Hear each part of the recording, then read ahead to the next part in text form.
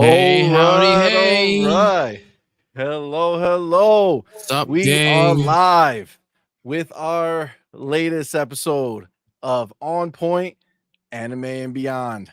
I am CMoney, and I am joined, as always, my lovely Doodle. What's Say hi, up, Doodle. everybody? Welcome. Thank you for joining us. And then beneath her, you have our boy, Madman. Hey, howdy, hey, everyone. What's up? Let's go. All right. And today we're super excited because this is the first time ever outside of our interview show where we've had guests who've come join us. And we don't have just one guest tonight. No. We have two. We have two of the dopest people that we know, two of the dopest voices on YouTube. Yeah, baby. Mr. the Dusty Uno Dusty and John Wolf. Woo! Welcome, Let's fam. go. What's up, guys? Guys, Hi. thank you so much for being here. We're so freaking excited. It's like overdue, by the way. Absolutely. Like, it's crazy. We're so happy that you guys can join us. Thank you both. Well, thank you all three of you for having me on the show. And Dusty, thank you for making room, brother, because I know I kind of jumped in there last minute, so it's an honor to be here. Thank you, John. We're Not a glad to problem. have you. Dusty, thanks again, man. Really excited to have you on. I was on your show early on, so glad to have you on here, which is super dope. All right, guys.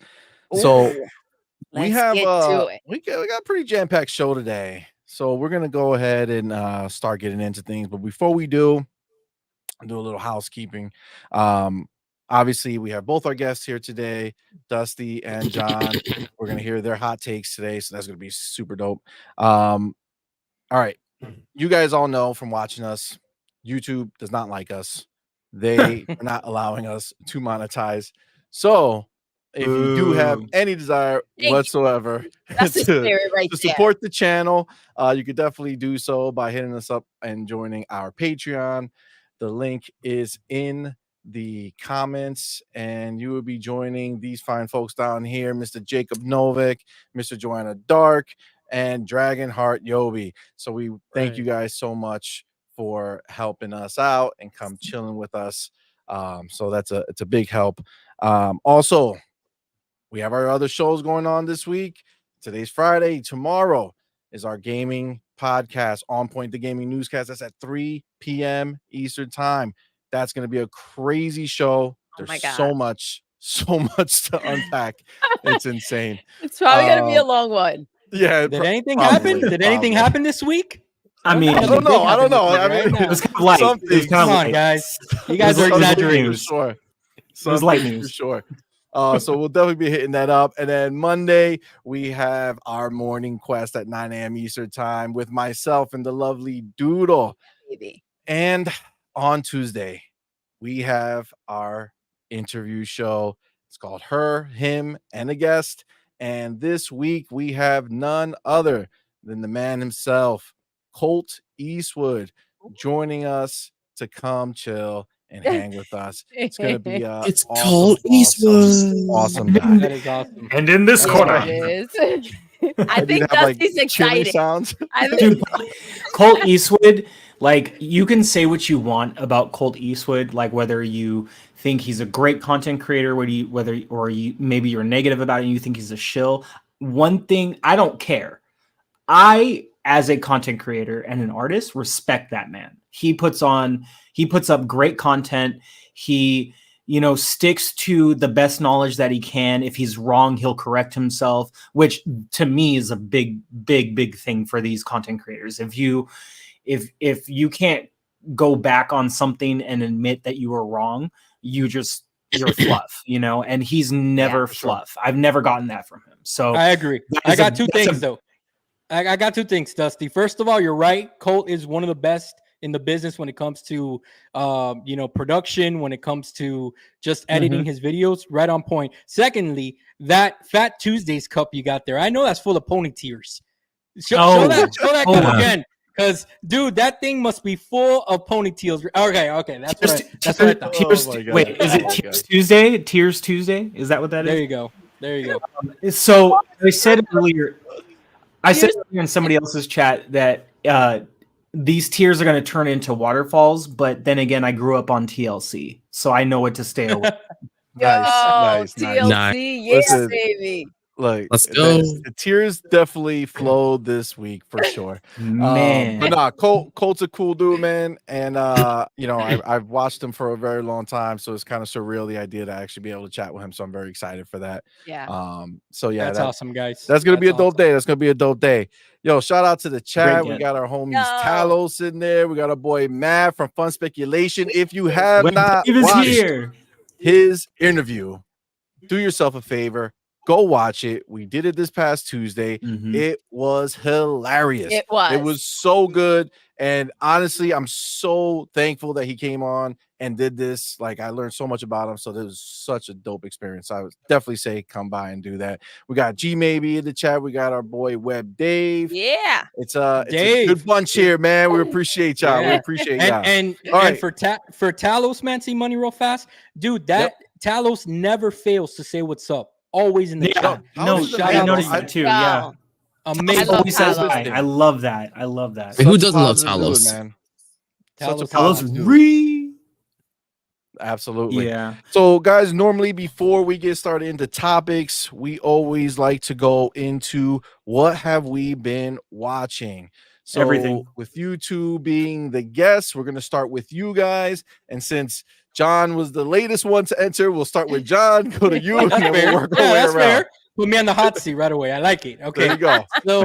So watching. Ah, Look, I don't really watch much TV or Netflix or anything these days, or really movies, unless it really catches my attention.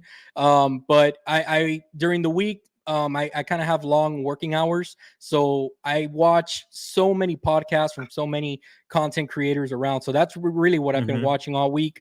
And in my Nice. downtime, I've been playing a little bit of Starfield, a little bit of, I've been kind of testing out. I tried Liza P the other day, stuff like that. But Oh, nice. mostly just listen to podcasts during the day. Joe Rogan, I start my morning every morning with Joe Rogan, a little bit of that, and then I move on to to the daily content. Like if you guys, I think you guys were on earlier in the week, so I watched that, and then whatever else comes on. Mr. Boomstick is a daily for me during lunch. So lots of podcasts, guys. That's pretty much what I watch. all right. I feel That's that, what's man. up. Is We I Joe get get it. it. Rogan like a daily show? What's that? Joe Rogan, does he have a daily show? I'm not familiar. I know I've Yeah. heard his name, but Yeah. I don't follow him. Yeah, So yeah, every day, yeah. every yeah. morning.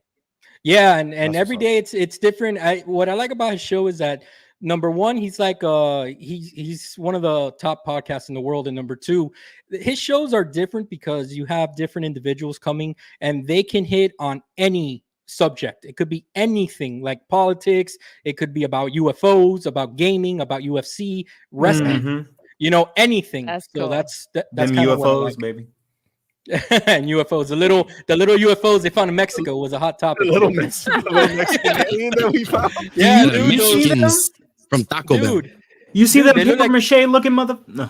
they Yo, he look like really a- looks fake as fuck. Like, that's the most fake looking shit Bro, they I've were ever like- seen. they're like action Everybody- figures. The realest fakest shit ever. Ever. It was crazy. They look like little Pikmin. You know what I'm saying? It looked like a Man. Pikmin landed. That's- Little Pikmin. yeah, it looked like Pikmin landed. Two of them. Miss John Wolf. Looks like them Hey, turtles scientists from say they're real, so they episode must be 6. real. I don't know Yeah. about that, man. That was weird. Honestly, we can't be alone. I refuse to believe it. I mean, cannot I be think alone. that bold. I refuse to believe Listen. that as well. I think there has to be something out there for sure. But I don't know Even if if it's these just other people. worlders look like that though. Somehow. It's a big world. There's different theories out there. There's people that think that there's like different creeds of UFO that they call them little grays, they call them Mhm. they say that some are really tall or whatever, but what I've triangle? seen yeah, something like that. But one thing that I always hate, guys, and this annoys the hell out of me, right? How come whenever somebody's recording something, dude, it's always the worst quality in the world? Nobody has an iPhone, No. a brand new one. Yeah, I know. No No one has has a good no, video. dude, like what's going on? And then always they get attacked at the end of the video, and then like it starts shaking, and they have Vaseline smeared all over it, like if it was a switch. You know what I'm saying? That's the Dude, worst it's like video quality ever. It's just 480p, bro. Why? 480p. Who was? Come on, who man. was They all grew up recording on this? Blair Witch, bro. They all grew up Yeah. on Blair Witch. Stop. Exactly. Oh my You start running. No, bro, nunca, like, Oh, God. and for the audience, I mean, I think we are Hispanic here, right, Dusty? You're Hispanic Oh. too? So I knew that was going to come up sooner or later. I look Puerto Rican, like the light skin Okay. side of Puerto Rico, but I'm actually black and Jewish, like Drake. Okay, cool. Nice. All right. Well, I Black like and mixing. Jewish like Drake. I like mixing the Spanglish, and since I'm among most of my people here, they'll understand Let's me. go. But every time I see that, I'm like, de madre, bro. Eso es una mentira. Like I always like, ¿qué clase I need paquete, subtitles. bro? I need subtitles. I feel that, man. I feel that. God. Dusty, what you been watching, my man? Everything. No, I have been. It's like, oh my God. No, I had to stop playing Starfield for a bit to catch up on shows. And when it comes to Ahsoka, which I hope we get into that later, I have to watch. Like the minute it's up, if I can watch it, I'll watch it. I've been hearing a lot of good shit about Ahsoka. Man, Me too. So I'm gonna say this. I love Star Wars. Like I love Star Wars, and I try to Fair. know as much of the history and lore as possible. There's a lot of information I don't know, but there's a lot of information I do know. So one thing I will tell you is this: as somebody who religiously watched Star Wars Rebels, the animated series, Yeah. which, by the way, if you guys don't watch the animated Star Wars series, you are missing out on deep cut lore because they Clone will Wars is explain. fire. Man, Clone Wars is absolutely smoldering, just I watched ablaze. that. Yeah, It's I watched that. my God, Clone Wars is so good, and there's specific arcs within the later seasons of Clone Wars that are just cover absolutely wonderful lore. It was like Christmas and Yeah, Hanukkah yeah, give it and to Kwanzaa. Star Wars. Like they're like the only major Hollywood like Mhm. franchise that treats animation and live action like brothers. Meaning that they're Yeah. not animation isn't the baby side. It's like if you want to understand Star Wars, you have to treat the animation side with respect. You know? And like for me, like I get that not everybody's into watching every piece of content that connects to each other, but when people are like, I shouldn't have to watch Star Wars Rebels in order to watch Ahsoka, yeah, but you should want to. Like if you really like Star Wars, if you love Star Wars, if you're into the lore and the history and how they're filling in the timelines, you should want to. And that's kind of how I see it. Now I can understand if you don't want to, that's your decision, cool, whatever. But if you love the content or you at least like it and you're into it and you watched all of the episodes, 1 through 9, then why not watch the content that goes in between as well, especially when it's really good content. So I've been watching Ahsoka. On a Starfield tip, I have been catching up on For All Mankind on Apple TV Plus, and that show is, I hate the fact that it's made by Sony, but we can get past that. But we can talk about that later. Made by Sony on an Apple. On the Uh-oh. Apple? Mm, Oh, Uh-oh. snap. Look at the Uh-oh. signs. Apple's buying Station Sony 6. I've confirmed. never seen it coming. confirmed. It's happening. It's happening. Confirmed. No. So if you haven't seen For All Mankind, it's really amazing. Without spoilers, because it's literally in the description and trailer. It is an alternate reality to the space race. So what would have happened if we weren't the first people to land on the moon and Russia was? So it starts to show you the snowball effect of what life could have been like if that were to have happened. But then when they show all the shots of going into space and the astronauts doing their thing and all of that stuff, and then being on the moon and all of that, it's wonderful. And from what I understand, I haven't seen it, so this isn't a spoiler, but it's like one of the marketing banners for it. But I think they do eventually find their way to Mars somewhere through the decades. And so I can't wait to see what it's like when they get to that point, because it really is like how Starfield is supposed to be a realistic depiction in a sense, minus a few abilities, of what life and space exploration could be like 200 years from now. For All Mankind is a realistic depiction, I would say, of an alternate reality of the space race. And then let's see. I've been trying to watch some anime that appeared on Netflix. I started One Piece, the live action show, and that was because of that was for MADMAN. I only did episode 1 so far, so I don't know anything beyond episode 1. I did too. But I saw the trailer. How is it? How was it? That first episode. So if you CMoney's like, you have to be into the anime to respect the live action. So That's let fine. me, You know what? yeah, I read you. Dusty, 'cause I read agree. you like a book. I read you like Yeah. a book. let me put it to you this way: like the live action for Cowboy Bebop and the live action for One Piece, you actually need to be invested in the animated anime to feel invested into these live action shows. And if you've never seen the anime, you're going to see these live action shows and be like, what the is this? You know what I mean? So I'm watching episode 1 and I'm like, I am enjoying this, but this is also really freaking stupid. And if I didn't know anything about One Piece, I would think this was absolute trash. And that's So I got a just question. honesty. I got a question for you. So I got a question real fast. So I grew up on anime. Like, did you guys watch like Devilman back in the day? Devilman? Yeah, Devilman's Hold a good up. one. Yeah. Yeah. Wolf, So low key, I literally just started Devilman Crybaby, the remake on Netflix. That's so good. Which is really good. And it's raw as shit, but it's so good. Yeah, nice. it's fire. So like my anime is like old school stuff. Tell your parents. You know what I'm saying? Like the new stuff. The only thing that I really watched with my wife, which I enjoyed, was Demon Slayer. I thought that was excellent. That's a great anime. Oh my gosh, yeah. So it's gorgeous. Graphically, is Demon Slayer is a great anime. insane. yeah. So one of the things I'm looking forward to the show is hearing you guys, your thoughts about the animes you guys been watching, because I want to, write down some notes to see if I catch something. If there's anything that's like Demon Slayer-ish, down that realm, let me know, because I'll be looking forward to it, because I haven't really been invested in none of the new stuff besides Demon Slayer. That's fair. So this is the thing, John. I think I might be the best person to listen to No, you when really it comes not. to this, because I think I don't you know and about I, that, John. I don't I know think about you that. and I are on the same boat. You don't like 99% of the anime series that Exactly. come out. You hear what he just said? Yeah, we're there. So then if We're I right do there. like it, then we're money. So I tell you right now, That's Not not just like money, no see connection, money. baby. I tell you 2 that you got to watch. Got you. You got to watch Jujutsu Kaisen, Which is a great That's one. really good.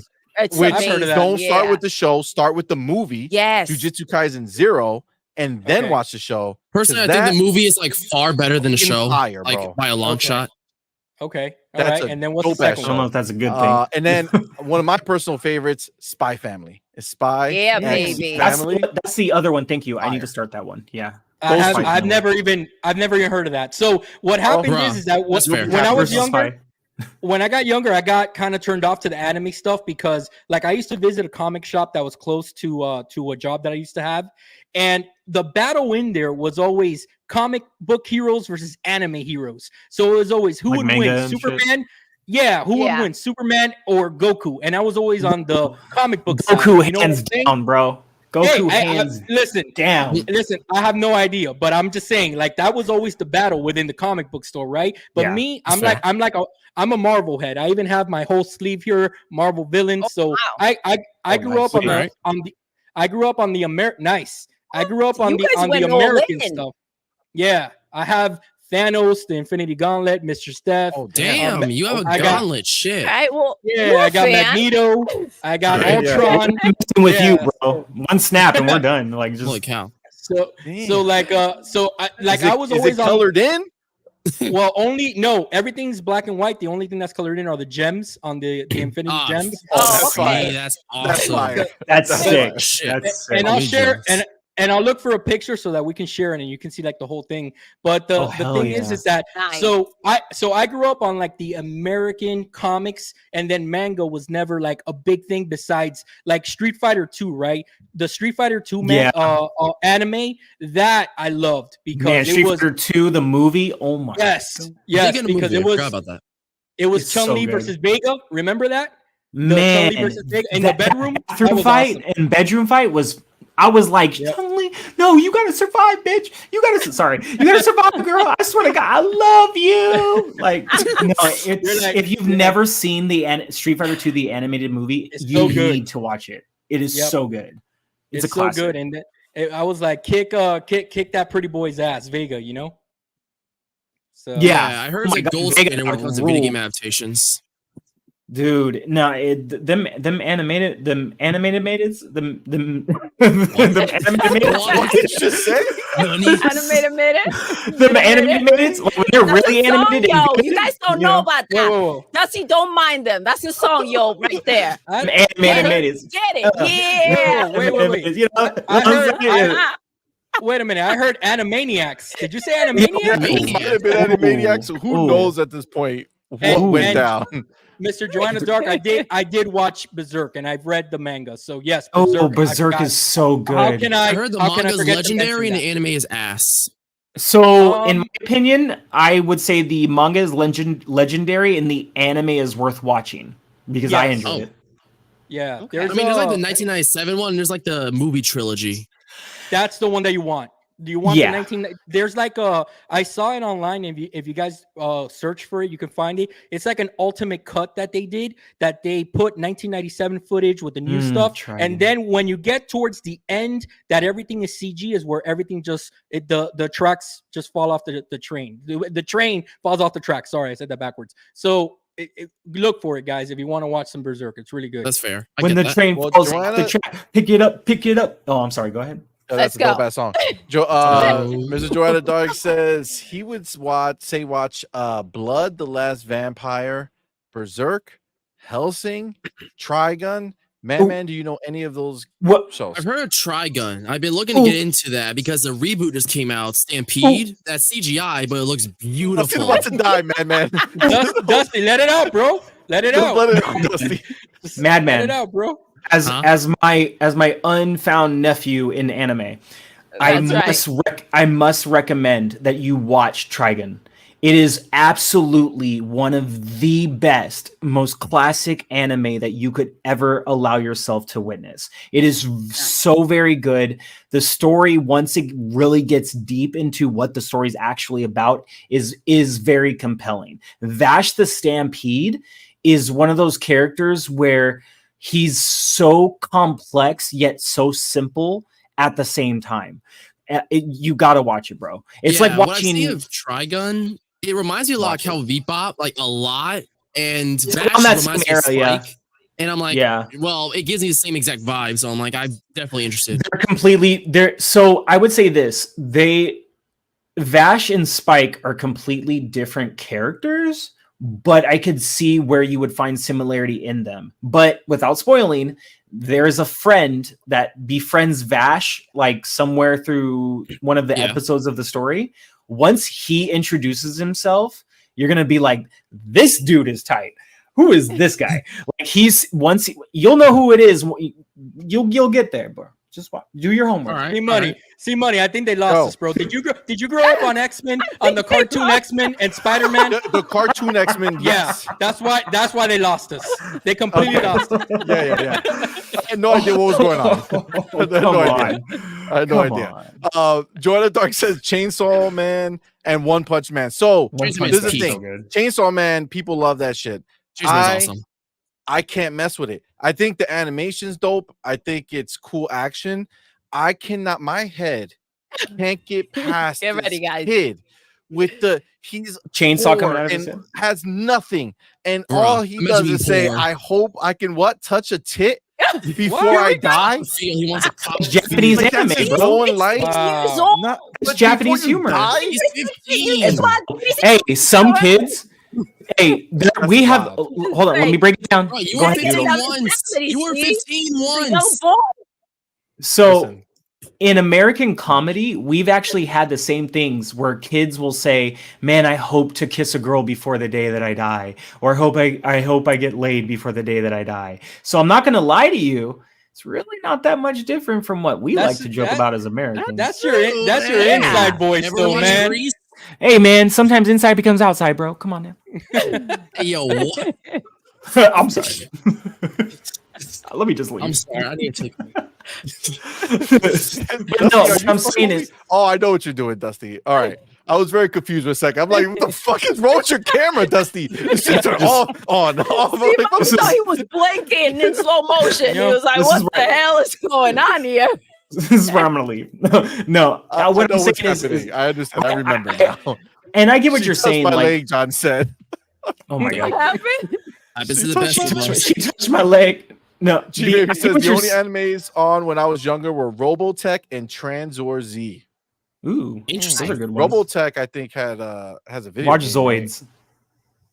Yes, Yeah. Bash the Robotech did have a Stampede game. Yes, is the GOAT. Vash is the main character in Trigun. yes, he's Oh. so good. He's a Claymore really good is character. another good game. I mean, thought Claymore I is thought- also I an thought anime, if I'm not mistaken.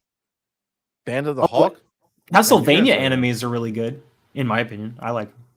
Yeah, but isn't Ah, Band of the Castle- I heard Hawk? of Isn't that Castlevania. I just saw a trailer. isn't that Berserk? I could have sworn that's Berserk, Band of the Hawk. Is that am I wrong, Mr. Joanna Dark? Maybe. I don't know. I just found out that Castlevania is actually animated by an American studio. I mean, it's like one of those lookalikes, like Avatar: Last Airbender. And I was convinced that shit looks just like an anime. So, Well, I mean, you never know who the artist might be because the studio and the company itself might be American, but who necessarily actually works there and works on the animation. And you also have to consider a lot of these studios will outsource to Japanese animators for a lot of like final touches and even like input on how to do certain things because they do. I know there are a lot of American companies that dip into anime, and if it's one thing I think that I have learned over the years is they try to respect the medium as best as possible. Like one creator, his name is not coming to me, but the one that created the Boondocks cartoon. oh, I know what you're talking about. The Boondocks. Yeah, like so he That's took funny. the That's anime funny. of it very seriously. Like even when they would have like the fight scenes that they would do, he wanted to make sure it felt legit to anime style because he loved anime. He grew up on that. So I mean, it is interesting when you find that it is an American company, but then I always ask myself, kind of like if it was a Disney studio, who are the animators? Who are the people working on the project? Who was consulted for this material? You know, that's usually the questions to look at. That's true. Yeah. All right. Well, So when it comes to Chainsaw Man, though, C-Money, I don't think it's as bad as you make it seem. I don't think it's as great as Batman makes it seem. Nah, he He ain't having it. Nah, just wants to, you know. Bruh, Chainsaw Man's fire. I'll be a gentleman. I love the characters. Animation's like beautiful. I can appreciate. It's so funny, right, though. that- yeah, He just see, wants I the can booby. Appreciate that. Remember it when he was has- kicking him over and over? Kick him in the balls. Yeah. No, I get Yeah, that. it It, was- it it was has its funny. moments, but you have to watch it to see the moments. You know what I'm saying? Like I have to be watching it to. You feel like you catch got to force the yourself moments to that I watch would it. Don't you like. think that Like, bro, it's Like, not that bad. the, Like, I the feel like it's grabbing and the fucking daydreaming poison. about it is also just moments Yeah, but they're overwhelmingly like his motivation, in right? life. Which is what that means that's the main character, which I don't connect with. And listen, I'm just an old man, bro. Like I can't, as much as it happened when we were kids, I'm not a kid anymore. So I can't go back to that time when And the I kid inside you. was looking Right? at Your inner the kid child inside is me. dead. I don't need to wonder about that stuff anymore. I have Doodle. Hey, You understand? Batman earmuffs, I don't baby. need Come to- on, I man. don't need to be like, man, Yeah, one day. Come on, man. I so hope. You This know is what I'm saying? sus, bro. not This here is for this. sus. Don't be sus. So my only thing that I would say to that, and I get it because you see things a certain way as a child versus how you do as an adult, but that's where suspending your disbelief comes into play. You know, like one person I've wanted to say that to for a while, and I'm only going to call him out because I really respect him as a content creator, are actually two people, are Daniel McGee and Lord Master Jasper. And not calling them out in a bad way, but those are two people where sometimes when I hear their opinions on certain media, I'm like, if you suspended disbelief just a little bit more, you might enjoy the content that you couldn't see past. Honestly. And that, like I said, that's not a bad thing because a lot of us have that ability very easy. You know what I mean? And some people don't. They can't get past the reality of what is in front of them, and not the reality of in the story, but the reality of like the media they're looking at. Well, you know, hold on. Fair. Hold on, He hold feels on. that way for a lot of animated fare that isn't like Disney Nice, or John. Kitty. Hold on, Say but that I'm gonna again? say this. What was that? Wait, what did you say, John said Matt? he just John 907 says he just popped the bottle of red for this shit. You gotta Hey, eat man. it, John. Damn. You gotta eat it. All right, John, go ahead, Wolf. Nice. Yeah. Get your bars, Madman, Wolf. Madman, did you want to say something first? Oh, well, I know in the comments that Mr. On the Dark recommended a series called Kill La Kill, which is Dude, awesome. so- I love Mm. Kill La Kill. However, just like he mentions, you would absolutely despise the series because the sexualization makes Chainsaw Man blush and stuff Yeah. like that. Well, So yeah, Okay. it's way too much for Interesting. you. You would probably hate it, give it way too much shit in its first 1 minute. But I it's got awesome. I love it. I got you. Kill La So, Kill is my so second favorite Dusty, anime. Said done. so Dusty, I'm gonna go back to the comment you said about dispensing the belief and that you can Suspending have disbelief. more fun. Yeah, you can have more fun and stuff like that. But I'll tell you what, there is a thing to be said about when you watch something and something it's not realistic and it's not flowing. It completes. hard to get there. It takes you out of the just the reality that they're trying to set. Yes. And I'll give you an example. I agree. Last of I agree. Us, the show, right?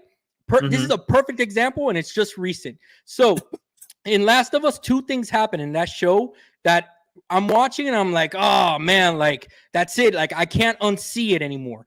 The first thing was that in early on in the episodes, I'm watching the first couple of episodes with my wife, and she makes a comment that is a very obvious comment because she never played the game. She doesn't know who these characters are or anything like that. And when she said this, and I started thinking about it, I'm like, damn, babe, you know what? Me mataste, but you're right. Like you just Yeah. killed it for me. You But ruined you're it for me. right.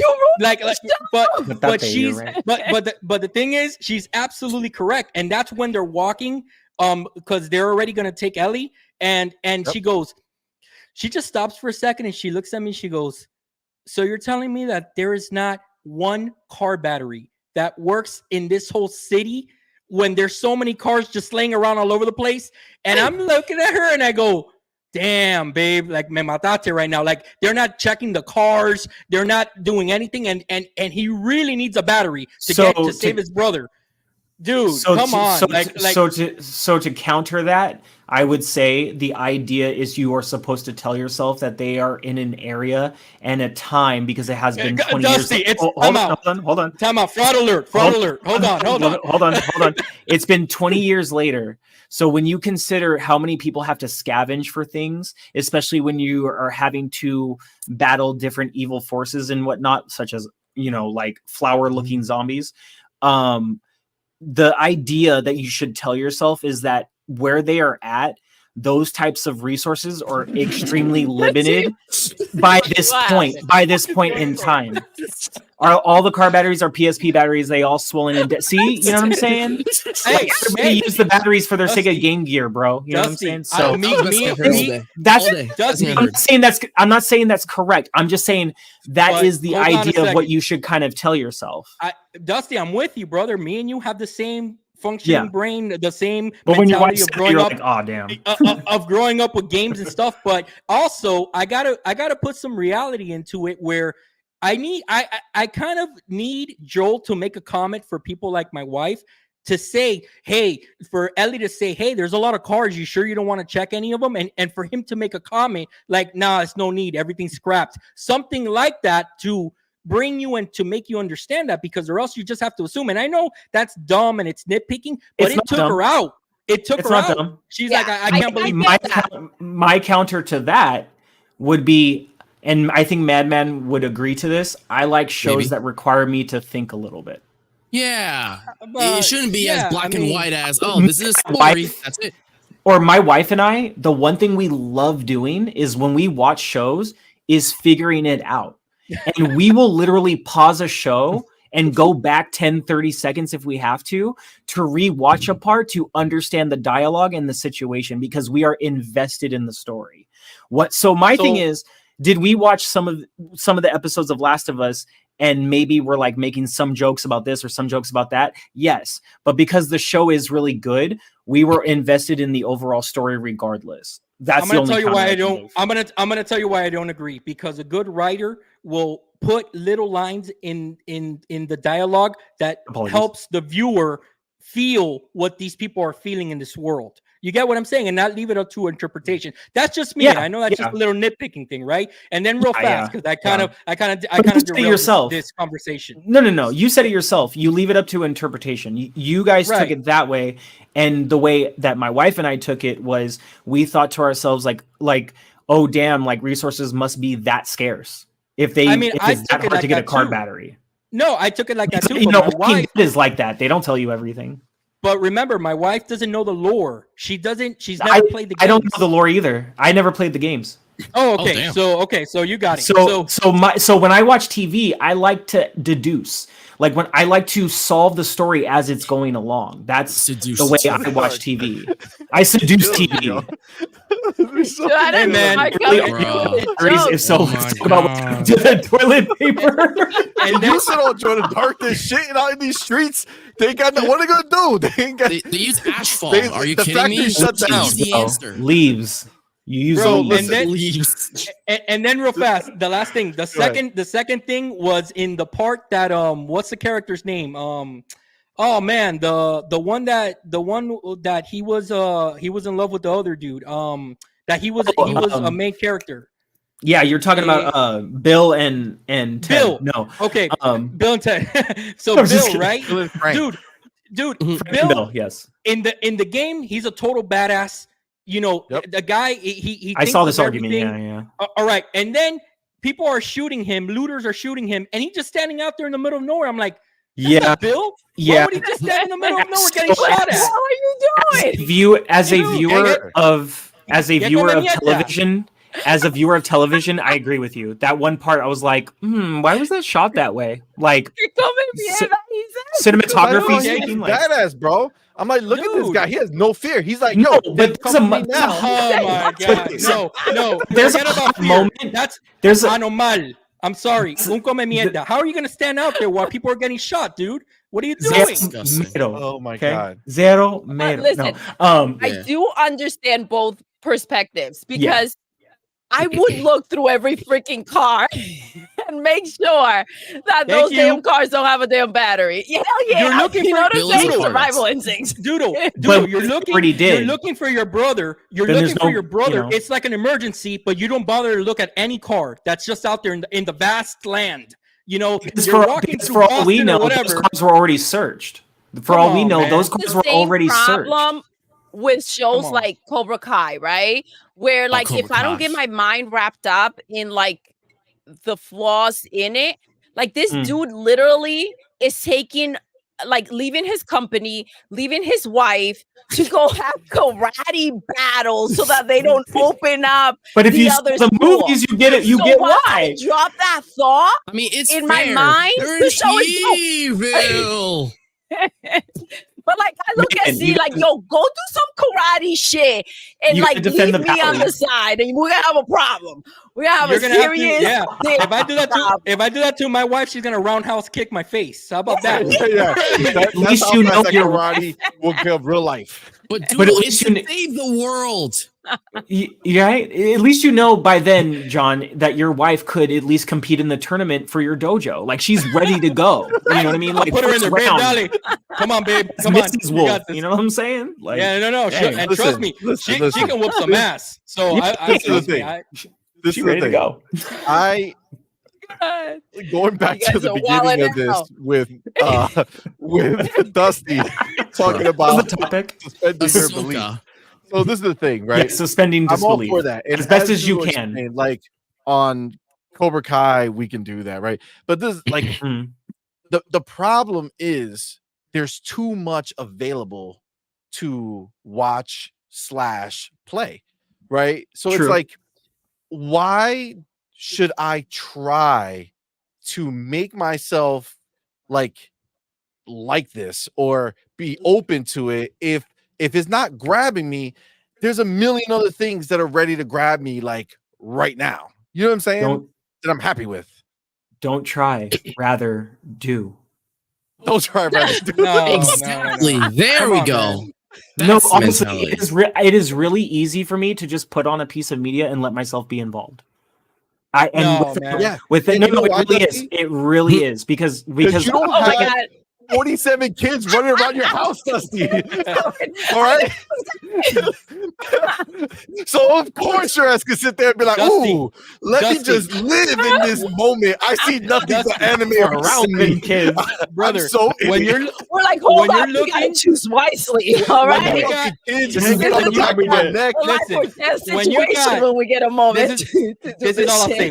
When you got like 2 or 3 hours a day tops to watch something Yes. and enjoy yourself, the last thing Yeah. you want to do is watch crap. I'm sorry. Yes. Because I'd rather My stop thing that is doing shit like the 10 minutes wrong in thing. and be I like, can recognize "You picked crap. wrong. Next." I agree. I can recognize crap when I see it. Trust me. I watched Green Lantern. I knew it was crap for 15 minutes into the movie. Okay, I kind of Thank like you. that movie. But at the same time, and maybe okay, granted, maybe my upbringing allows me this, but my family and I, all we've ever done was watch movies and TV shows because my dad worked at Universal, right? But Oh, Damn. so because of that, I will say yes, I have this ability because of my dad to just watch media and then make a decision afterwards. However, Yeah, me too. just like my dad, if I am watching media and I'm like 10 minutes in and it is like ass is trash, then yeah, something will be said. Maybe we'll try to get through another 10 minutes. And if it's just not possible, it's off. You know what I'm saying? Dusty, But it has to Yeah, be that's really fair. bad. I get 20 that. minutes I of watched trash Sharknado. It is has to be somebody really else's bad. 20 minutes of treasure. All right. No, So I then how do understand you that. No, I know understand if that. you should ever stop? No, I understand that. And the thing is that I actually don't have as much time as people realize to watch this content. And sometimes I am forcing myself to stay up late at night and sacrificing certain hours of sleep to try to watch certain content because I know I have no other time. And then there's times where I have do to, that. man, right? Yeah, me too. And then there's times where I have to watch all my content on a Sunday. And you will not hear a word from me because I'm trying to catch up on wrestling. I'm trying to catch up on Ahsoka. I'm trying to catch up on this show, on Foundation, on Invasion. You watch Like, everything at double speed? no, I watch it at normal speed. That's creepy, Now, bro. Dusty, you just bragging. You just bragging Yeah. about the time I watch you this get show. to I just Speed. watch watch this. your I'm stuff. like, You all know right? who I watch Yeah. at double speed? Dreamcast guy. I'll watch him at double speed. Oh my goodness. Oh my But anyway, so You can't even give him the view, bro. with all of that being said, going back to what I was saying about just being able to just watch the media, it's the same thing with gaming. Whenever I go into these showcases, like even the PlayStation showcase, I don't have expectancies. I take what's in front of me and then I make a conscious decision for myself. Did I enjoy it or did I not? And I've always been that way. So when it comes to movies and TV and film, I'm able to recognize what's crap right away. And I'm able to recognize like, okay, this might not be the best thing in the world, but I'm invested. And if I'm invested, I'll keep watching until I'm not. And then go from there and make a decision. I agree. You know? I'm a lot like Dusty in that way. I do have patience. I usually, when it comes to TV, I have a 3-episode rule, meaning that the episode, if it just barely gets me into it, like I'm kind of interested, I keep going for like 3 episodes. And if it pulls me or doesn't pull me, then I usually drop it after 3 episodes and stuff like that. And which is There are natural. times where sometimes something might not be the most interesting in the beginning, but it gets wild if you just stick in there a little bit more. And you know, Game I of think it Thrones. pays off. Game of Thrones taught me that. It taught me to give shows at least 2 or 3 chances, because if it was just for that one episode, I was already out. But then I'm like, let me John, I give it a couple cannot more get shows. past the That's first exactly what episode, happened, bro. dude. It can't Bro, happen. just One stick it episode, out, bro. They fucking tossed gone. that kid off that tower, and I was like, I'm out. The wait, sister brother, hooking up with the fucking- brother. No, like, but what is I was happening? like, I can't watch this. This is not for me. Game of Thrones went on to become one of the greatest shows I've ever watched. But the thing is that by the last season, everybody knows like I got them. You know what I'm saying? Like they ruined everything. So the thing is that the first, I don't know how many seasons it is, but those first seasons prior to the last one, Game of Thrones is fire, guys. It's fire. Like and then first another 6. Yeah. Maybe we'll and skip then- the first episode, Doodle. Dude, That's I not- can and only that's like imagine picking that it gets toppings on the worse, pizza, bro. You Never can't do skip that. episodes. Never skip episodes. Like skipping a chapter in a book. Like you never. But skip when episodes. Game of Look, Thrones was at its filler, peak, meaning that there's a difference between skipping story and filler. Like if you're watching anime per se, like an old one especially, and there's like, oh, this episode means nothing, just skip it. But if it's part of the story, that's cheap and it's cheating. You don't skip episodes. Yeah, because I think it may be a little important to know who's effing who and why. Right. Yeah. You know what I'm saying? Like This General has to be Hospital. Like I know Mark is with Ashley. Like I know they got it going on. Right. I'm just saying. Just saying. Right. Like, When you watch la novela, yeah, la novela, you gotta know who's sleeping with what neighbor's sleeping with who. Oh, wait. Right? All right. Mhm. Who You know pushed who what, down the guys? I have an stairs? It idea. gets I have an crazy. idea. On I have an idea. Telemundo and Yeah, Galveston. what's up, I know. baby? I know. All right. How about we start this mother effing show Wait, and not just talk about what we've been talking about you for can't fucking skip me. 45 You minutes? cannot Huh? skip me. How about Don't that? skip me. God damn it, man. Don't Hurry up. There we Hurry go. up. Shit, I was waiting for this moment. God damn it. Go. Oh, I shit. talked about this on previous podcast, but I have become a respectable type because on Netflix, I started the legendary series Neon Genesis Evangelion. It's so Yeah. good. It's I so started good. it. Is it Jordan I did it. says what? Did Jordan start it? Let's just. Nah, man, this is the green room, no? Oh, my bad. Yeah, We've been live. That's the beginning, bro. I was Y'all don't waiting to even get my know. ID check to get into the club. I'm just saying. You know? Yeah. All right, go ahead, man. Sorry. Go ahead, bro. Go Sorry, ahead. Batman. It's Go all right. ahead. It's all right. But yeah, Evangelion is definitely a show that takes a little bit of time, like we were talking about. But at its stride, it hits its stride. Especially like the episodes 18 through 24 are crazy. They're awesome. However, the last two episodes were a shit show, like a really bad shit show, as in Game of Thrones last season kind of shit show. And then there is the end of Evangelion, which was like the film that they made as the finale.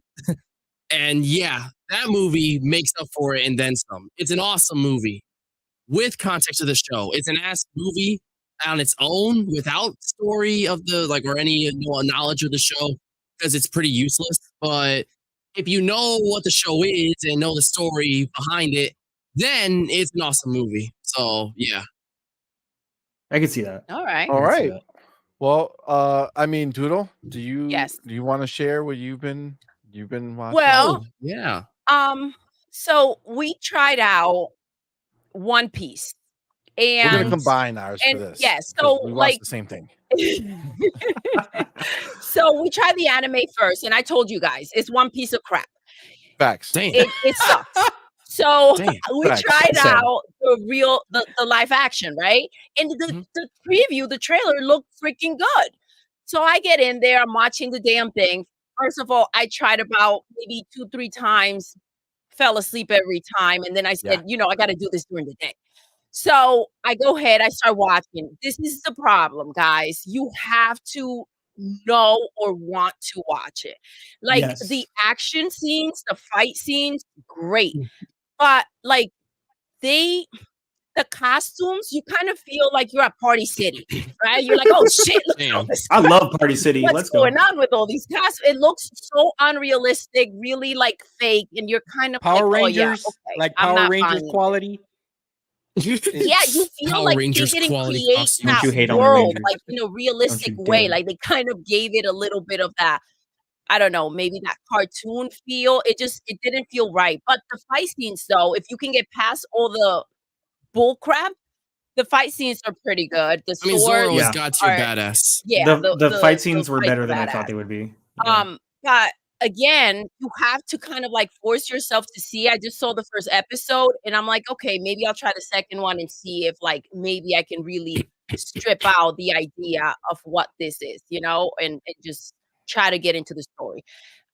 Also Spirited Away. Yes, Finally me saw and that Doodle watched it movie, together. which I've We been finally wanting to watched see it. for quite a bit. Miyazaki's masterpiece. Yeah, it's such a Yes. great film. Oh my god. It So is. good. It's really, really good. I feel like it's also one of those things that like you have to feel invested in the kid to want to go ahead and finish it. When you do finish it, you're like, okay, so that was worth it. But throughout, you're like, what the fuck am I watching? Why am I doing this to myself? But then you feel content because there's a love story at the end that's like really, really cool. Well, So I think that I think it, for one, right away, my Lord, it's beautiful. Those are some It is beautiful. overworked employees. Cause Jesus, that's a beautiful, like for context, this movie came out in 2001 and it genuinely looks like something that could be released today, right Yeah. now in theaters. Yeah. And you can't believe it. Like it does not age. It's beautiful. Doodle, Shit. does it really? Yeah. It is. It's stunning. It's The it's animation really is good, bro. beautiful. It's a And the really good story, movie. it's just that you're kind of sitting there and you're like, okay, so what's the point? It's like those those Bourne movies where you're like, where are you running to? Why are you running? Oh, I know Bourne they're Identity. chasing you, but I don't understand why they're chasing you, and you don't understand until like the end of the movie, and it's kind of like that. Like you're like, okay, so what the hell is happening here? Yeah. I mean, as well as that, if By you watch the it way, real again, you'll quick, probably I pick have up on to more. acknowledge Dos Mujeres Un Camino. My mother used to have that on all the time, and I used to freaking watch it. This is and you guys are referring That's to this hilarious. One Piece show, right? One Piece on Netflix. Mhm. Is that what Yes. this is? Yeah. Yeah, the live action. So, okay, so And my then contribution to Spirited this Away was. Go ahead, John. No, go ahead, please. Spirited Away is the one that right now with the animation. Okay. The animation. So One Piece is a live action that I tried it's watching animated, like but 4 the Netflix times. version is Fell and asleep. I keep falling asleep. See, this is the thing. This is like the way I have to live my life. Okay, if I try watching something, let's put this in real example. Okay, One Piece. How many nights did we do it? Like 3 nights or something that I tried to watch the episode. Kept starting it from the beginning. Kept falling asleep in the same place. Yeah. Done. Okay. Listen, does it look cool? No. But Why did you do that? I can see looking at the that trailer. people who are I'm looking at the trailer. fans It don't look might cool. that they might be excited for it. Okay, Yeah. that's fine. But so that's 3 times I tried watching it. Now, meanwhile, last night, me and Doodle, Oh my gosh. we watched a Netflix lovey-dovey choose your own adventure interactive movie, Choose Love. My first movie like that too, guys. It was so cool. And we watched it. We got to pick who she cheating with, who she's trying to hook up with, what's happening. Yo, I was like, let's go. And we watched the whole thing. And we watched each version of the options. We went back and watched the other one. So this is like a wide whole awake. Sega CD VM. Yeah, it's interactive adventure. It's interactive, right? With your remote. You just pick, so like she good. looks at you and she's like, what should I do? And you're like, oh damn, Girl, you know what you should do. Cheat on that fool. You Fuck know that what you guy. should do. Bam. You know what I'm saying? Like, but I was hooked, right? So this is the thing. You see, like played a it was video at game. night, it was super late. I didn't fall asleep, right? So like I can't go against the grain, right? I can't sit there and be like, no, I must stay awake. It's like, nah, man. Like, obviously something is not connecting. You know what I'm saying? Wow. And that's the same Wow, even when I play games and shit. Like, I can't do it. I Man. Like, mean, if I'm playing a game, yeah. I can't force myself to play. I don't care if I spent $300 on a collector's edition. Put it in. If it's whack, I'm just not gonna play it. Even if it's a good game out in the Because world. you think of time, and time is so precious, right? You Yeah, have man. so little of it. And as you get older, the more you realize how limited that time really is. And when you are spending that time, you want to have fun, you want to enjoy it, you want to do the things that make you happy, be around good energy and good people like our freaking guest here. You guys are amazing. Thank you. Thank you again for being here. You guys are amazing. Sure. That's why we're here. So I remember like with you saying that, right? The first foray that my wife got into Korean dramas. Okay, this was sometime like about two years ago. So she clicks on this show called I think it was Mr. Sunshine. That's the first one that she watched. Have you guys watched that before? I think I've I never even heard of it. My oldest stepdaughter loves Mr. Korean Sunshine? dramas. Yeah, it's called Mr. Sunshine. Is that a show? Yeah, it's a Was show. that with but Chandler? What? It was with It's a K drama. Korean drama. Oh, it's a Korean drama. Yeah, it was a Korean I don't drama. think Chandler Bing is going to be on the Korean drama. Well, hey, if it pays, Call him Chandler, not Matthew Perry, by the way. if they cut that check, CMoney. If they cut that check. Oh my god. Well, in the show, CMoney, Mr. Joanna Have you guys- Darkstead, CMoney hating on my Chainsaw Man about getting to second base, but he out here being a homewrecker on Netflix. Literally. They weren't married, fam. No All right, titties they for weren't me. married. Unless they're married, none of it counts. Okay, you're just playing pretend. Okay, And yeah, Chainsaw Man's very real. It's very real. Listen, he's 15. a character. All right, it was And- interactive, but that's cool that and it was interactive though. It's like you're in their shoes. So you were playing it's a like video you game. get to ruin people's lives from the outside. So you get kicks out of without that? hurting anybody Wow. real. That's amazing. Bro, you know you what I'm might saying? be I the get to see protagonist or some pretend shit. destruction. So Damn. You know. So what I've learned from this CMoney is you stayed awake because you played a video game. Yes. Now you get it. That's the fact. There was another show. There was another show on Netflix that I started watching with my wife, and it was like Anthony Mackie. All right, he was going like inside. Yeah, he was going inside this PSVR game, but he was going there to meet a dude that in the game it would turn into a girl, and they had a relationship inside the game. It was the weirdest episode of anything I've ever seen. I don't know what it was called, but my wife was watching it, so I came in. I'm like, let me watch it with you. I like Anthony Mackie, and I start watching this thing, and I go, "What type of PSVR 2 games are these, bro?" I'm like, what is going on here? Games. Yeah, so like, what the hell goes on in this house when I'm not here? ¿Qué está pasando aquí? You know what I'm saying? So then all of a sudden, like Anthony Mackie and his friend go into a game, and the friend is a female character, an avatar, and they fall in love, and they're fighting in the game, and I'm like, what is this Jim Ryan? Maybe says you're talking about Black Mirror. Oh, I've heard of Black Mirror. Oh, Black Mirror. That sounds like Black Mirror. Yeah. I don't know what the show was called, but man, I was like, if this is VR, Black Mirror is no some thanks. trippy. All right, yeah. I ain't gonna go into PSVR 2. Yeah, ¿qué está pasando aquí, bro? Listen. As much as I would love to continue talking about what have we been watching, okay, we have some shit to talk about. We gotta move on. Watch Foundation on Apple TV. By the way, they just finished their season 2. Or no. Yeah, they just finished their season 2. Before I forget, please watch Foundation. It is sci-fi, but this is the show based off the book that inspired Star Wars. So watch it. It's the show really based off the book that inspired Star Wars. Yes. Damn. I thought weed and LSD inspired Star Wars. That's everything in Hollywood. Foundation. Okay, because I thought George Lucas, hit a joint and then he started touching a carpet. He's like, Chewbacca, well, this is where I'm going to see. That's half the story. Chewbacca. That's half the story. He was burning them pine cones, and then he read the book that that for Foundation. Yeah, and then he that's went up what to made Star Wars. He went up to his trash can and he started going. Yes, that's what happened there. Okay, listen to me. No. Bruh. Oh my god. All right. Oh man. That's so silly. This has been a great show, guys. So when does the show start, guys? When does the show start? That was a wrap. All right, guys. So my socials are sorry, go ahead. Yeah, right. All right. So we're gonna move forward. Okay. We're gonna move forward. I think that's the best course of action right now. All right. God damn it. We're an hour into this bitch. It's gonna be a 6-hour show. Now you're gonna have to cut. You're gonna have to cut the whole hour. Morning show. Yo, morning show's a shit. Baby. Such a good show. It is a good show. Yeah, the morning show. I've heard good things about I need it, to but I watch haven't that. seen it myself. Me and my wife need to watch that, or my wife and I. We that is something we talked about. Like that's a show we have to start because we've heard nothing but good things. Yeah. Yeah, no, it's fire. But you gotta start that one from the beginning.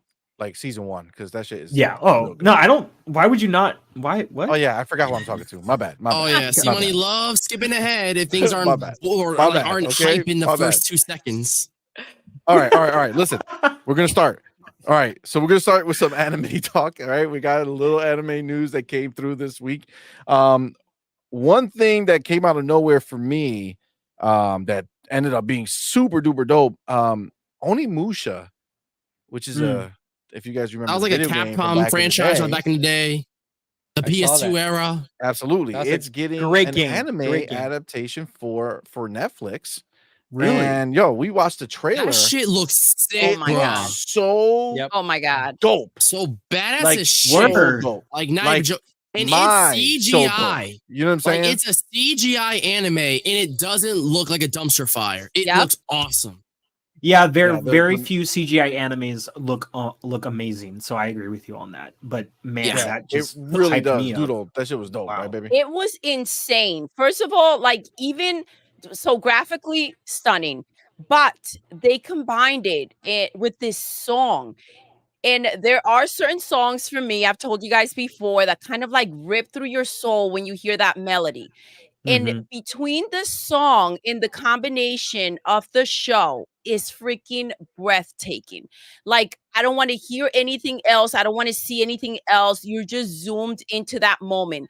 In the smallest elements, just like a leaf dropping was just like magical. You guys have to watch this trailer. Is by far the best trailer I've ever seen. It's literally captivating. I mean, the cinematography was pretty damn high too, especially for an animated feature. So yeah, it is beautiful, beautiful. Yeah, I was really taken back. You know, I saw, you know, obviously when I'm a little bit different because when I would look at these things, I'm like, okay, great. Let's see what this is gonna be. You know what I'm saying? Like, I didn't look at it like, oh my god, I'm so Onimusha. I'm so excited. I was like, what the hell are they gonna do? I mean, it's Onimusha, and dude, they fucking did it. Legit, yo, legit. How about the story there? Onimusha. Insane. You know what's exciting to me? That Netflix is on a roll right now with these video game properties, man. Exactly, bro. They're doing great, on man. a roll. Like, so bro, not just anime, but like, think about like the most popular video game adaptations lately. You got like Castlevania, The Witcher, somewhat. You got Arcane, the Cuphead show, Cyberpunk Edge Runners. So much badass shit from Netflix. They and broke MADMAN, the video game curse. Just like they broke the anime curse with One Piece. That's wild. And Netflix and you're lucky because like me and CMoney and probably Dusty. I don't know how old you are, Dusty, but our top of same age. 30. You're right there with us. Our top of the line growing up, Mortal Kombat 1, bro. That was like the top. Okay. Yeah, it was so original. The original. And that's it. So seeing all these video game properties come out with good quality like this, it's amazing, man. It's insane. I saw the 1993 Mario movie, and that was really bad. So trash, bro. Like, one of the worst movies. I enjoyed that shit. All right, enjoyed. You guys brought this up. You guys brought up this movie on a past episode, so all I'll say is this, okay? If you are watching that movie for the first time now, you're gonna think like MADMAN. If you know and understand or have seen the movie then, or understand that it was made for then, you will like the movie. But if you're like MADMAN, you're just like, it's a remote movie, and then you watch it, you're going to think it's 1924 mentality and go back in that time. Goombas. Like, those Goombas are I ain't that old. And those are gangster, bro. You see them leather jackets they was wearing? No, it was bad. It was bad. It was even there. It's Daisy. Dragon was fire, bro. Daisy. I thought it was good. Man. I thought it was but good. You just saw it different when you were there. Like, it was like, you had to be there. This is why. And I like John Leguizamo at the time. I'm like, all right, bro, that was a dumpster fire. Okay, I was looking forward to one thing in the movie at the time. No, man, I was looking forward to one thing only, and that's King Koopa, showing him exactly how he is. And then when they show that actor, I'm like, what is this crap? That ain't King Koopa. It's human. I bought into it. Like, I'm with C on this. I bought into it. I was like, that's Koopa right there. Oh my god. Oh wow. Listen, Jesus. My god. You're just like CMoney, bro. You're nostalgia blind. I get recommended if you put it on right now. You're gonna be like, you guys, what am I watching? Gets tossed around, by the way. Look, there's a reason. Like money. You're just like MADMAN. You catch a motherfucking break. Listen, there's a reason. There's a reason why you and Dusty are wearing glasses and I'm not. Apparently, I have clear vision. Okay, because that movie was a dumpster fire, guys. Oh my god. Mierda. I'll have you know, these are blue light filters. We have the benefit of seeing it a little blurry because we got to enjoy it. All right, you had to sit through that shit pissed. We were happy. We were like, yes, this is awesome, bro. You sucker. I was looking at my mom. I was looking at my mom like, Mom, did you bring me to the right movie? Is this Super Mario Brothers? I'm like, what is this, bro? Get out of here. Why are you doing this to me, mommy? CMoney is actually alone. CMoney is actually alone because these aren't prescription; they're just blue light filter. So I'm sorry, CMoney. These are prescription. This is Dusty doesn't even have an excuse then to like the movie. CMoney said, "Join you guys, mira, ahora sí. You see, I'm gonna join you guys there. That way you don't feel left out." There we go. All right, Evan, we need our sunglasses. No, but I don't have them on me. Pardon me. We didn't get the memo. Back then, there is go for it. The new Mario movie that came out. It's not a masterpiece by any chance, but hey, that is Mario. That's Mario. It was a movie. I mean, if you guys were kids and went to see that movie, you'll be like, "Mom, it's Super Mario." But like that other shit, That ain't Mario. That's like if you saw that on the street, you'll be like, "Get the police." Well, I don't know. I mean, what back that then is. it was Mario. Get the police. Back That then it was was a dollar. Mario. That was a dollar store Mario. Okay, that's what that was. Look, That was That was Look, Ohio Mario. That was Look, Dollar back Tree then, Mario. you know, video games for movies didn't get the same kind of love that they do now. You know, you That's what work I'm with what you saying. got. You know, No, but that's what I'm saying. That's why I'm saying, Madman, you're so lucky because you're growing up in this age with all this good stuff, dude. Don't take it for granted. I'm not saying that you do, but don't take it for granted, man. It's so much True. good content, man, that growing up for us, that it was you really had to look for gems. You know what I mean? Because Yeah, the yeah. majority of the stuff was just bad the quality. Goonies, the Goonies, Here the you Goonies go. is The the Goonies. Goonies is The a Goonies. gem. And if anybody says never messed with otherwise, I'm out. No, just kidding. Yeah, I- I don't know. I'm gonna I stay haven't- quiet. I haven't been Cold up to date blood. with the classics. I'll stay Like quiet. it took me until I was 14 to watch Space Jam for the first time. So I'm not that great with this old school movies. Yo, Space Jam was a shit. Yeah, Okay. Space Yeah, Jam it was was. good. I feel like It it was was good. more advertisement than movie, but it was still fun. Listen, bro.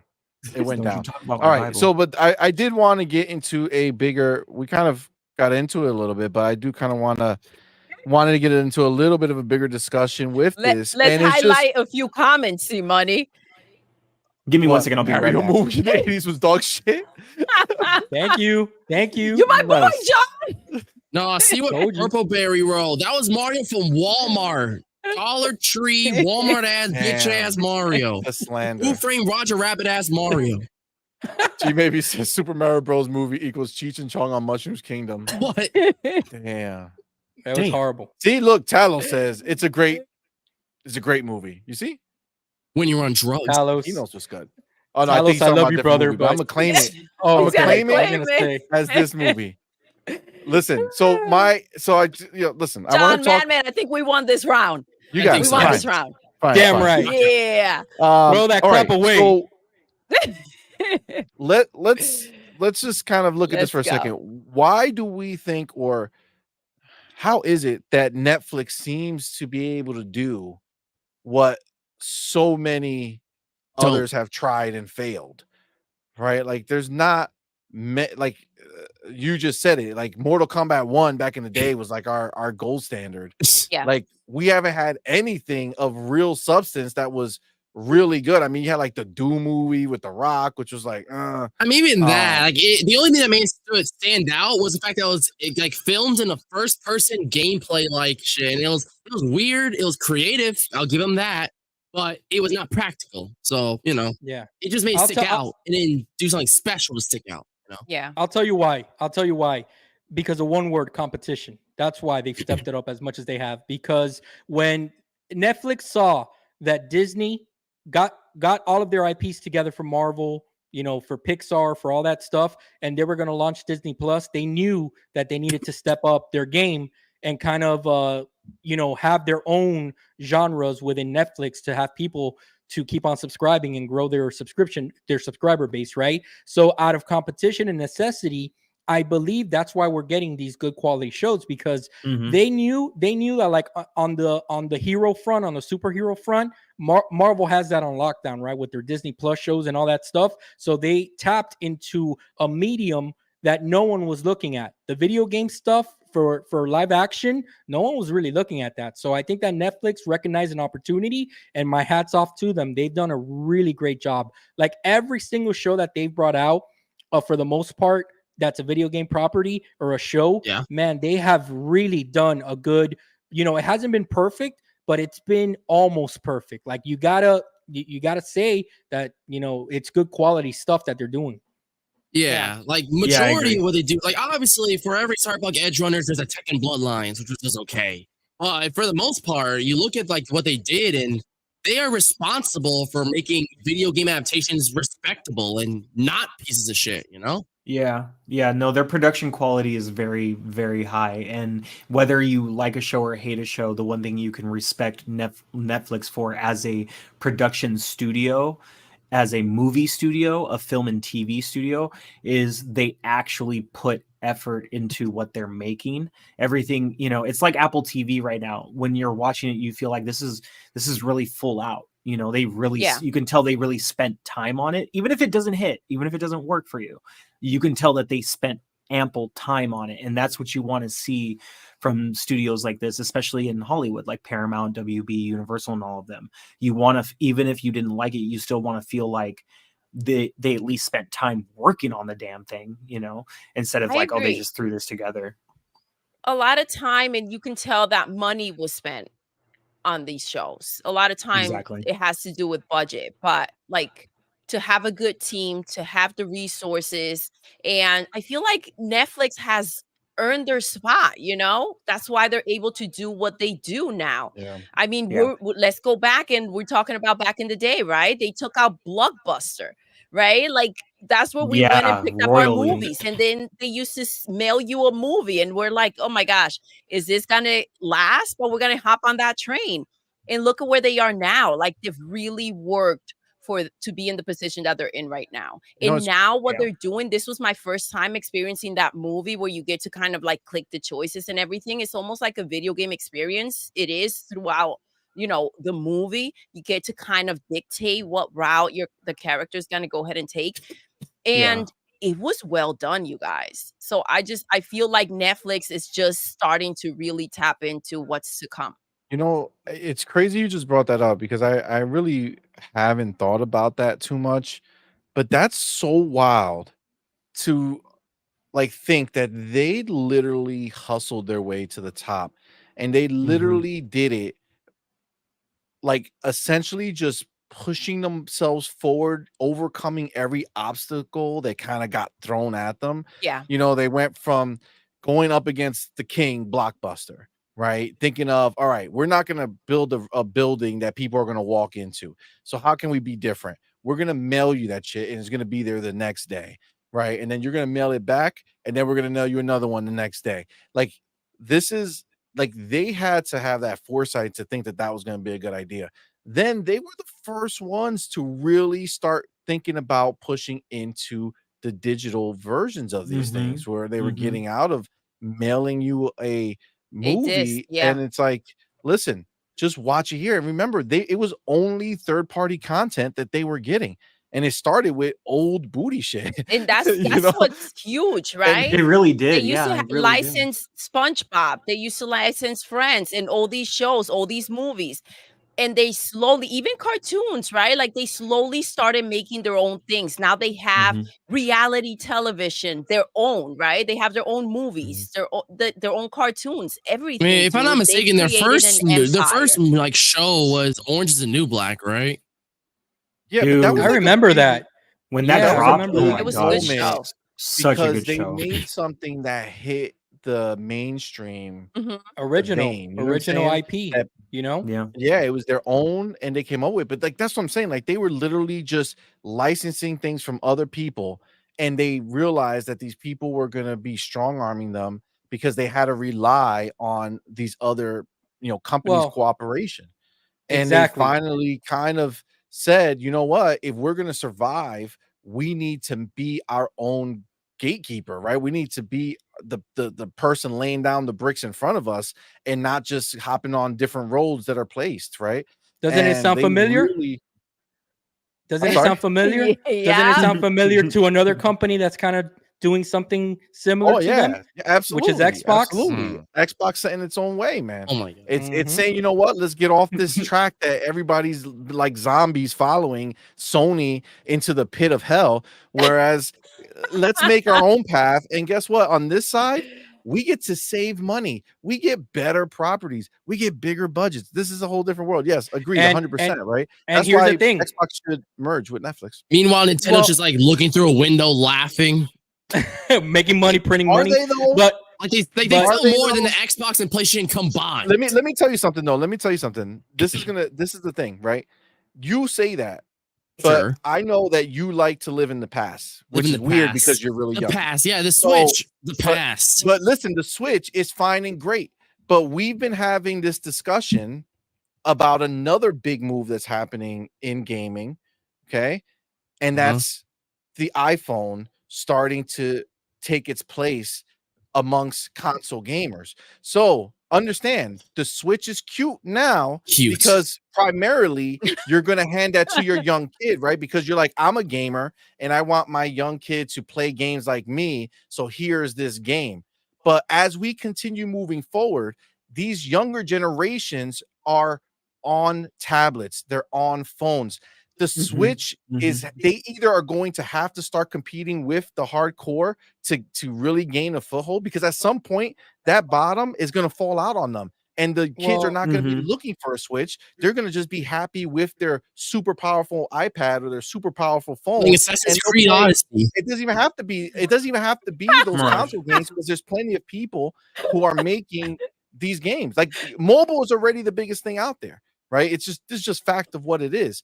So as these kids who are not having hardcore gamers as parents, right? And you have just regular people, right, who are not saying, listen, I need to put a remote in your hand, they're not going to gravitate towards that. So if Nintendo doesn't figure out how to include a system powerful enough to be able to also have those bigger entities come on their platform, I feel like they're not like guaranteed this evergreen path where no matter what, they constantly have these new kids growing up who want to play Nintendo games. I don't think that's the case. So CMoney, what I'll say about that is that right now Nintendo has the advantage that they have a very unique device in the video game space, and as well as that their IP is very powerful. Like their IP is almost at the same level as Disney right now, because Mario is as iconic as Mickey Mouse, etc. You know, they have a theme park. They just had a movie that grossed over $1 billion, so they can leverage their IP. So I get what you mean from when you look at the whole company, right? The device is what Nintendo's banking on, because they need to sell a device in order to get the IP in the hands of people. As long as their IP is in high demand, they'll always be able to kind of to kind of pivot and do what they need to do. Now, if the day comes where the Switch, let's say that the Switch 2 comes out, and Mr. Joanna Dark is not going to like to hear this, but it could happen. It happened with the Wii U. Let's say that the Switch 2 is not a success. Let's say that it falls flat in its face. Okay, I'm not saying it's going to happen. I'm just saying, let's say that we live in a world where that happens. They can mess up on the marketing, they can mess up on the name, whatever. Nah, the name is the problem. They can't call it Switch 2 because if they see Switch and 2, no, listen to this. If they see Switch and number 2. And by the way, we gotta go and read Mr. Joanna. Bro, no. I'm about to drop to Xbox. Go ahead, Madman. Doom if they call it Switch 2. You know why? Because parents are gonna see Switch number 2 and they're gonna be like, but the number 1 Switch works fine. So Timmy, you're not getting Switch 2. Yeah, man, I has to be the dumbest shit that I have ever heard in my life. People saw the Wii and the Wii U. They're like, but you have a Wii U and it works fine. So who cares about the Wii U? Oh my god! No, ruined the Wii U. That's not what ruined the Wii U. Madman, look, that shit, bro. Let me tell you. Let me tell you from a marketing perspective, why I think that you're incorrect here is because the only ones in the industry at the moment that have a problem with numbers is Xbox, because they couldn't go from the OG Xbox. They couldn't go straight to the Xbox 2 because the PlayStation 2 came out during the OG Xbox, so they didn't want to seem like if they were behind. So that's why they invented the whole 360 thing. So if Nintendo was to bring out a Switch 2, the consumer and the audience would understand this is the next one, you know, because of the number. So that I kind of disagree. But the last thing I was going to say about to switch or not to switch. All right, so it was John Wolf's fault, by the way. You brought up the word Xbox, and you know that shit gets me fucking tingling, and I'm like, oh shit, it's time to talk. This is what Xbox, I do, baby. Let's go, bro. My gamer berries are tingling. Take notes. Next time you invite me on, your show's gonna get completely derailed. Just know that, okay? Because I like to just derail the show. Speaking of gaming, Mr. Wolf, your hat, I need that hat. That is Black Ops 4 hat. This is old school, dude. This is Black Ops 4, I think. Yeah. I have like a bunch of I played Black Ops 4 because I wanted to play the very first version of what would be Warzone. and that was Blackout. Okay. And so when I saw your hat, I was like, that's I got a bunch of Call of Duty hats, dude. So. Man. Sick. All right. Sick, you know who's gonna own Call of Duty? We are. Damn. Oh wait. I mean, they are. You gotta watch tomorrow to find out. That's what you gotta do. Because we gotta start talking about this shit. We gotta move forward. All right. True. Yeah. So, all right. My This is Hero the Beyond Academia. part. Yes. Yep. MHA. It has a card game, And it has and a now new that video card game. game is gonna have a show. Whoa, whoa, whoa, Or an whoa. episode? What's happening, man? Not Tell me about show. this shit. Are you? Tell me what's happening. There's a So we're difference. watching cards talk, or like what's happening? No, oh my god. CMoney said it in the worst way possible. He That's just what the wrote Pokemon some says. stupid card shit. I didn't write that. You wrote it. But yeah. I love it when I Matt think you goes guys know the idea. back and forth. I An love OVA it. is just a little video animation. It's like an episode that isn't really an episode. It's meant to promote the show. And it's a little plot line that follows one of the characters, Mirio. They bring a card game to UA high school and shit like that. And everyone plays a very intense game of cards and stuff like that. It's not canon to the actual story, but it's just, you know, a very goofy, silly adventure and shit like that. And, you know, it's premiering in Comic-Con October 12th or 13th or whatever. So, yeah, I think that's fire. I like MHA a lot. So, you know, that'd be cool. So Purple Berry is a humongous My Hero Academia fan. Or is she? a great or is anime. she a humongous Deku fan? You ask me. Mm, Tell Both. me. I mean, That no, is both. the question: to That be is or the not question. to be. That is the question. So, Deku. Mehmet, you were saying that My Hero Academia is coming to an end, right? The comics? Or yeah, the it's already in anime? its final arc. The manga. So the show might end. So you were saying that this probably might will be end their soon. way of trying to extend it beyond without having to tie it to they should the just main Dragon Ball Z storyline? that shit. Well, I think that after the thing ends, there's definitely gonna be more movies. There's probably gonna be like their Vigilantes is confirmed to like air afterward. So you know, Oh yeah, I heard about that. there's a Yeah. future beyond the show. Like, Yeah, Kelsey, because are you you have the talking? mangas for the Vigilantes as well. So the show is coming to an end. They're catching up with the manga, but like, I think that there is room for like more movies. I believe that they have room to continue to tell like side stories. And it's funny because not long ago, I think about like 2 weeks ago, I found the cards, right? They're like you can collect them, and I bought them for Purple Berry. Oh, that's And cool. I bought her the book for it and everything. So it's really, really cool that now because I collect the Animal Crossing cards. I'm missing That's two cool. guys. damn. From all My the wife and series. my Only daughter two love cards. I Animal need to Crossing. freaking buy them somewhere. Dusty, we can't see you, so we can't hear you. Oh, liar, Typical. liar. Eh.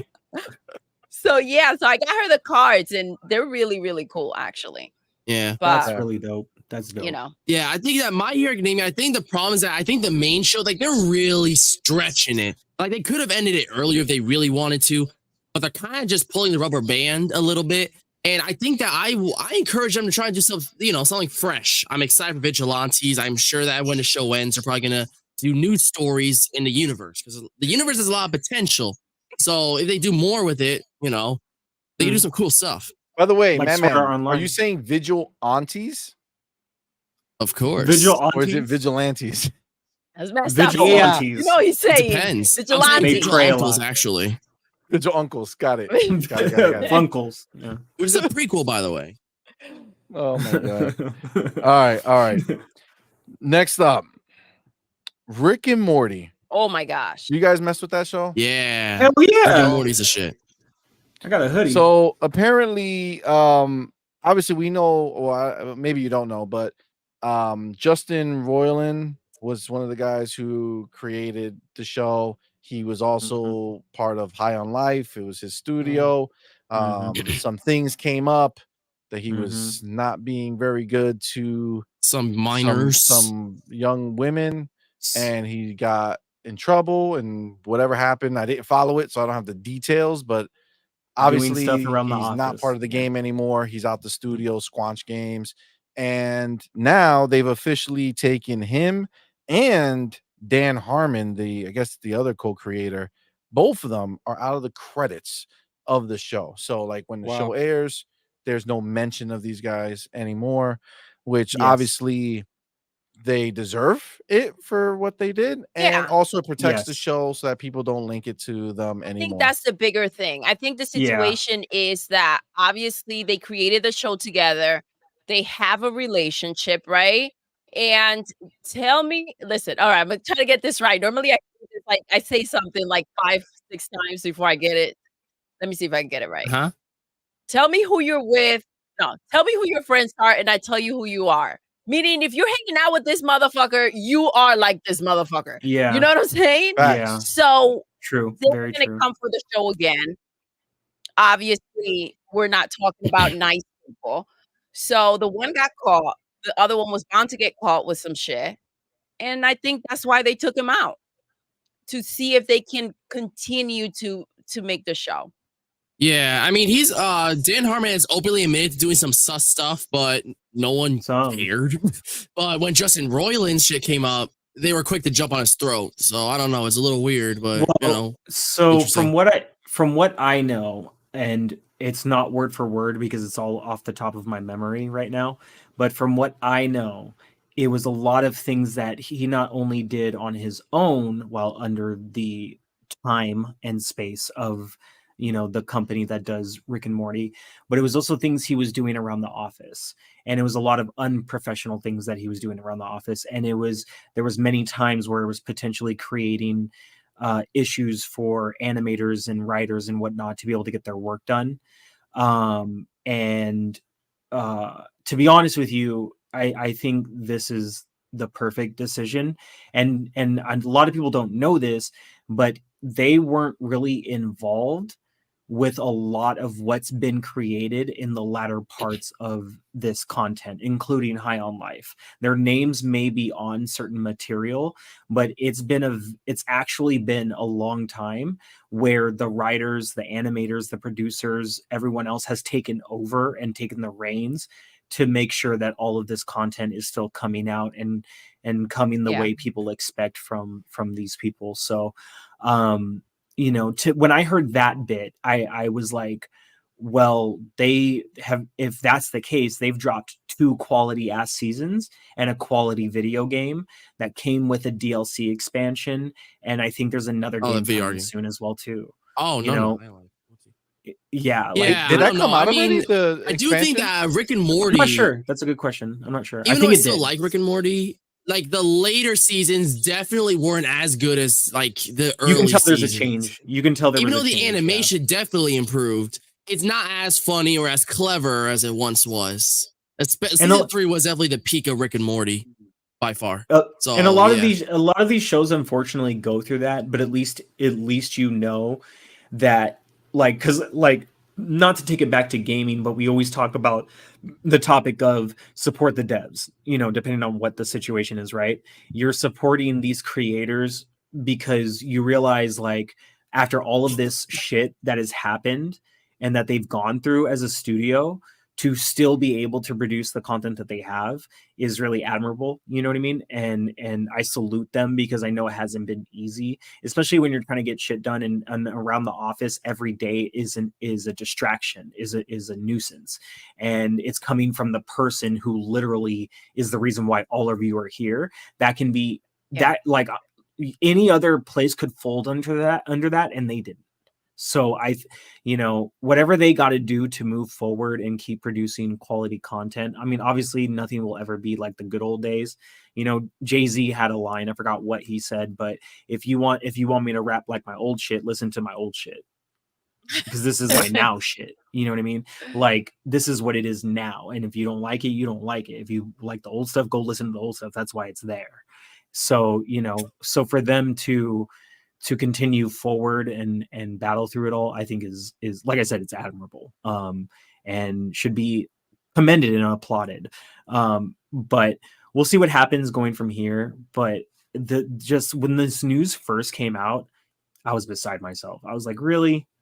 Like, it's lockdown all over again. Just news coming out about this person and that person, left and right. Yeah, that's fair. I thought the same thing. I was like, no, not Justin Roiland. What could he have possibly done? But you know.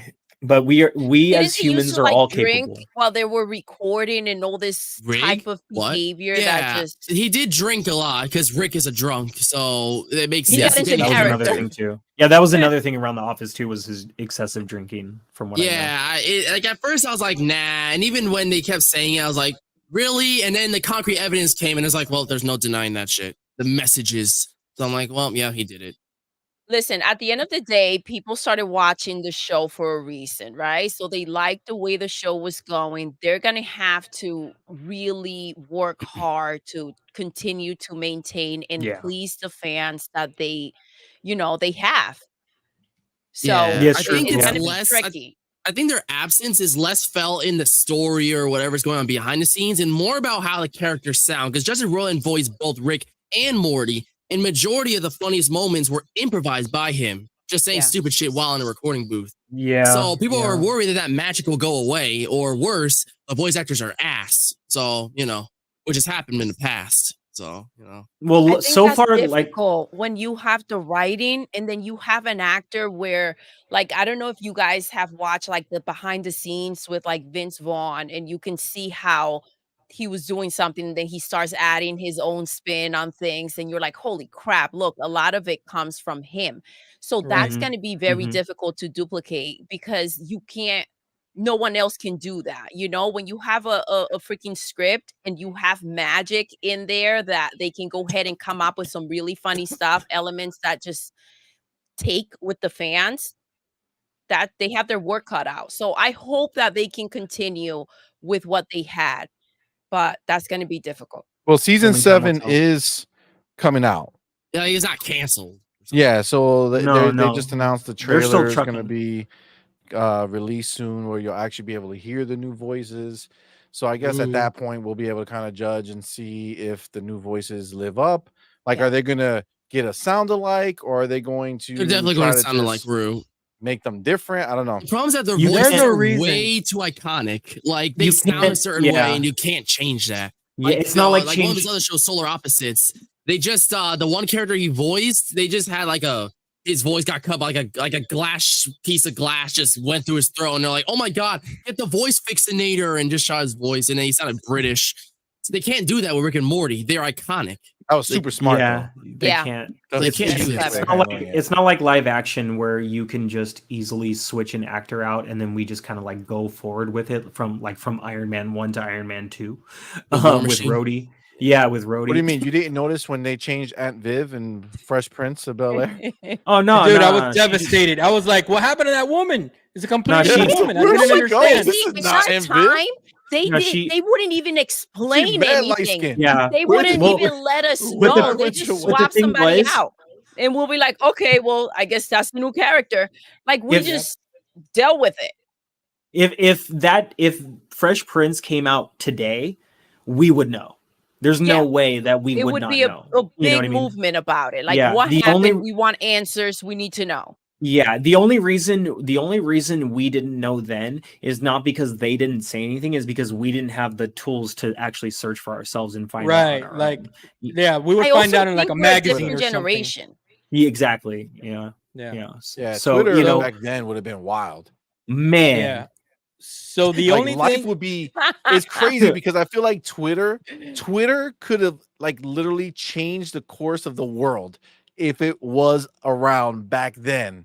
And you can like Cosby doing all that shit. Oh my God. Like the girl wakes up like, oh snap, this just happened to me. Right on Twitter, you know what I'm saying? Like they no Twitter- escaping that. But growing up, Twitter for us was basically the PE field, lunchtime, hanging around Exactly. recess, Yeah. stuff like that. So AOL that was our version 1. Twitter. Yeah, that was the beta version, So the thing is that with the voice, the only thing I'll say is that, yeah, I mean, I agree that the talent is talent. That's hard to replace. But, just people got to learn how to act accordingly and, not throw away their careers. And, a lot of people are looking forward to, their stuff, and it's a shame, but it is what it is. The only thing I'll Can't say abuse is your that, power, man. Yeah. man, people, I don't know, man, it's an ego thing. I don't know what it is. So, and an immaturity thing. So the fact that with the voices, I think that what they can do, we got so many technology has moved so forward that they can kind of get the voices probably to be as close that people that are not in the know, they're not gonna know. You know what I'm saying? But especially if it's been a while since last season, Dude, but people that like they AI, follow bro. it. Yeah, there you go. So they'll probably do something with the voices so that it stays kind of like uniform, so that people that aren't keeping up with the news, they're not even gonna know that this happened. You know what I'm saying? They're like, look, we don't want to lose our viewership, and don't even say anything. Just go ahead and do what we got to do. Yeah, that's always that's always the thing is like you may, if there's a piece of content and it continues on, and then let's say you don't like how it continued on and you stop watching, just because you stopped watching, there's hundreds of thousands of people, maybe even millions that still are. And it's really hard to know those numbers because not a lot of networks or streaming services can provide those type of numbers, so you know how many people are watching at a given time, or if it's live TV at the same time. So there's a way to find out. It's just really difficult. You know what I mean? So, when's the last time I had an Aunt Viv moment? I was watching Spartacus. Did you guys ever watch Spartacus? No. It's a very listen, Madman. I'm sorry, it's not for you. It's more for adults. You have a lot of sexual content, but it's basically these guys that watches Chainsaw Man, right? Oh my god, there's no actual schmucks in there. Needs to touch a boobie. Okay, there you go. But but this is R-rated. Oh no, but this is like really hard, like rated R, like listen, to the max. Madman, you might want to sit this one out. Sit this one out, bro. Sit this one out. So in that show, the main actor that he was Spartacus in the show, right? Like the first show, like that show was gritty, it was bloody, a lot of sexual stuff, but it was like they would get these like slaves, and then they would put them in the Coliseum to fight against each other. And then the whole show takes place of them training inside the houses because they represent different houses and stuff. Well, what happened is that the actor, he got sick during the end of season 1 or whatever. So season 2 comes around, it's a whole new actor, and everybody's like, what the hell happened to the dude? And when I looked it up online, the dude had died. He had like passed away. I'm like, dude, I can't believe this. I had no idea. So that was like an Aunt Viv moment. And he only did one season. Yep. Yeah, I mean, people aren't stupid anymore. So if something were to happen like that, they would just kill him off, and like his big brother came and took his place or some shit like that. No, these people didn't. That might happen. Say anything. That might happen in Star Wars with Ahsoka, because if the Balin character, and this is not a spoiler because nothing's happened yet, if the Balin character is killed off for whatever reason, or is not killed off for whatever reason, they're going to have to get a different actor to play Balin's skull on Ahsoka, because the real life actor unfortunately did pass away. And I really was sad because I found out the news. I didn't even know he passed away. I found out after watching the first episode where he makes his introduction as Balin Skull, and Balin Skull is like my new favorite Force user. Like, he is just so complex. But the fact that the actor died, I'm like, oh my god, not anymore. What does that right? Mean? Yeah, it's like that's messed up. Too early. That's messed up. All right. Too early. So did you know that he played? That's the thing about Star Wars. Not all characters always die, and usually they come back. Dark. I have watched 50 Shades of Grey. Did you know? Oh man! Oh damn! 50 Shades of Grayer and Grayest. Oh my god! So I'm sorry. So you're the biggest hypocrite I have ever seen, bro. Bro. I'm a hypocrite. 50 Shades of Grey Grey is one of the Again. sexual shit of all time. But Chainsaw Man, because a guy wants to touch a tit, not even like anything else, 50 just Shades a is pretty. tit. You're like, man, low. they are some sick pieces of shit, little fucks. Like, Agreed. jeez. I'm glad you understand. They're kids. So I'm glad you understand. It's like some grown man who knows what he's doing 100%. He could watch. Jeez. He could watch Spartacus. I think he's graduated already. I think he's ready. This man is ready. Freaking guy. All right. Don't watch 365 days. Yeah, don't watch. Magic Mike was dope too, bro. Come on. I've been watching all this stuff. So you watch a lot of sexual shit. I'm a grown motherfucking man, dude. Of course, I don't want to watch kids. I don't want to watch kids doing this shit. It's I agree. I agree. Oh, you like Spy Family though, and that's a 6-year-old who can be obnoxious as fuck sometimes. I don't want to watch kids doing this. This is a simple idea, man. I don't want to watch this punk ass kids dream about this shit.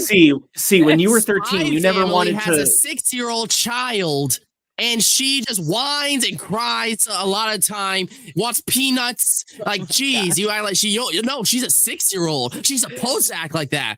If a 15-year-old's a little horny, you're a sick fuck who belongs in an asylum. Are you talking about Anya? Exactly. Yes, Are you Anya. trying to compare watching a child who reminds me of my other children? God damn it. That's All right, so let's move on. I cringe. can't have this conversation right now. All right. This one, banter. it's so good. Beetlejuice.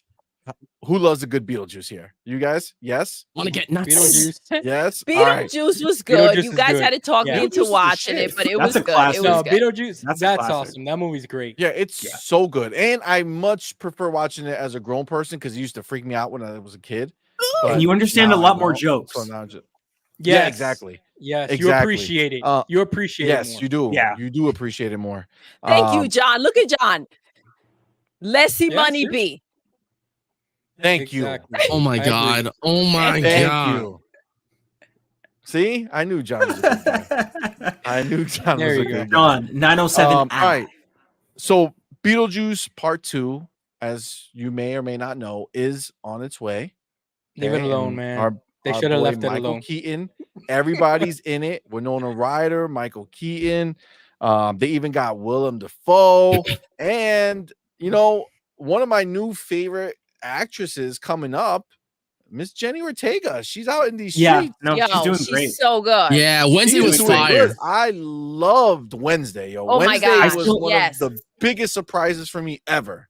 And Still it was haven't seen it. amazing. Gonna watch it soon. Bruh. We didn't have Damn. time. We didn't have time. We didn't Okay, have time. Halloween's coming. There's no excuse. You gotta make time. Yeah, no. You talk about all this other. My wife if you and can I sit love to there be and themed watch up. One We Piece. love to You be can watch themed up. fucking Wednesday. Okay. Yeah, Wednesday was better than One Piece. No, we haven't watched it yet, but I do want to see it. But as just in agreement to you, she is really on her way to being one of the greater actors in the industry today. You know what I mean? Yeah, she started in X. That was like her movie before Wednesday. And now it's supposed to be really good. Yeah.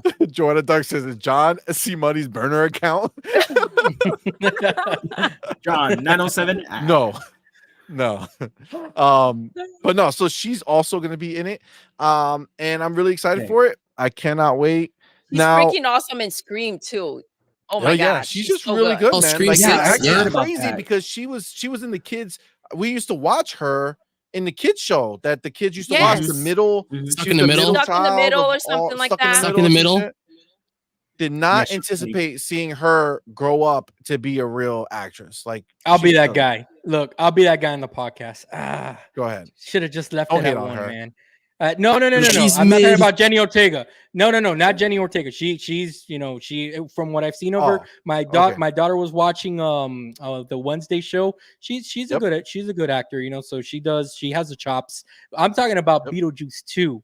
Guys, did we not learn a lesson with the latest Indiana Jones movie? Let it come leave on. it alone. Leave it alone, guys. Harrison I mean, Ford is Did we not learn anything with the 5,000 Flash years old. movie? Oh, I'm Michael sorry. Keaton is like 5,000 years old. Don't hate on the too. Flash movie. Leave it right? alone. Like I'm not like don't Look, don't look, Oh, here's the that's thing. a Here's getting the waiting. static on your screen. What's happening? Oh my god. What happened to me? Oh my gosh. Oh my god. I'll be the Bruh. cranky. I'll be the cranky old man. Leave it Beetlejuice alone. is cool. Beetlejuice is I classic. have a mindset kind of like John Wolf, and it says unless the sequel is a super necessary, meaning that it's a big part of the story that 100% pushes it forward. Like how you could say like a Godfather Part 2 or The Empire Strikes Back or Across the Spider-Verse, like real big boy sequels, or standalone sequels that take the idea of the previous movie and do something completely new and fresh with it. Okay. I feel like that you shouldn't beat something till it's dead. And This is there's a- a lot this is of a catch. legacy Beating sequels. something to its dead.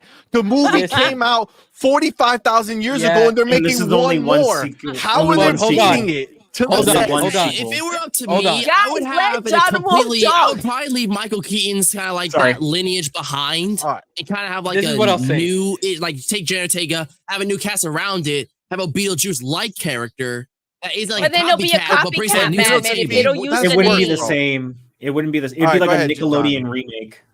No, what I was Go gonna ahead, say John. is that look, Really and I agree with Madman. And look, my statements are a little too early because there's not even a trailer out or anything, right? Like it's Nope. in pre-production. Okay. Yeah. So if it comes out and like Madman says, it has a good story and whatever, I'll be proven wrong. But to me, this screams of cash grab because Beetlejuice, that's the IP that you guys are bringing back when there's so many IPs out there. But it's just from what I've seen throughout history, when they try to do these things that they bring back movies after X amount of years, it never ends up being good. And that's kind of what I'm afraid of. Too? That was fucking dope. That was not even close to as good as the original. Why is this? It was good for nostalgia, but if we're comparing to what we should have gotten compared to the first movie of Hocus Pocus, no.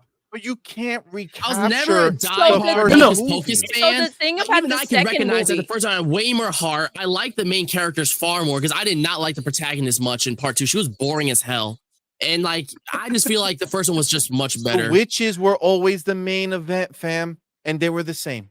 I think they did amazingly. The second movie was a way to like kind of pass it on. Yeah, like so to make a that franchise they can out of it. remake the movie. You know how Disney is with this stuff. I'm They're not gonna want to hater. make another Like, one. I actually end up liking the Santa Clauses way more than I thought I would. Like that was actually Dude, a really good we sequel. still gotta watch that. I love the Santa the show. Claus. Yes. Yeah, the so show good. was. I feel like that should have fell right into that territory, but it didn't. It felt really good. It felt cool. Like it was doing something interesting. I liked it a lot. About a new Santa air. It sounds like the most generic shit, but it was executed well. I liked it. I think for Beetlejuice, just to interject really quick, I think for Beetlejuice, the reason why you need the original cast along with a few new faces, but you need the original Beetlejuice is because that is, and I understand what you're saying, John Wolf. It can, on one aspect, it can look like a cash grab because you're trying to capitalize on pop culture and this and that. However, the only, like, it's not disagreeing with you. I do agree with you. The only thing I would add to that, though, is those who have been lifelong fans of Beetlejuice have always wanted a sequel for the longest time. So both can be true. Both can be true. I'm not going to disagree with you at all. But I will say, at least to go with the fanfare, that the fans have wanted a sequel. And I am definitely one of them. But because I've seen how sequels have been done over the years, or remakes, or this or that, I need it to be good. I need it to be good. Like, yeah, and you know what's great about that, Dusty, as well? When you are a fan of something and you have kids and you get to show them like a new version of it, it's really, really cool when it's done right. Again, also those Scream movies that she's a part of, like they've made them so good. And it's like that was something from our time. And now, like around Halloween time, and actually they've been releasing them like, I think January is normally when they for some reason they just like fuck Halloween. Let's just go for winter. Well, yeah, and like we watch them with the kids, and it's pretty dope.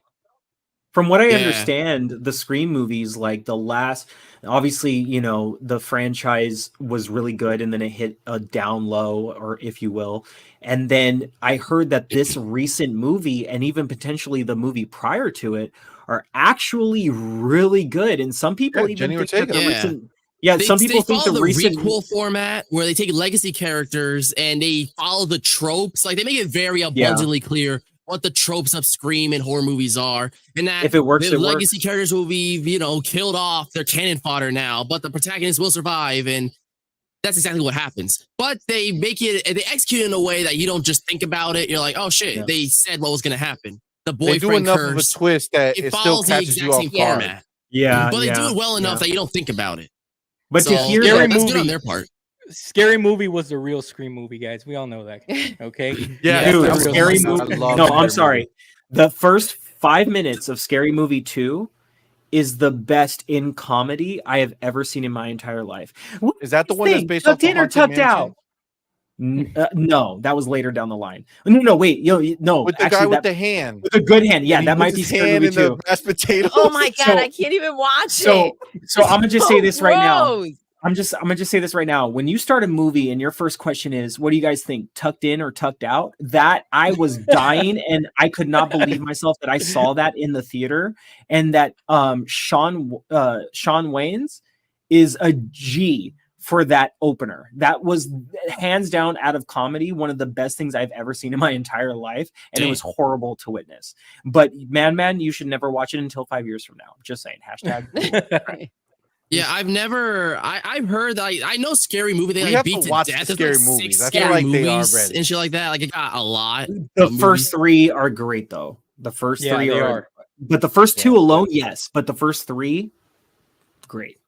Gold. They're really good. Nice. So this is the thing about getting back to our boy Beetlejuice. It is with all the old characters. I saw John right, like Michael Keaton needs to come back. Knows. He's in it. Winona Ryder, everybody's in it from the original. They're just adding some youth to it to kind of bring it forward. Which Jenny Ortega, like I said, she did it with Scream.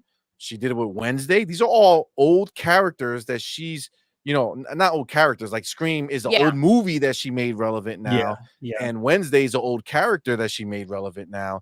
And this is going to follow that same thing where you're taking an old movie, bringing it forward. She's been killing it. I can easily see her fit into this world. Yeah. You know what's believable? Yeah. I can buy that she's the daughter of what's her name? Winona Ryder. I can buy if that's the route that I know, like that the role she's playing? I don't know the storyline. Is that the way it's supposed to be? No, I'm assuming, right? I'm assuming she's probably the daughter. I mean, if that is the case, I could see that too. Yeah. Are you talking about Beetlejuice? Yeah. I mean, I'm assuming that she's gonna be the daughter of like that goth girl from like part 1. I forget her name. Definitely. Winona Ryder. Yeah, I only saw like once in my life. Maybe when I was like super young. You mean Padme? Yeah. I don't know. I feel like just the only thing that's taboo and should never be sequeled, remade, or anything is Nightmare for Christmas. You touch it, it's dead.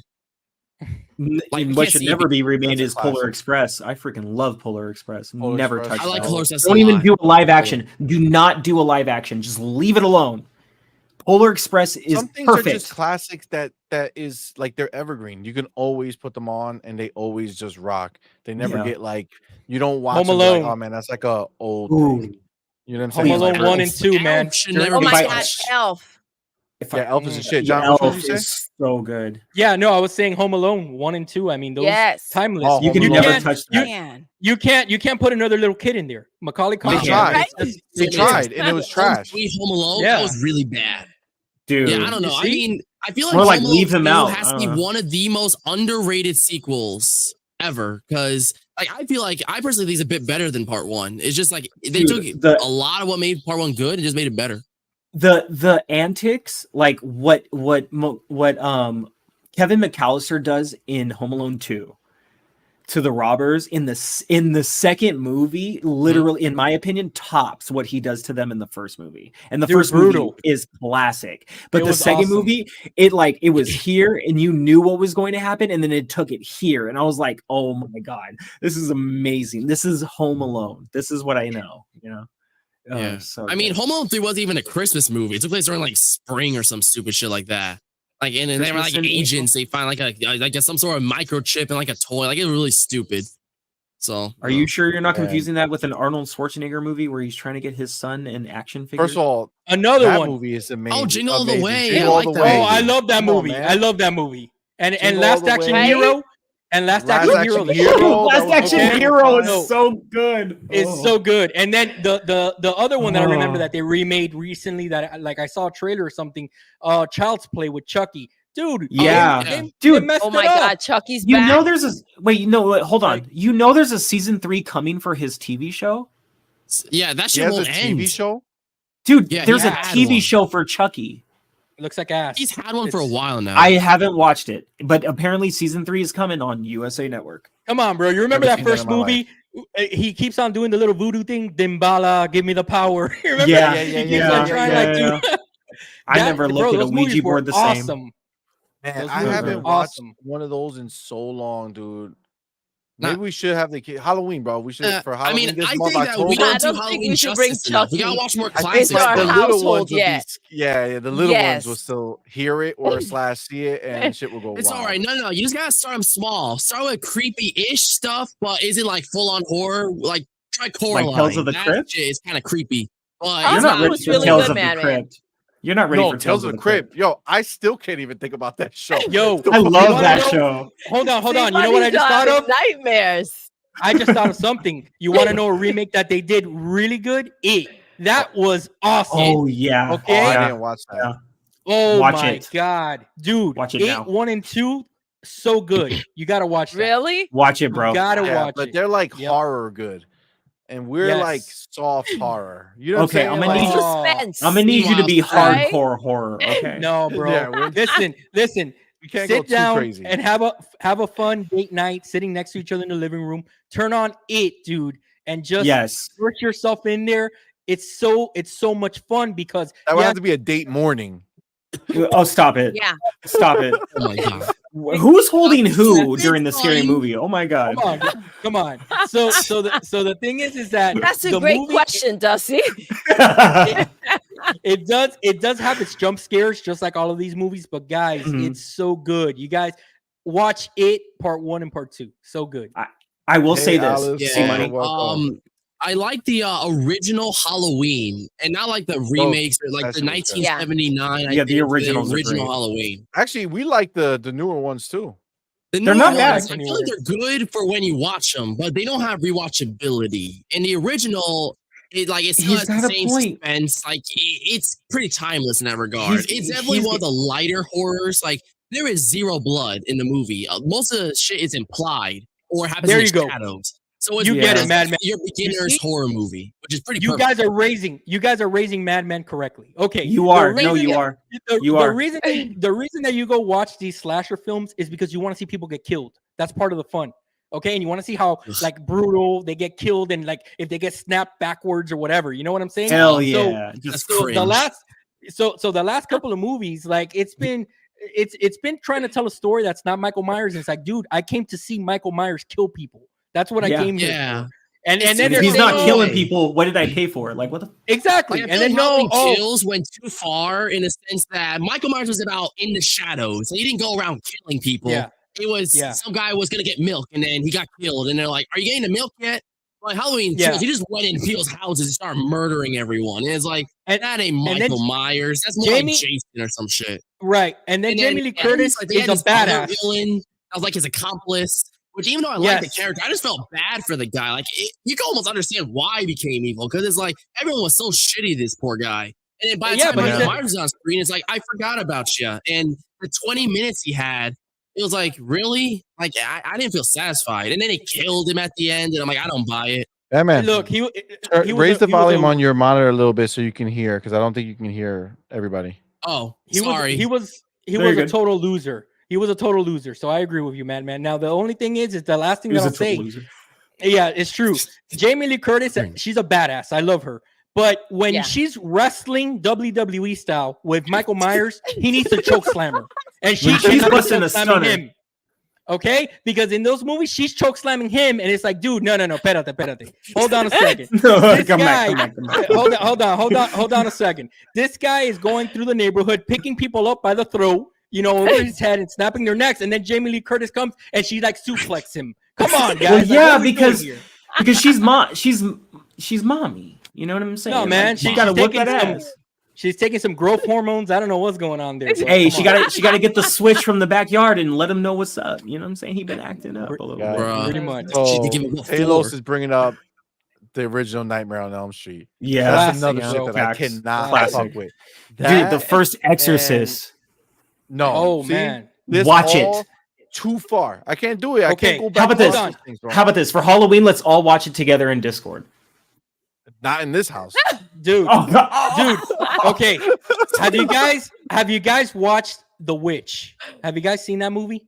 The Witch? I want to say yes. No. Like the Blair Witch. No. This is called The Witch. Okay. So this movie is not scary in jump scares or anything like that.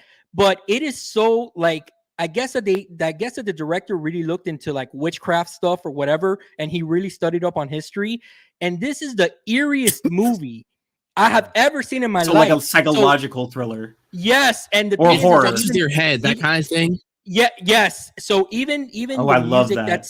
Even the music that's in the game, in the movie, and the little sounds, and then there's a little the animals that live with them or whatever. Dude, the way that they filmed this movie is it's just a mind fuck. Okay. And I remember I watched that movie and I felt like shit afterwards. And I go to my wife, babe, you know, I'm not scared or anything like that, but man, this movie gave me like a weird feeling, an eerie feeling in my stomach. Like, did we watch something evil? You know, like I'm possessed. Yeah. Like I feel like I literally feel like if I have to go to church on Sunday, okay, because this is weird. And to this day, my wife, every time that my wife is like, "Hey, do you want to watch The Witch?" I'm like, "Hell no, I'll never watch that movie again. That movie was weird."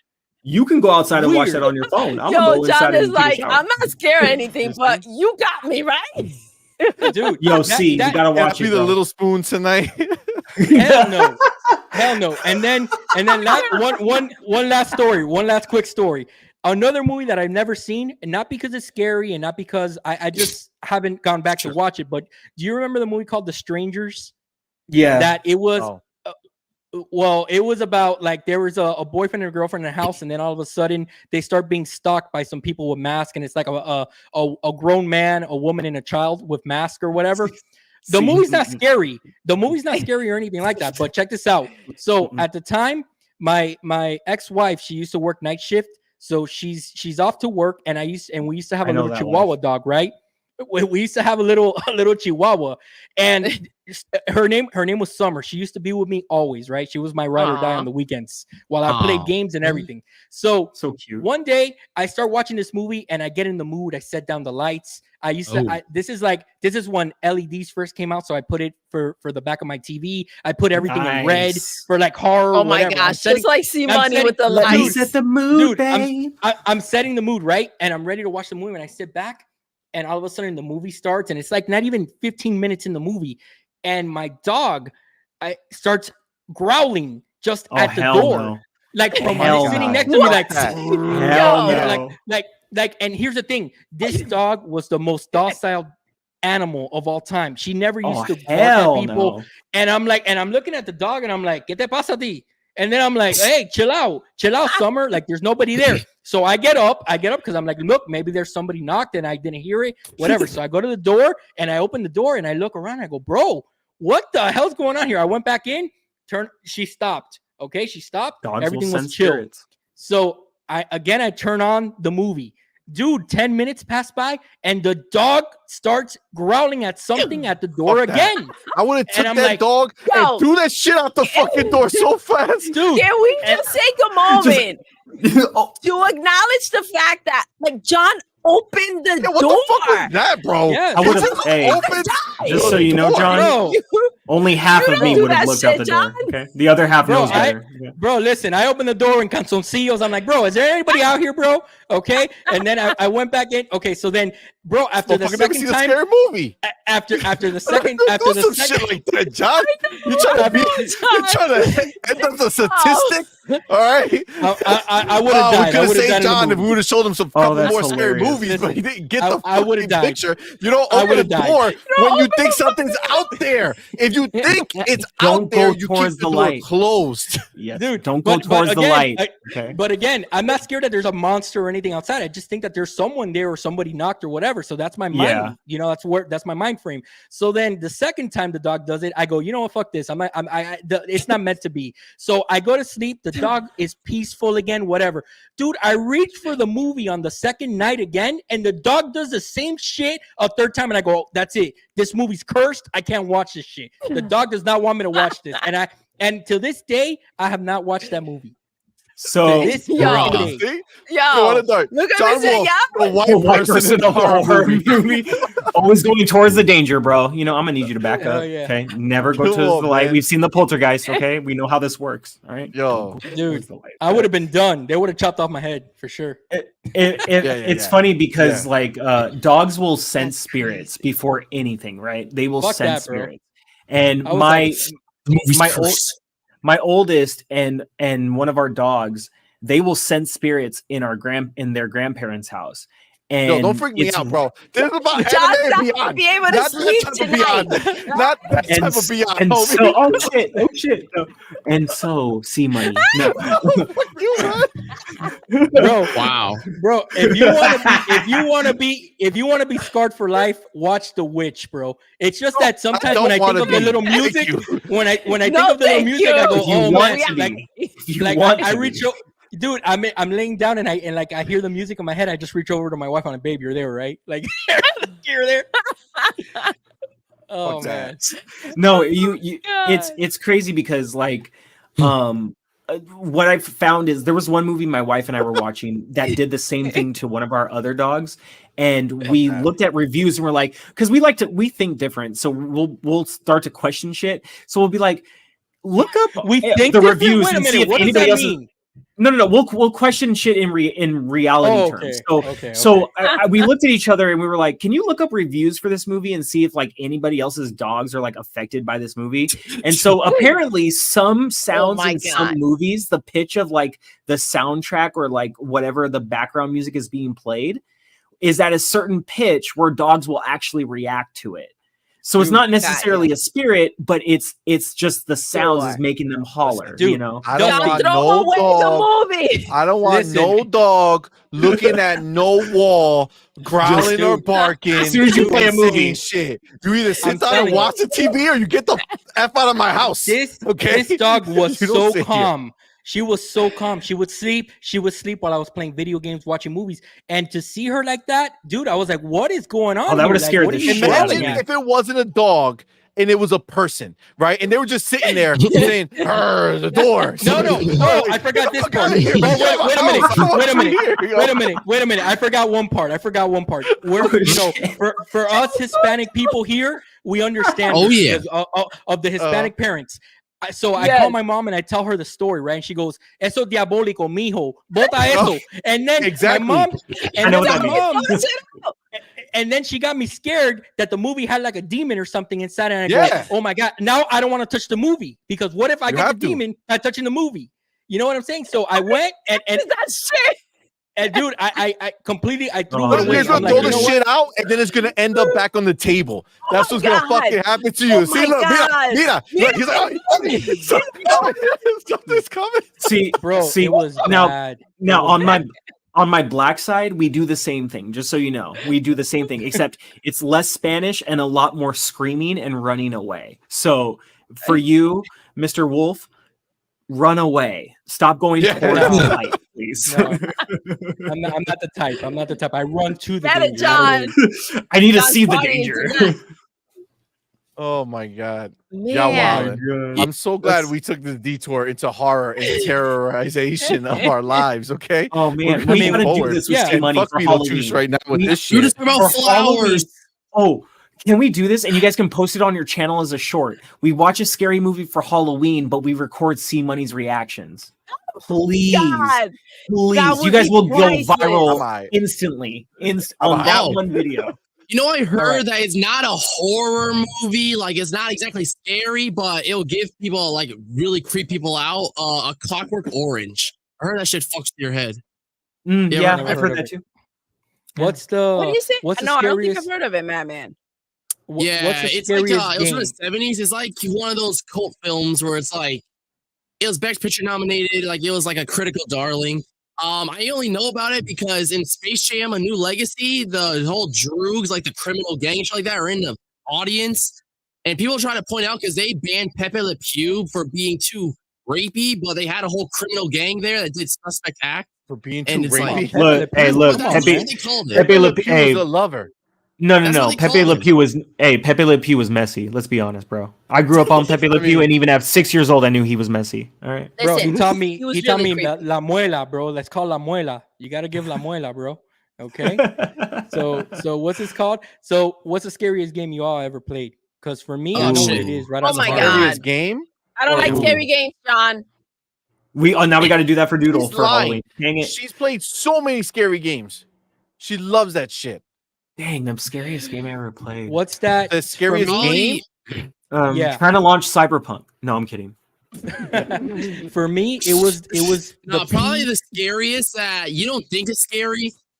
Resident Evil 7. Because there's some jump scare shit that actually freaking got me. Because I don't get scared with games.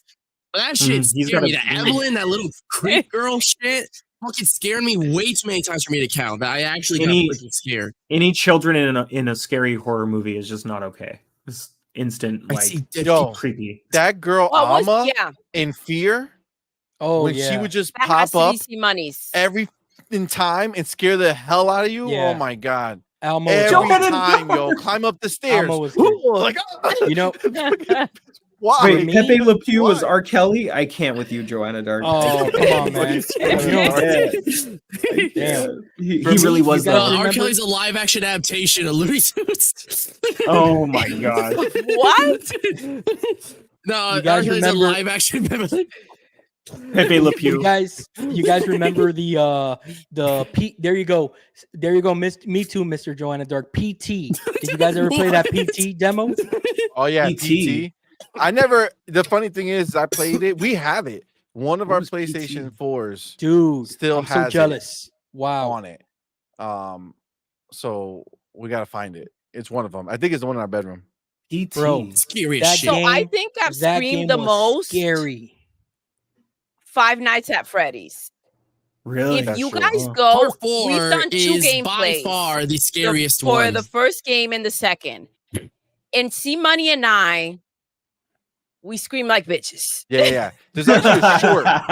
If you go on our channel, you go into our channel, go through the short feed, and one of them says like how many fucking screams that we do. Oh my god! Because we just did like a compilation of all the fucking things that got us, like hilarious. All the jump scares. Go watch it. It's technically my screams are just a reaction. No. Of CMoney you are the screaming. one that scared me, which makes me scream. You know, I don't even scream. I'm more like it's like a bear. Like, listen, you know Dusty gets it. He knows what I'm talking about. It's this sounds like marriage. Yeah, no, my wife be doing the same thing. I'm like, I'm just reacting off you, babe. I scream because you scream. What you talking about? I was just watching. Judo, it's a bunch of bears. Wow. What? Oh my god! It's a bunch of bears. Yeah, Friday night is a jump scare for sure. Who's watching the Five Nights at Freddy's movie coming out? Oh my god! It's just gonna be cinema. Did you say it's gonna be cinema? Oh yeah, peak cinema. Some type of cinema, like adjective now. Oh yeah, peak cinema. Oh, these it young has kids, been, bro. These young kids. It's gonna be us peak cinema with these cupcaking, the ribs. Look, yes, but cupcaking is an old term. That's our generation. Come on now. I don't even know what that means. I've never heard of that. Swag is our generation. So when you are buttering up your wife, when you are flirting with her, even though she's your wife, but you acting like it's the first day you ever saw her, you're cupcaking. All right. When you're like, come here, babe. I wouldn't Google that, but okay. If you say if you Google it, something else might come up. What is cupcaking my wife? Is it only no? Madman, do not Google that shit. Madman, go to bed. No, gotcha. So, but no, a lot of what was I gonna say? Cinema is actually a term that has been here for a while now, and what has been peak cinema for a while is the Bloodline storyline in the WWE. But that's a different conversation.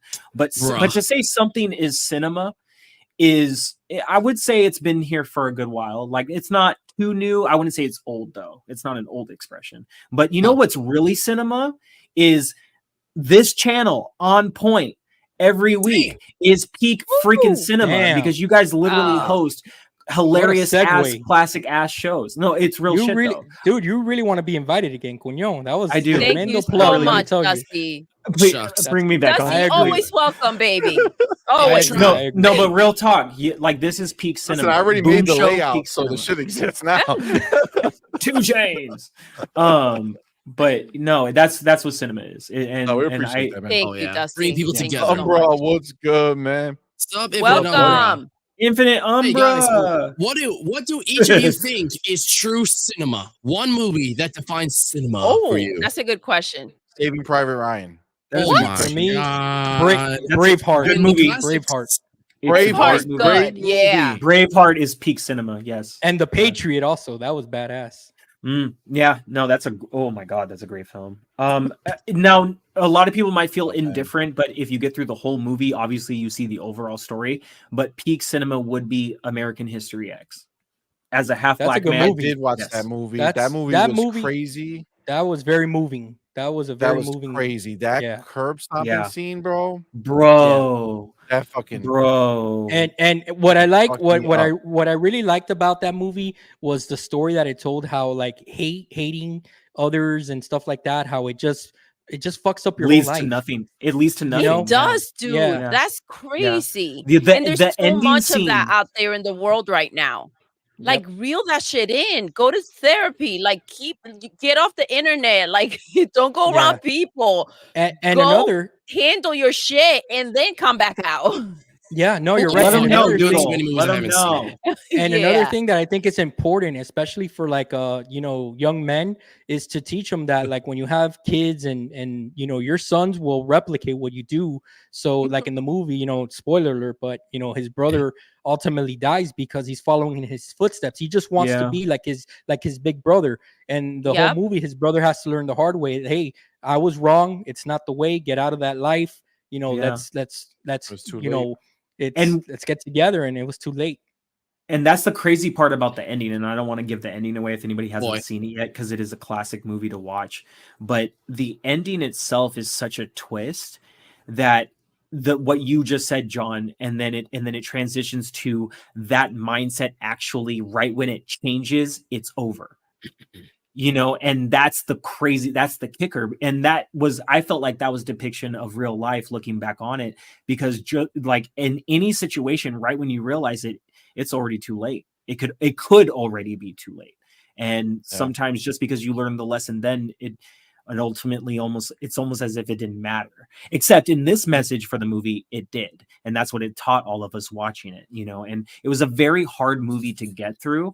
But that's what I think what made it peak cinema was that if you could make it through this movie and understand the message of what was trying to be said, that's peak cinema, Yeah. Like, that was beautiful. That was beautiful. You're beautiful, see? Damn. So, thank you. You know what I'm saying? Finger snapping. Who wants oh my god. All right, so who wants to follow that up? No, listen. Nobody's gonna follow that because that's a beautiful thing. Scarface is shit. We're gonna move forward because we still got more stuff. All right.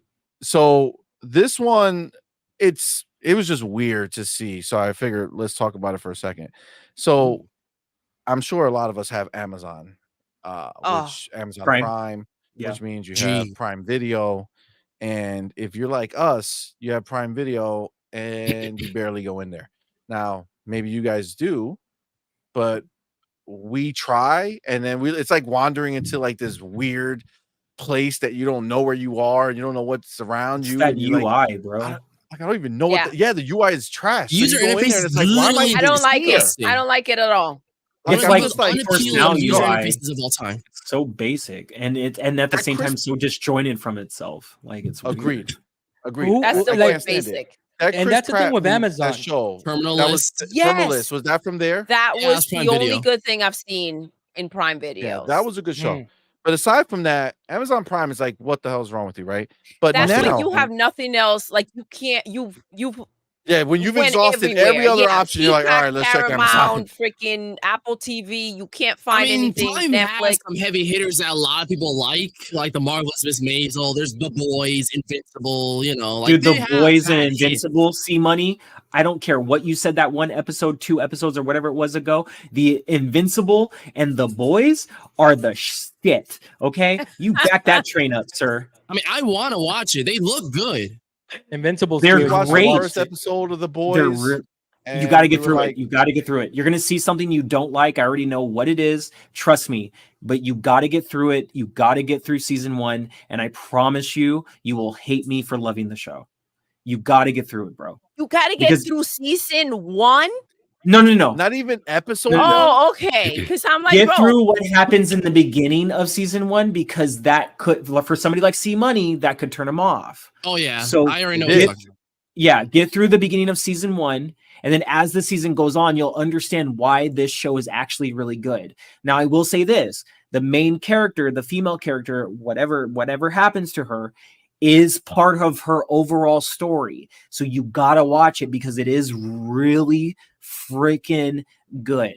You have to, bro. It's I already know where this is going, and I feel like CMoney's gonna be obnoxious as shit when we watch it. Like, how is it on television? How is it on television? This should not be televised. That's the problem, guys. You don't understand. Like, I don't just sit there and like I'm just like, oh, I'll just soak it in and be miserable quietly. I'm taking everybody down with me. Like, what about watching? Why is this on the screen? Listen, because sometimes you gotta witness real life. You know? You're the guy on the Titanic that's playing the violin while it's sinking. And oh my god, exactly. CMoney was so obnoxious in the beginning, saying that Gwen's world looked like shit, and it's like, bruh, how can you look at this and act like it's shit? Yep. Like, Jesus, which Christ. one? Which world? What you talking about? Across the Spider-Verse, sir. Oh yeah. That oh my god. Yeah, the goated sequel of the first. Holy shit! Not the movie. The movie was fine. The art, I don't like the art style. Gwen's world was so booty. Gorgeous. Oh my God. I could have given that to my little son, my little one. Again, guys. I could have been like, yo, here's some. How is it booty? Make some shit. The first 20 he'll minutes is my favorite part of the movie. Better than that crap. It actually is. It's so Trash. good. Those Doodle. first 5 minutes hit Trash. harder than pretty much any other moment, except maybe like the leap. You know of what? faith That's right. I from the forgot I first signed up to Spider-Verse. watch a goddamn Gwen Stacy movie when I put on Miles Morales. Oh, I'm Sorry, I was sorry. confused. Sorry, I was Oh, my confused that I went God. into the theater thinking I was going to watch Miles Morales, but instead I'm watching 40 minutes of Gwen first of fucking all- Stacy. First No, of all, 20 minutes. Take it back. Okay, First of it all- felt like first of all, 50. everyone Jesus needs. Everyone deserves a little bit of backstory. Okay, everyone Exactly. deserves a little bit of character motivation. 40 Okay, minutes That's how we worth. get from point A to That point had B. nothing to Listen, do with Wasn't that Miles long? Morales. To see Money's point, real quick, Madman, hold on. Is that you don't even care about Spider-Man, yet you demand that he gets all the attention. You Like, don't if even you know. don't have a great No. story, Miles you- Morales. To But see you don't even Money's care about point. Spider-Verse. Darn it. The one I don't like movie or Spider-Verse. two movies I he like- has, I you like give so one much instance. shit. One instance. I want the one world with the one city that the one Miles Morales so you want- lives in and Oh, protects. so you want? Wait, so you want PlayStation Spider-Man 2? You want it to be the same city? Yeah. I want You want it to Miles be the Morales same- PlayStation. He wants game. Miles Morales a video Give me game that as a movie. movie. Gosh darn it. I'm good. Look, I don't want Miles Morales to have 48 Spider-Man in his Look, movies. CMoney, But that's to the make it work point. and having But that's the point Like, of Across the one of Spider-Verse. the topics that we talk about later, you're gonna get your wish. There's a little Spider-Verse related thing that I think you'll like.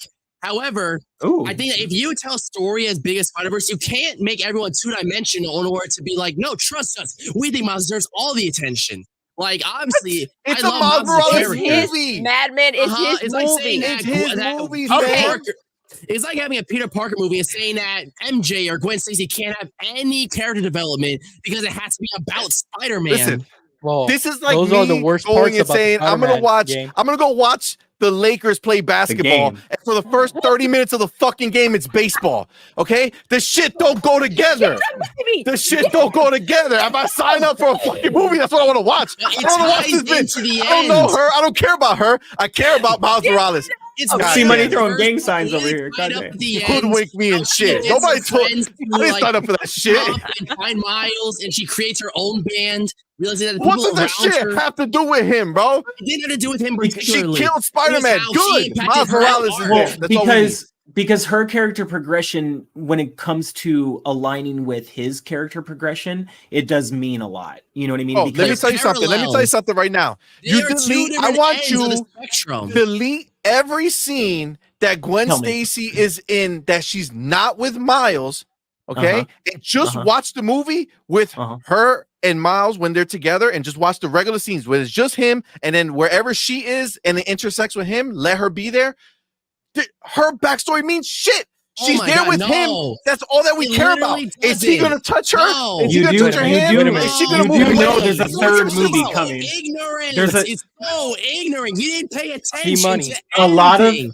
a lot of It's this how- backstory, like you have to understand the rejection she felt from her father and how that gave her the fear to take the I'm leap of fucking faith with that him. Miles Hold took. on, Madman, hold does on. not have the fear of being attached to his parents. What his parents think. He takes that leap of faith and he does it blind. He dives in. Gwen can't do that. And seeing Wow, him you got do all that, that? able You to got all that? improve her relationship with her father, hell it gives yeah, her the courage you didn't she get all that. needs to form her own band and save her friend.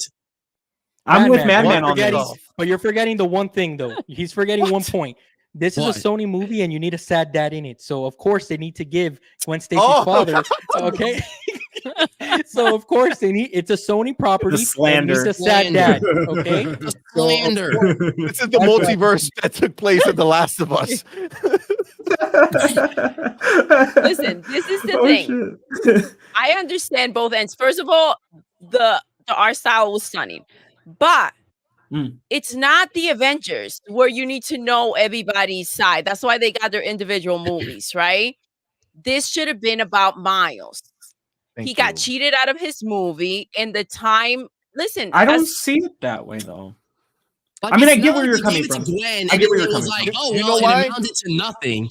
You know why? It was better This is the for thing. the movie. You As a guys are whole, fans. You understand why it started with Gwen. It ended Hannah, with baby, Gwen. I know where you're going. I didn't want to Listen, say it. they're But What you trying to say, characters C? Go ahead, What you trying to say, Listen, C? You Give guys it are to them. fans. They're the same person, but it's sort of like the fear that blocks her from unlocking her full potential. And Miles shows her what it takes to take that leap. You know? This is not her Nobody movie. gives a fuck about her potential. Well, I but don't that's care the what thing, though. potential But she the has. but This that's the ain't thing, about though. her. Her bro. own movie, Bro, and you then know I'll how go many to watch that people feel movie afraid if I want to talk find to out their about her parents potential. about how they feel But- or who they truly are. That's what Gwen's story with her father was. I And don't Miles is care lacking. about her. Well, Her here's the thing, father, though. her cousin Louie, her Tim. It don't make a difference to me. She ain't fucking Miles. Get But out here's of the this thing, Yo, though. I movie. got a lot. But here's the thing, you though. are crazy obsessed with Miles. Yeah, you act like you don't give a shit about Spider-Man. Here's It's the thing, not though. obsessed about Miles Miles. is Understand Spider-Man. the point, Miles is Madman. Spider-Man. Peter But is here's Spider. the- They're all Spider-Man. Look, But here's Dusty's the thing, about though. to fucking die over here. Dusty, go ahead, say it. Sorry. But here's the thing, though, and I understand both sides of it, right? But my opinion is this: the reason why there is character development for other Spider people and why it's also across the Spider-Verse. One, across the Spider-Verse is actually playing into nostalgia. Let's be completely honest. That's the reason for this, because they wanted an excuse to bring back a lot of different Spider-Men and women that a lot of us grew up on at one point or another, which I thought was fantastic. Cool, whoop-de-whoop, whatever. Was it fantastic, Dusty? It was. But It was I didn't fantastic. see it like Why that. didn't they Hold do on, that man, on It was. hold on one Peter second. Parker's Hold movie? on. Hold on. It was Fantastic Four, baby. Okay. CMoney. I'm calling you baby. All right. So CMoney, baby. So with that being said, going back to the story aspect of it, when it comes to Gwen and her character development, you have to understand there is another movie coming. So we need the middle movie to hold on. Sorry, Dusty, real quick. Hold on. Read that Hold on. real quick. Hold on. That's all I'm Hold on. saying. Hold on. Hold on. Hold on. So right now, this is the middle movie of the trilogy, or if it happens, it could be a 4-part movie. But I don't know if that 4th part better is gonna not be. happen. Nah, I'm just saying. No. Hold on. I'm just saying. So if it is the true trilogy, right? If it's just the trilogy, that is why there was character development in the middle of the movie. Because let's be completely honest, a lot of movies choose to take this route with the middle movie in order to circle back to the main character in the last movie. Now, with what Infinite Umbra is saying, Miles should definitely never feel like a side character in his own story. I definitely completely agree with that, and I am not against that. However, I am just trying to say that the reason for the character development for these other side characters in the second movie is to build the aspect of what it leads to in the third.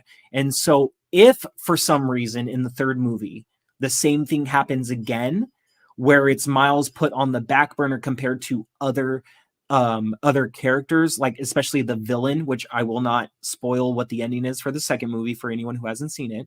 But that's one hell of an ending. For the villain of the third film, right? That ending was amazing, by the way, in my opinion, for being a fan, according to CMoney. It was not a abrupt ending like people try to make it out to be. It no, I thought it was perfect. I thought it was perfect. Story, it's weird. No, I thought it was perfect. The reason that it ended that way was because of what CMoney's saying, and they wasted so much time on Gwen, or else we could have gotten the end of this movie. But see, that's an opinion. That's not a fact, though. That's the problem. That's an opinion, not a fact. A much bigger story. So let me after Gwen. Okay, we get it. 20 just like my 20 minutes. We get it, fanboys. 2-hour movie. We love Spider-Man, Gwen, Spider-Gwen, Spider-Tony, Spider-Wills. All of them. It's not about Spider-Wills. What is this? Star Wars Spider-Man? Oh, look, honey, I'm not saying that Miles doesn't deserve it, but just for the context of the film itself, taking out any idea of Miles should have this or that, it was better for the story. I felt like it worked. Okay, so it worked. Like I said, it was a fine movie. Okay, there was nothing. It's fine as an understatement. Good movie. Yeah, sure. Okay. I'm not looking at that movie saying it was a bad movie. I'm saying that it's a bad Miles Morales movie. I'm saying that it is a not just that one, but the first one. All combined. CMoney and Doodle, your argument from Infinite Umbra got destroyed because his next comment after that said, I haven't even watched it yet, though, so to be fair, I can't judge it. Yeah. But he understands. He can hear what we're saying and understand how wrong they did Miles. You can't judge to just see the movie. Imagine when he watches it, though. I feel like saying that Miles was done wrong. If you were going to say that Miles wasn't featured as much as he should have been in his own movie, that's one thing. But to say he was done wrong, I feel like that's a stretch. I don't think he was done wrong. Bro, he outsmarted every Spider-Man in the goddamn Spider-Verse. No, he didn't. He said, I'm going to do my own thing. And then he ran away. He ran away crying. Like, oh my God, they're going to catch me. I got to hide. Wait, how many times has Peter Parker cried because he couldn't figure it out? And then he figured it out. I don't know. I haven't watched after crying. But listen, stop 1 second. The Raimi movies? Come on. Bro, Tom McGuire be a bitch sometimes. Okay, great. But you know what he was a bitch in? What? In his own live action movie that was about him and not about these other 15 million fucking Spider-Man. Wait. But Tobey Maguire had a moment of bitchness in his own movies. So does every Spider-Man. It was his movie to have it in. It was his movie. Whereas Miles Morales didn't have such a luxury. Three movies. The purpose of the movie. The purpose of these movies. Go ahead. Sorry. So this is the thing. We're arguing different things. Yes. The movie is a great movie. Yes. However, when you think of what they've done with the live action Spider-Man movies, that's where his point comes in. They did Miles wrong. You're telling me that, first of all, they didn't even want to make it about Miles. We found out this was supposed to be about Peter Parker, another Peter Parker yet again. To the Spanish and the Black community, this is important. It's bigger than following the comic or going ahead and making a great movie with great animation overall, right? This is about what they did to his story. He was barely in it, right? We start the movie with like 20-40 minutes of Gwen, right? And everything has to do with every other Spider-Man. And that's the fundamental problem. They did him wrong, first of all, by not giving him a live action movie.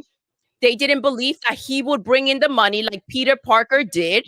Well, no, let's say the real words.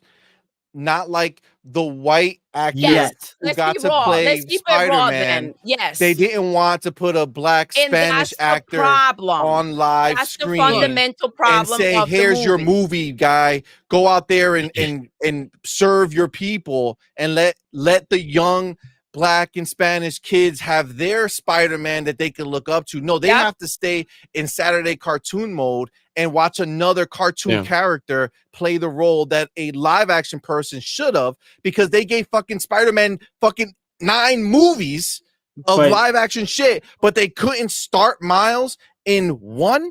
But in one, they couldn't give him a live action. They had to start him as a cartoon character. And even when they did him, that's all even it is. in the cartoon, well, I mean, when they made Black Panther, and that made over $1 billion. There's that so many other the theory that he's Spider-Mans black, in there. so he doesn't It's make crazy. money. They can't even give him just listen. Even if the comic is like this, right?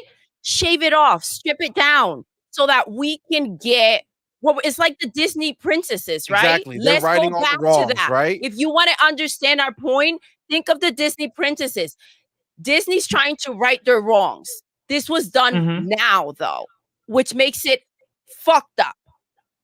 Oh, it is. You guys are getting serious. Look, this is the thing. This is the reality of what it is and why it infuriates me. Because Dusty, you're just I don't like disagree, my son. Because you guys are fans of this, right? So sure, you guys are looking at it at the purity of the stories, and this is the character development that he should have. Like, I think sure. it's just. But see, here's the thing. It's not that I don't see. Picture that infuriates me. It's not fair for you to judge. Like, let's just say this. Let's just put it like this. Don't talk about fair when you're saying they didn't like he's regulated to a cartoon. The movie was not like the movie did not kill the live action movie. Like, it's not like, oh, we made the anime one, but we were gonna make a live action, but we just thought the anime one would do better, so kill that one. Man, what are they waiting get a live action movie? No, they're not. No. You have to money take on the these Miles movies movie. now. What I'm saying is that look, in comparison to what I they were love doing Miles Morales. before. I want him to have a live What action are they movie. waiting for? That Blue Beetle moment when nobody wants to go see the damn superhero movies, and then we're stuck, and they're gonna blame it on Hispanics and blacks, and that's why we don't go support it, and that's why the movies aren't freaking making any money. They're gonna put it on us. Once they've worn out the multiverse and all the crap that they did, and they've made all their freaking money, and now one is dying, now they're gonna go out, throw us in like they did with Blue Beetle, and what? It's on us now because we don't support the movies. Here's the thing. Perfect comparison. The Flash. Think about the Flash. A lot of people judge the Flash because of the outside politics that surrounded it. Ezra Miller, his questionable acts that ruined the movie for many people. You guys argue that you should look at a movie for what it is and not judge the politics or the real world surroundings of it. You're judging Spider-Verse because there wasn't a live action movie. Okay, hold on. Hold on, player. Don't conflate two different things. I don't give a shit who go rob somebody or go do somebody. I don't, that's not my shit. That doesn't mean anything. Many people do that, whether they're actors or not actors. We know these people do countless horrific things to get to the top. So whether we know about it or not, whatever they did to get to where they are, that shit happens. What I am sick of is the idea that they went ahead and they had Spider-Man, who is a known character, great character, fine. Okay. Homeboy is fucking a white dude. He's cool. Great. He has his movies. They were great. I loved them. Watched them. Awesome time.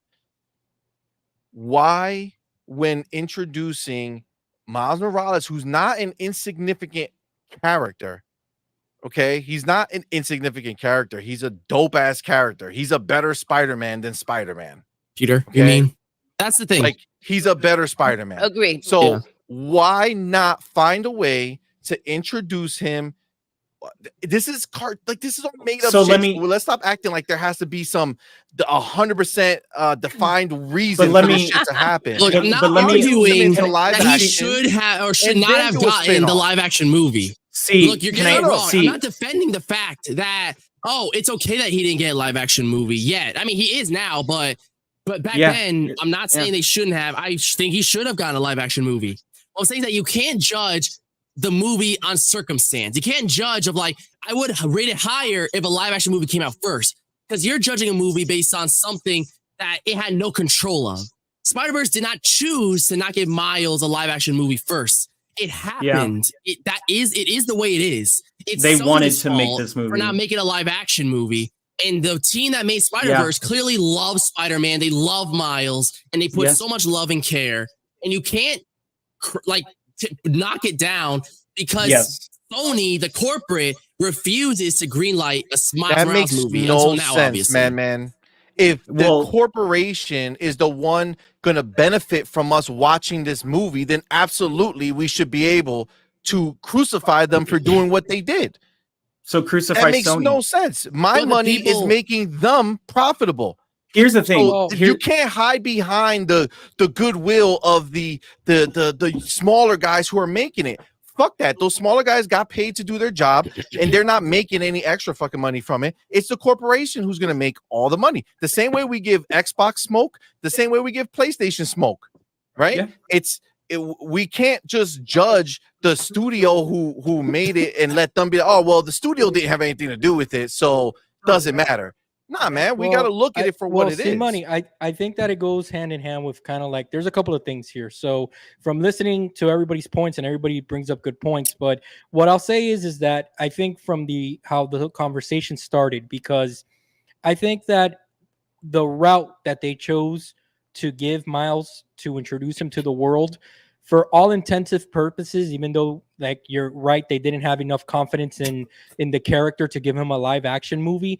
What they did with it, and the people that did make it, to Madman's credit, they did wonderful, because there's a generation that grew up now on this movie that knows who Miles is, and that is their Spider-Man. You know what I'm saying? So I think that it worked for the most part.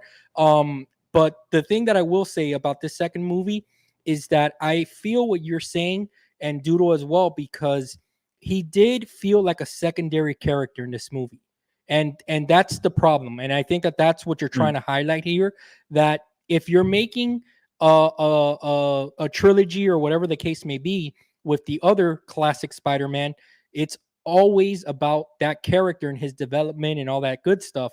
Now here, the problem is that they tried to introduce many characters, but they did take shine away from Miles, because they decided to focus that time that could have been used on his character to develop him more on Gwen Stacy, because they're also trying to develop her as a character. So the problem that they're trying to do too much at once, I think. Now where we've seen this, the bigger topic of the more serious conversation here, where we've seen the MCU and Marvel fail, for example, is we can look at Black Widow. That movie came out way too late.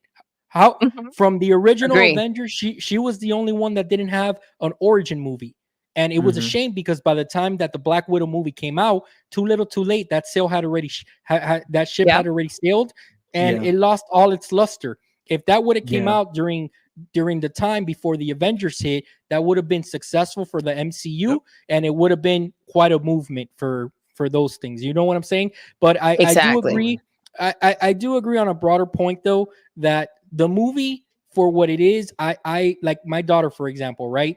She can care less about anything that has to do with classic Spider-Man, but she's super excited about Miles Morales, the character, and Gwen Stacy, the characters. That's her Spider family. So these movies did, in a way, they are successful for, I guess you could say, Sony and Marvel to hit a different audience that they're probably trying to target. So, but I get also what you mean. It's a shame that they don't have the confidence in order to, to just. You know what else lacked confidence, John? And I agree with what you're saying. What else lacked confidence was the fact that they had to input her story in his movies, right? Because the whole goal here, and it's crazy that they use Miles, because supposedly they want to make her movies, right? So they also don't believe in the female character going ahead and having their own stuff. They need to really incorporate her in here and make people really like her, rather than, like how you said, Black Widow, right? She was a part of the Avengers, but we didn't know her backstory until they went ahead and made that movie. Yes. You see, the chain never ends, if you think about it. So the point is, they also don't believe in the female character, because they want to incorporate her as much as possible so that people will like her enough that they can't make that other movie. I mean, Gwen has appeared in other, like, she was very prominent in The Amazing Spider-Man. She just wasn't a spider character. She was Peter Parker's love interest. Yeah, the other and I can see the problem there too. You see, it never ends when you look at the chain. But it never ends by choice, my dude. I know. It's not like it's not some random shit that occurs. It's a choice. I'm not saying it's good. Okay, but I'm telling you that when you rationalize it in your head to say, well, the shit just never ends. It just that's not. No, I'm not about to rationalize. Okay, but that's what you're doing. You're saying, like, as an acceptance. It just never ends. It's just this and this is this. No, I just it shouldn't have been. And this is not, just to be clear. So I grew up on the Spider-Man. Tobey Maguire was my favorite fucking Spider-Man. I love those three movies. We lost it. We went to see the freaking movies. And then I even loved what's his face, the good-looking one that they didn't think should have been Spider-Man. I'm sorry. I did grow up Garfield. Andrew Garfield. Right? I'm pissed that he didn't get his third one. Hold on one second, man. I love the fact that they went and they took it a different way when he was trying to save her, and then he caught her and snapped her neck. Yeah, that was crazy. Oh my god. Best moment in a Spider-Man movie to make you fucking feel something. Crazy. That broke my heart. That broke my heart. That murdered me inside. The Amazing Spider-Man is Bam, hold on. Let me just give me a second, my boy. So that set dope. Tom Holland, I think he's a dope ass for bringing a new generation of Spider-Man who are not old men now. You know, you need a new person. Perfect Spider-Man. Dope. I hate the last movie because they did the same shit where they're trying to bring the multiverse and all that crap. I'm not a multiverse fan. I just want the straight movies. Just give me the movies. Give me Spider-Man story, cool villain, cool reason for him to do what he has to do. Dope. That can only work for so long before it becomes dry. Love those movies. So this is not me saying that they should have taken away those other movies or that they shouldn't have had those other movies, right? Those are dope. What I'm saying is that they should have taken Miles and brought him in to one of the they put God knows how many people into that last Spider-Man movie. Why could they not have brought Miles into that Spider-Man movie with the multiverse? Why couldn't they bring him in there? Because I can answer that. As a live action person, give him some character. They already had two other Spider-Man. How dope would it have been was there was a fourth Miles came in. Miles shows up in his black suit's like, yo, who the hell is this?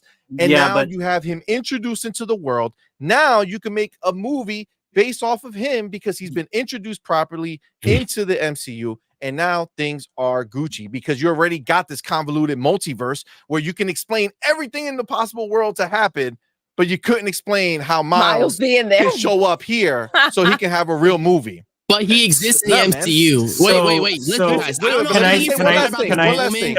One last thing. The one thing that can't be listen, it's hard for me to say it in a way that I don't want to. There's some people that no matter what are not going to watch a cartoon movie. Okay. There's a reason why this movie did not cross $1 billion. This is Spider-Man. Mario fucking hit $1 billion. Mario hit $1 billion. Spider-Man did not hit $1 billion. But wait, hold on. What did the live action do? What did the live action Spider-Man cross? No Way Home made $1.9 billion. $1.9 billion. Okay, fam. So let's put this into perspective. Let's get out of our bubble here. Okay. Let's get out of our bubble of the hardcore of the hardcore. Y'all are the ones who go see the Spider-Man Into the Spider-Verse in that movie and think this is the greatest thing ever. Well, I'll see Tom but you know, too. man, hold on. But you know, I don't the dollars don't lie. So no matter how you guys want to swing it or cut it, it's not sexy to be a cartoon character. It's not. For the mass people out there, for the people who want to see it for the exposure, Miles needed to be live action. That was his chance to blow up. He is not blown up. He's not. The dollars prove it. But the dollars prove it. Nothing else. Everything else is just feelings and opinions. The facts are that not enough people feel like you do to go watch that shit. They don't.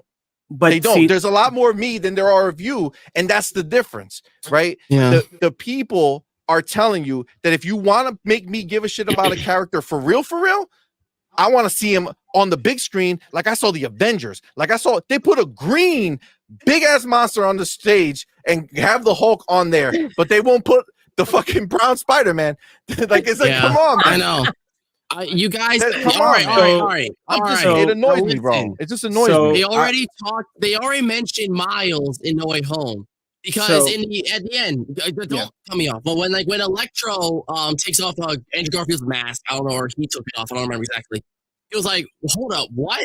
I thought you were gonna be black, and he's like, I'm sorry, I'm not black. And then he's like, gosh, there must be a black Spider-Man out there. He's like, yeah, imagine. Which that was obviously referencing Miles Morales. He's somewhere. He exists. It's just where. So, and they already confirmed we're working on live action Miles that will be part of the MCU. So I'm sure he's going to be baked in, like probably with Spider-Man 4 with Tom Holland. So, you know, he's imminent. So the only thing that Right. I wanted to say on all of this is, one, that's not how I go into movies and media. Just because That's I the know what? and that's not how I go into movies and media. Just because I know and love the lore does not necessarily mean I go in just for that, blind to anything else. Okay. So with that being said, when it comes to Spider-Man Into the Spider-Verse and Across the Spider-Verse, I feel like this was a movie that they wanted to make. They genuinely wanted to make. And then on top of that, I understand everything you're saying. But we know that they didn't, though. Like, that's the problem. Okay, no. We know for a fact that they didn't. Only the directors of wanted to make okay, it. I'm sorry. Sony did not want to make this movie. Sony didn't. The Sony- directors of Sony wanted this. Literally wanted supposed Sony to be another. Sony the board. Sony, the people who are financing this movie. Yes, the people board. who are paying to have it done. Yes, they did not want to make this movie. yes. I'm not talking about only them. the directors who I know what you're saying and got it to be done. I know what you're saying. Those were the people that actually physically made the movie. The people who physically made it loved it. The corporate that financed it, there was like, this better give me some money. But you know, well, like, remember too. I get it. Let me throw a curveball in there. Because they had just made like the Lego movie, and that was huge success. So they just gave them the keys, and you're like, all right, go ahead. You must be right. So you know. Let me throw a curveball in here, and then Dusty, I'll let you finish your thought. So Thank you. remember that Sony needs the Spider-Man IP. For Sony to keep control of it, they need to release a movie every so often. So like, I can from an artistic direction, I can understand that they're kind of trying to utilize the IP because there's so many characters under the Spider-Man umbrella. I can understand that they want to leverage the ultimate Spider-Man, which is Miles Morales, into like into a cartoon version, aka Disney type film, right? But I also feel CMoney when he says that to him, the ultimate opportunity to introduce the live action Miles, they had it right there and they let it slip because they're introducing the multiverse. And if they for Miles Morales, the character, that would have been a hell of a moment for him to be introduced in that movie. Now, Dusty, go ahead. Do it. Go ahead, Dusty, my bad. So here's the thing. Like, I get that it's an easy way to do it, but it's not the Marvel Studios way. And let me say this real quick before anything, okay? It's not the Marvel Studios way because what we're forgetting is Marvel is in partnership with Sony to have the rights for Spider-Man in the movies. And they also need to work out another deal that we know nothing about to get another Spider-Man character in a Marvel movie, which was already established, like Madman said, in a past Marvel movie. Just so you know, which I don't know if you've heard the news, rumors are now out that production has already started, or not production rather, but the first bits of putting all of this together has begun on Miles Morales Spider-Man live action. The one thing we also have to remember, and this was something I said in your guys' chat in the past because it wasn't being touched upon, you need to blame the past CEO of Disney for fucking everything up. And I honestly mean that. It's been reported so many times it's not even funny. That's why the previous CEO had to return when he was supposed to be retired to take over Disney once again to fix everything and give Kevin Feige his actual keys back, give him his pants back. Because all of this product we've been getting on Disney Plus, the overabundance of shows, of content, things not really making sense in either phase 4 or phase 5 is because of the previous CEO. And that's all been stated and it's all been covered too many times. So with that being said, if things were to have gone the way they should have gone in the plan that Marvel had for all of its phases up until phase 6, right? Because that's what they had planned. And then Feige goes from there once you start to get around phase like 2 or 3, right? He loves to think ahead. So with that being said, we don't know whether as fans, speculators, or whatever, until it's told to us why a movie has not happened, why it has not happened yet, why it's happening later. So I understand that Sony, the board, didn't want to make Black Spider-Man, didn't want to make Miles Morales Spider-Man. But when does any board of any company ever know what the fuck they're talking about? And we saw that with CD Projekt Red's Cyberpunk 2077. The board of CDPR is what ruined that launch. And we all know it. Yes, there were other factors. Yes, there were people who could have been devs or this or that were in charge that were also maybe just as guilty for what happened. But the fact of the matter is, when has any board of any of these entertainment companies really ever gotten it right? And then usually you have to hear about directors, producers, what have you, trying to fight to keep as much as they can and keep these studios from intervening as much as possible. Because we've seen it happen with Star Wars. We hear these great ideas from George Lucas of what he wanted, for the sequel trilogy. And then it gets butchered by Disney and co. And then we see the sequel trilogy. To be honest with you, I love 7 and 8. 9 was, why in the hell are we doing this? But if this is what it's going to be, then I guess I'm down for the ride. But even I was upset. I was unhappy. So with Miles Morales not getting a live action film yet, what am I ultimately trying to say? We don't know if that has been in the works or not to come now or later. We don't know if overall the team behind Spider-Man Into the Spider-Verse and Across the Spider-Verse, minus the board, wanted these movies to come out because they wanted to tell the story that they envisioned for Miles. But they also knew that somewhere down the line, this could create a bigger stage for Miles in the live action. You see Miles have a live action movie now, and everybody's like, oh, like Spider-Verse, now they're doing live action. And you try to generate that pop, that noise, right? That wrestling pop where something big happens and everybody's just like losing their shit. When 2 minutes prior, they were like, I hate this product. What is it? So I understand completely what you're saying, CMoney. I get it. Because yes, speaking for people of color, minorities, whatever you want to call it, there are a lot of people and a lot of subsects and a lot of communities and cultures that get the short end of the stick, right? And it's not right when it constantly happens, especially in the media that we consume right in front of our face, and we're supposed to accept it as normal. It's not right. I get that. But I also get the same side as MADMAN, where not every piece of media either has an agenda or has to mean something like that. But I get why people would take it that way or might see it that way. But we're not talking about every piece of media. I'm in the middle of both of you is what I'm saying. I feel where you're coming from, and I feel where MADMAN's coming from. You know what I mean? Like MADMAN is coming from a 16. Yeah, young, I get it. I'm not. Look, he's I'm a coming minority from a too. young child who doesn't understand the world outside of what we've shown him and what we've given him and how we protect him and nurture him. And I'm not. That's the difference. I'm not coming from the white guy who had all his movies. I want you think I don't want Miles to have a live action movie? I'm not excusing the fact that he didn't have it, but I'm just saying that it's not fair to judge Spider-Verse because there wasn't a live action movie that corporate refused to make and that they just barely got to make this movie. And I'm not saying we should settle for just animated Miles. Yeah. But they made something special. And to not give it the credit to the 1,000 employees that worked on this one damn movie, just because a live action one doesn't exist, that wasn't their fault. Yet. That's not fair. Okay, but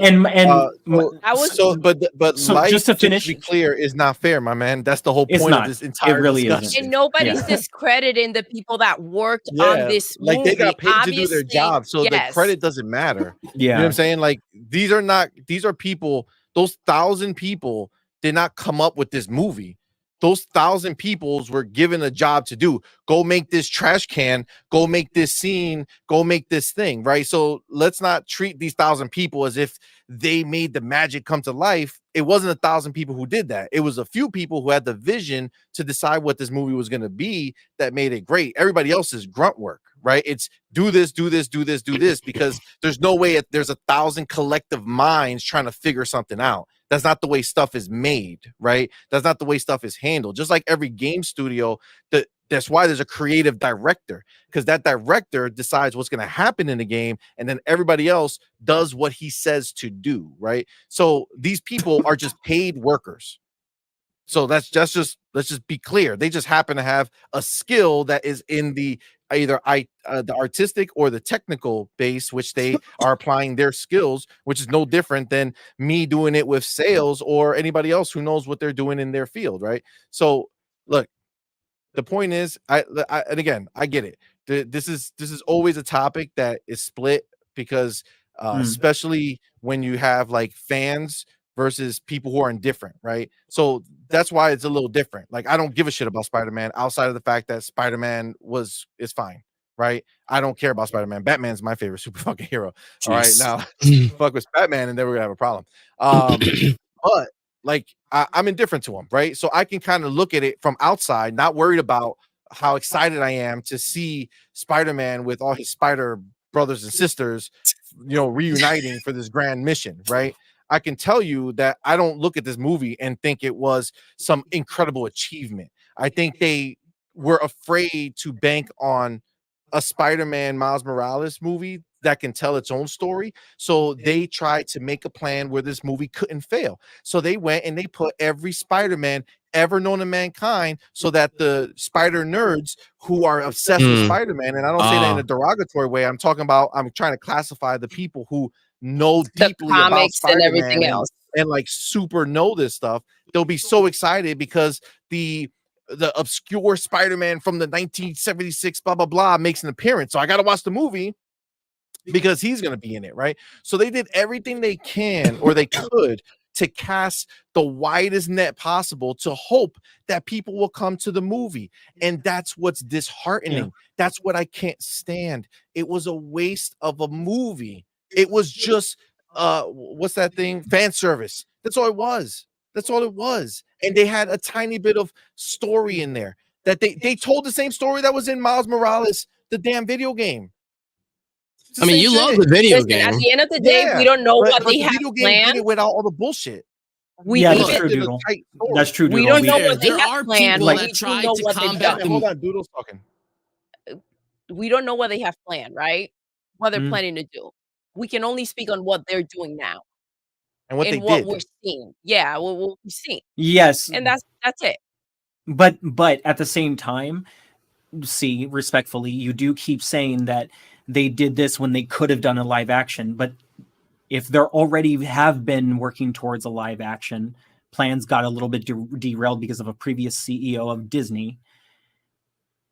It's hard to completely see that point because it's speaking as if live action was never going to happen. But if that's always been in the plan, let me ask you, you know for sure that it was going to happen? The reason why they introduced Miles as the reason why Miles was introduced as like a few words in that Donald Glover section of the movie is because that's what they want to build towards to. That's what they have been building towards to. If you know anything about these Marvel arcs, they all build to the next thing and the next hero. So yeah, Miles Homecoming. Yeah, in Homecoming, there's a scene where Peter has there's these three guys by a car. This is a year before Into Spider-Verse came out. I mean, at Spider-Verse, no one knew about it. And then he was like, what are you guys doing with that car and shit like that? And I don't remember how it led up to. I don't remember the conversation exactly. But one of the guys says, hold on, it's my nephew. And it's Miles, because that's Uncle Aaron. And so clearly they had Miles in the picture since before Spider-Verse came out. And I'm not going to lie to you. When I was in theater, sorry to cut you off, Madman, but when I was in the theater and that drop happened, everyone in the theater said, Miles, oh, Miles is coming. Exactly. So but here's no. So the excitement for Spider-Man Into the Spider-Verse was high. And here's the thing: the rumor has already been circling. It was another that they were making the live. That was the excitement. And see, like, oh my God, they've make a live action. But what I'm trying to tell you is that that's already been in the works. So you're speaking as if they made this animated movie with no plan to make a live action. Well, and you don't know that. But we know that they didn't even go into this movie with that plan. No, because that wasn't the plan of this movie. And to be honest with you, the reason why I brought up the partnership of Marvel and Sony, you're forgetting that aspect. You really think it's that easy to pull in a live action another Spider-Man when you have to work out another deal? I think intention is cool, right? But I think delivery is what matters. Actually, right? CMoney. So intention is dope, right? Like, babe, but that has nothing to do with intention. For you. That has nothing to do with intention. That's gonna see. You know what I'm saying? But I didn't. So how do you feel about that? See, what I asked you, what I asked you was a business question. It has nothing to do with intention. They have to get the rights. Literally, Marvel has to set a brand new contract to get Miles live action that has nothing to do with Tom Holland. Hold on. So Sony owns Miles too? Yeah, they own Miles. They own every Spider-Man. Do you know why Venom? This is why I've been trying to cut you off for the last 20 minutes. Stamps, but their Sony Pictures presents Venom. You think that it's negative that they went with an animated versus live action Miles, but you're not even considering the fact that it actually takes business. The negative is the fact that they didn't even want to make him animated. That's the negative. Well, actually, if you think about it, they were going to go with your plans. They have been planning live action Miles before animated Miles. Fun fact, is true. Andrew Garfield reviewed this in an interview like weeks ago. But with the Amazing Spider-Man 3, before Amazing Spider-Man 2 come out, their plan was to introduce Miles in 3 at the end. And then by 4, Andrew Garfield wanted him to take the reins. And the director agreed, and they wanted Miles to be in Spider-Man, the crucial spider. Guess what? Amazing Spider-Man 2 did. So they killed the Amazing Spider-Man, and the Tom Holland ones came out. In the first Tom Holland Andrew Garfield's balls. Miles storyline, there were still bits and pieces because they had Uncle Aaron there.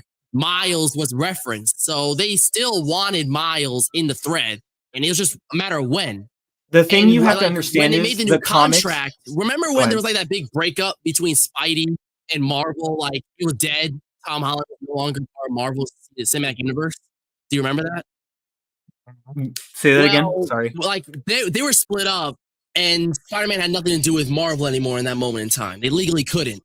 Oh yeah, when they got back together, they didn't just agree to have Tom Holland Spider-Man in there, but he also agreed to have Venom connected to that universe, which is why in Venom Let There Be Carnage in the post-credit scene, they get warped to this hotel room, and in the TV, there's a news report that Tom Holland's Peter Parker is a murderer, which ties right into No Way Home. And at the end of No Way Home, they show Venom drunk at a bar that they were going to go get Peter, but they went for drinks first and he just got drunk and it got zapped back to Sony. It's like universe. So they would have to make a new contract, which it seems that they've probably already been doing behind the scenes, to have Miles in there and any other villain that they want. You know what? Like that's cool. You know what I'm saying? But like I get that. Makes a good I point, understand. But I guess I hear it and I'm listening to it, and at the end of the day, a bunch of excuses. It's just an excuse that you guys have for these huge corporations. But no. I don't have an excuse. I don't make an excuse for Sony corporate deciding something that is categorically wrong as a decision. You know what I mean? Oh, hey, puppy. Sorry, my dog is now loving me right now. I am not excusing that. I think that's absolutely wrong. That's why I said earlier, you know, when has any board of any big entertainment company ever really got a lot of these crucial decisions right until it was too late? You know what I mean? So I completely agree with you, Doodle. I don't agree with that or disagree with that at all. My only thing with this situation is that Miles has already been an idea for years. They've been wanting to build to Miles for a long time, and there's no excuses being made for that. That's just what it is. You know what I mean? So and like John Wolf said, Sony does need to release, you know, Spider-Man content every so often so they don't lose their rights. Like EA was about to lose their rights for Star Wars for not really releasing a game in a certain amount of time and then kind of buffing up on something else. So there's a lot of different aspects you can look at it. The only thing that I'm saying is that I understand where you're coming from, C, but it's really hard. It's hard for me to completely side with it, because Miles has been in the works, because that has been a plan to bring him to live action. It was never relegated to, no, let's just keep him to animation. Live action is never going to work. It was never anything like that. And if the board decided that they didn't want to make an animated movie, or they didn't want to make any movie covering, you know, Miles Morales Spider-Man, well, they're a bunch of old idiots, you know what I mean? And I'm glad that the directors and writers and animators were able to put out a quality product. I mean, I guess they're just lucky that they put enough Spider-Man into this one that it made enough money for them to think it makes sense now to go live action. Because obviously, no, that see, Madman but that's just told that's us, what that's but no, Madman that's just but no, that's what happened. no, Is no, Madman no, just no, told us no. The that funding from after the Amazing I'm sorry, Spider-Man 2, they were the going. funding The from these plan movies was have for nothing to Miles do. Amazing come. Spider-Man The 2. funding I mean, from that these first one movies made quite a bit of money, and they had plans for 4 movies. I mean, I remember Amazing Spider-Man, when part 1 came out, there was going to be a quadrilogy. It was going to go longer than Raimi. Before part 2 came out, Andrew Garfield revealed that there were plans to have Miles Morales in part 3 and then have him completely take over the reins And by then part what 4. happened? And then what The Amazing happened? Spider-Man 2 became the It worst flopped, grossing. so they scrapped it. So that's why I they said didn't scrap lucky Miles. They didn't put scrap enough. Miles. They Well, scrapped him. no. They scrapped the plans for the movie for Miles in that trilogy. Yeah. He was going to be in the next one, but Well, they yeah. said, "Man, if Andrew couldn't keep this movie afloat, no way we're going to put Miles in that movie, and people are going to give a shit." Well, So they Miles, scrapped that one, well, no, right? they, So Yeah, it's like round 2. but How the else can we reason bring him in? the well, reason except for with Spider-Man Marvel, 3 not Marvel gave you happening a for Andrew contract Garfield for had part of nothing the to do with biggest Miles. universe. Dude, in man. Huh? Raise the volume on your monitor so you can hear, because Dusty was talking and you just started talking. It's all Sorry. good. I'm sorry. No, Go you're ahead, good. Dusty. You're good. So all I'm saying is that the reason for Spider-Man 3 to not happen had nothing to do with Miles being included with that story. Like, that had nothing to do with why Spider-Man 3 didn't No, happen. it's that the So- second movie flopped, right? Yes. So because So- the second movie flopped, they said didn't we're make not the going to third keep one. going with this stream, right? Yeah. Like We're they're not not going to make the next one, and he just so happened to be part of the next one. It's not, they didn't cancel Yes. it because it was Miles, but they also Yes. didn't keep it because it was But- Miles, right? Yes. They didn't say, you know what, maybe Miles can save part 3, even though Toby had 3 movies. They said, you know what, this is not going well. Putting Miles in here is not going to help us. So let's scrap that and let's move on to another. But see, time that's that what Miles I'm might saying. come. I don't even think that was the mindset. Miles is not going to save this movie. I don't even think that was the sentence. You could have changed out, you could have brought in the Sinister Six, which everybody thought that that's what Spider-Man 2 was going to lead to for Spider-Man 3 for Andrew Garfield. Not Miles Morales, but Sinister Six. That's what everybody thought it was going to lead to. So that's why I'm saying I don't even think that was even part of the conversation. Miles is not going to save our movie. No, Sinister Six couldn't even save their movie. And people have been waiting to see Sinister Six in live action for years. I don't even know who the hell the Sinister Six The Sinister is, my Six. man. Whoa, Sinister Six is the biggest villain group in Spider-Man. They were in Marvel Yeah. on PS4. It's when all the Scorpion, villains come together. Vulture, Venom is Didn't interchangeable. you, guys, Like- didn't you remember when I said I can give a shit about Spider-Man? Okay, true. Why are you So fighting with so that being said, passionately for Miles? he got a point there. You know what? Let's give him his sauce. He got a point. So, John, we can't hear you. I think you're muted. Oh, he is muted. Yeah. Yeah. Oh, how about now? We're good? Oh, Yeah, yeah, we yeah. go. Okay. So, Yeah, so let the me- only let other me say something real fast, Dusty. So the Yeah. only thing that I will say to circle back to the beginning of the conversation is that for me personally, right, I Mhm. did feel like I needed more Miles coming out of that movie theater. I Okay. felt like if his story, and I understand from a business sense, they want to milk this thing as far as they can. They want to make a third movie, so they had to incorporate more story. They want to branch out more characters. They want to eventually give Spider-Gwen her own movie down the line. I get all that. Mhm. But the fact of the matter is that I'm not going to lie, I left the movie feeling like if I wanted more Miles. And that, Yes. I think, is what CMoney from the beginning of the conversation was trying to say, because I'm not going to lie to you. As soon as that movie ended, I felt a little cheated, to be honest with you. It was Damn. dope. Looking back at it, it was dope. Now that I digested it, and now that I know that obviously there's going to be a third movie and you can put it all together, it's going to be Mhm. nice. But getting fresh right out of that movie, when that movie ended, me and my wife looked at each other and we go, "What do you mean that's it? Like, are you serious? Like this thing just Yeah. ended just like that?" And then Mhm. hearing this conversation, and the more and more I think about it, and I'm thinking about my thoughts coming out of that movie, I felt like if they kind of gypped Miles a little bit in this movie, because and again, it's not, I don't also think that it was done on purpose. I don't think that, they sat there and they said, hey, let's jit Miles here. I don't think that they were thinking that, but I think that they were trying to do too many things. They were trying to accomplish too many things with this movie. And it did take the shine away a little bit from Miles Morales, that's supposed to be the main character of this movie. Yeah. That I think that we can all agree on. That's fair. Yeah. And that's why I wouldn't use the words "did Miles dirty," because when you say "did Miles dirty," that feels intentional. I mean, no, I get it. not like that. Just unintentional. I feel like people, like it's complicated. Like, wait, let me just say something. I realized. I just thought about it. But if the number one criticism with a movie that's over 2 hours long is that it wasn't long enough, that's how you know you made a good. No. That's not the issue. That's not the issue. That it was not long enough. I mean, I wanted that shit to be shorter. I just needed to take Be out more all the focused on extra Miles. and just give me Miles. Is that story. simple? And when Like you keep the story here rather than Okay, let's put it this way. Spider-Man 2018 versus Spider-Man Miles Morales. Spider-Man Miles Morales was a way better game, way better story. It was condensed. They only focused on him getting like his story and what it was and just diving deep into that. And it was amazing Spider-Man content for me. Spider-Man Miles Morales, fire. Spider-Man 2018, so much crap extra they put in there. It was so much more longer. The MJ missions were obnoxious. It was just bloat, right? They added all this extra crap because they're trying to flesh it out more because it's the main story. So they wanted to give it life. All that did, seeing the Miles Morales game exposed that they just put extra shit in there for no reason because the story they told with Miles was concise, it was good, and it served its purpose. I think that's why I think calling that game a DLC is disrespectful. Say it again. What's the name of the movie? Which movie? Which one? The movie we're talking about. Across the Spider-Verse. No, is that the name of the movie? Across the Spider-Verse? Yes, Across the Spider-Verse. Spider-Man Across the Spider-Verse. Okay, I'm sorry. Spider-Man Across the Spider-Verse. Okay. And then what was the first one? Spider-Man into the Spider-Verse.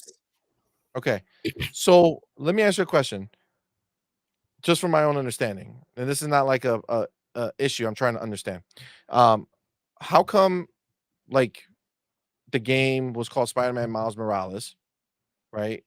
Where they let everybody know that, hey, this little DLC or whatever it is, this is about Miles Morales. How come the movies are called Spider-Man Into the Spider-Verse and Across the Spider-Verse? Yeah, it's because the comics are different as well too. Spider-Verse is a comic line. They're picking up a comic series called Spider-Verse. So, like, they're taking a lot from that storyline. So, it is technically a Spider-Verse film. And that's cool. But what I'm saying is, how come the first part is just Spider-Man Into the Spider-Verse, Across the Spider-Verse, with no mention of Miles? I think it's trying to get the idea is that I think you're trying to like that would be a little weird because like they don't call the normal Peter Parker like Spider-Man Peter Parker. You're trying to show that Miles Peter, they're both Spider-Man. Like you don't have to write down like this is the Miles Morales version because they're both marketing wise rolling off the tongue, and you can take this however you want, but I grew up in this business. Marketing Spider-Man Miles Morales versus Spider-Man Into the Spider-Verse, which one makes you sound more excited to see the movie? Into the Spider-Verse. Because Miles Morales is a name. If you don't know who he looks like or what he is, like, why do I want to watch it? Because it's Miles Morales. Assuming you don't know who he is. Yeah, like, and Spider-Man didn't really know who he was until the game. So calling it, okay, calling it. Yeah, go ahead. Spider-Man Across the Spider-Verse or Spider-Man into the Spider-Verse. First, Across was second, Beyond the third. It doesn't matter. The point is to call it Spider-Man, unless they were just trying to make it about all of them. And our focus is on Miles. Do you understand what I'm saying? Yeah, but I get it. It wasn't claimed to be Miles' movie. Yeah. But I never took my focus. I look at it that way, and I can see the story, everybody else's story popping in. I'm okay with that. Yeah. But if it's a Miles movie, it's supposed to be more about him.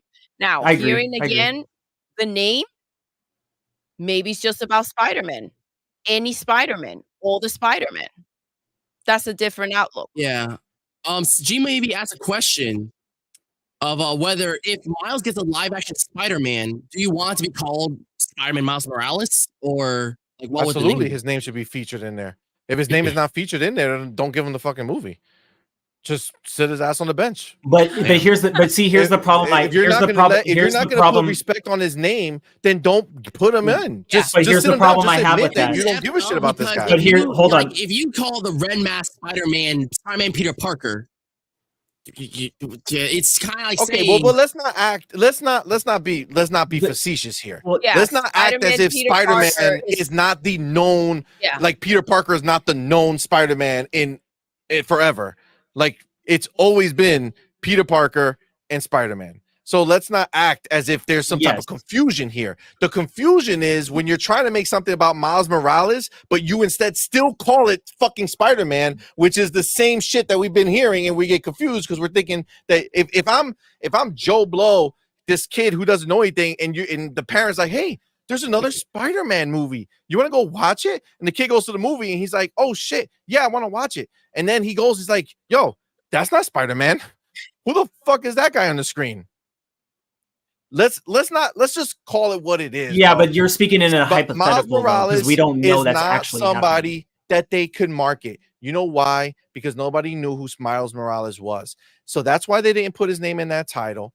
And that's why the numbers were what they were. Because instead of people going to watch the movie and see how good it is, and it's spreading like wildfire and everybody going to watch it, they found out that it wasn't actually about Spider-Man, the Spider-Man that they thought it was about. So that died out real quick. And that's why the numbers never grew to where you would hope that they would. I do think they would have made a lot more money had it been more focused and the story was narrowed down. It would have made a lot more money if they would have introduced Miles Morales into live action, even without his own movie. Just bring him in, let people know who he is, and then make the cartoon. Then people are like, oh, that's the guy who was in that Spider-Man Peter Parker movie. started as a cartoon.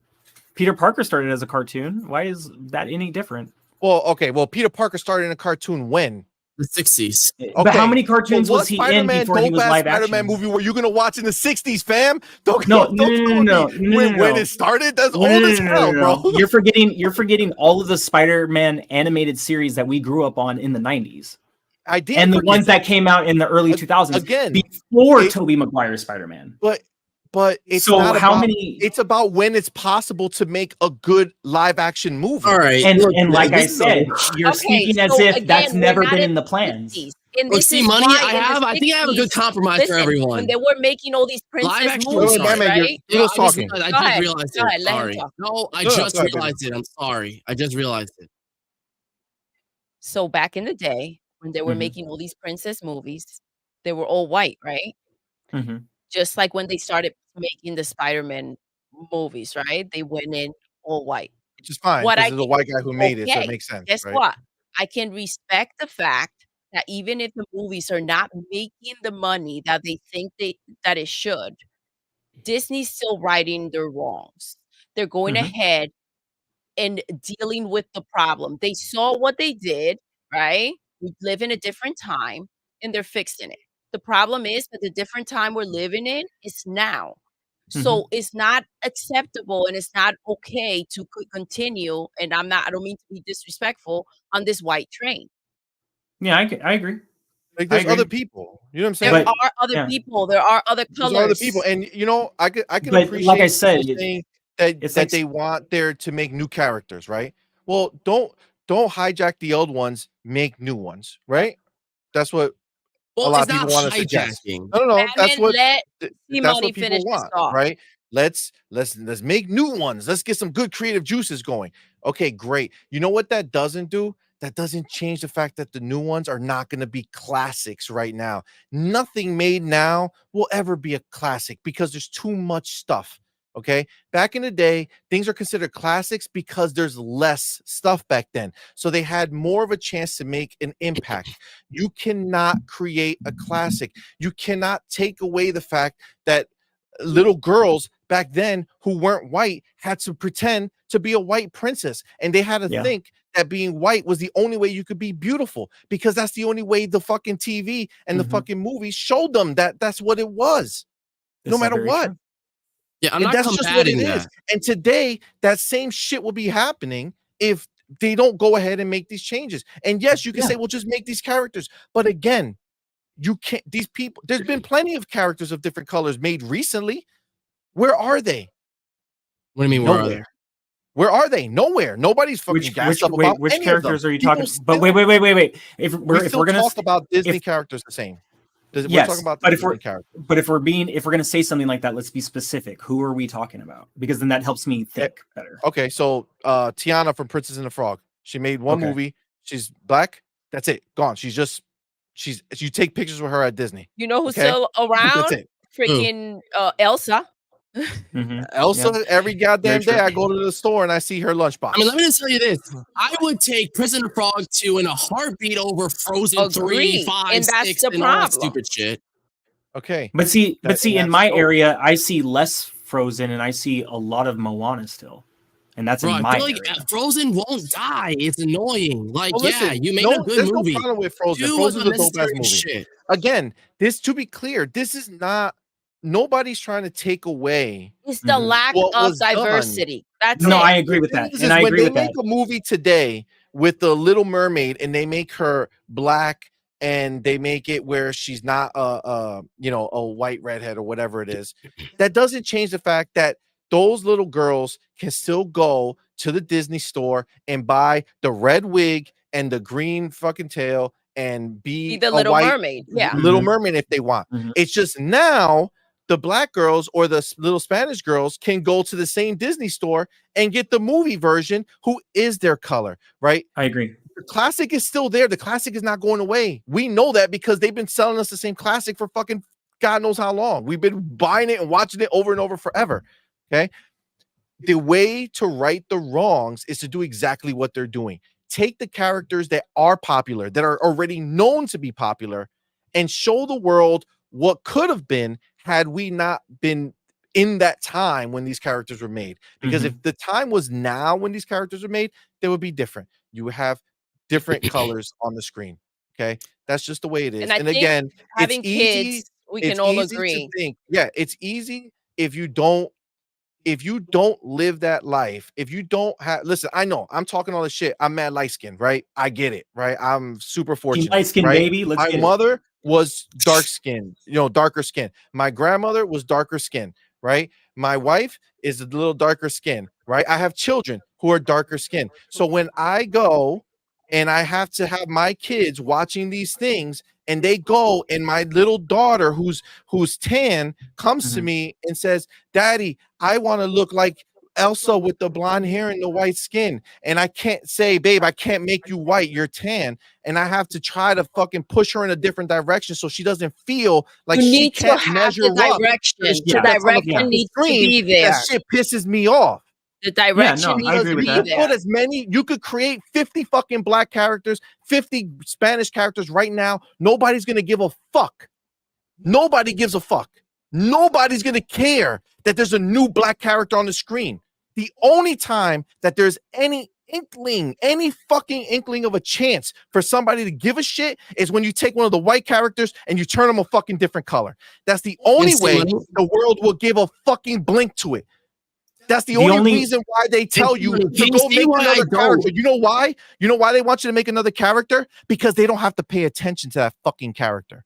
They don't have to look at that character because their characters are safe. Yep. Their kids are safe. Their kids get to see the same fucking shit that they've been seeing for God knows how fucking long. Where my kids, they have to fucking hope that there's a character that's comes out that's popular enough. You know why? Because if they make some bootlegged fucking bitch that nobody cares about, and then my kid says, "Okay, well, I guess I'll be that character for Halloween," and they go trick or treat as this bootlegged fucking character that nobody gives a shit about.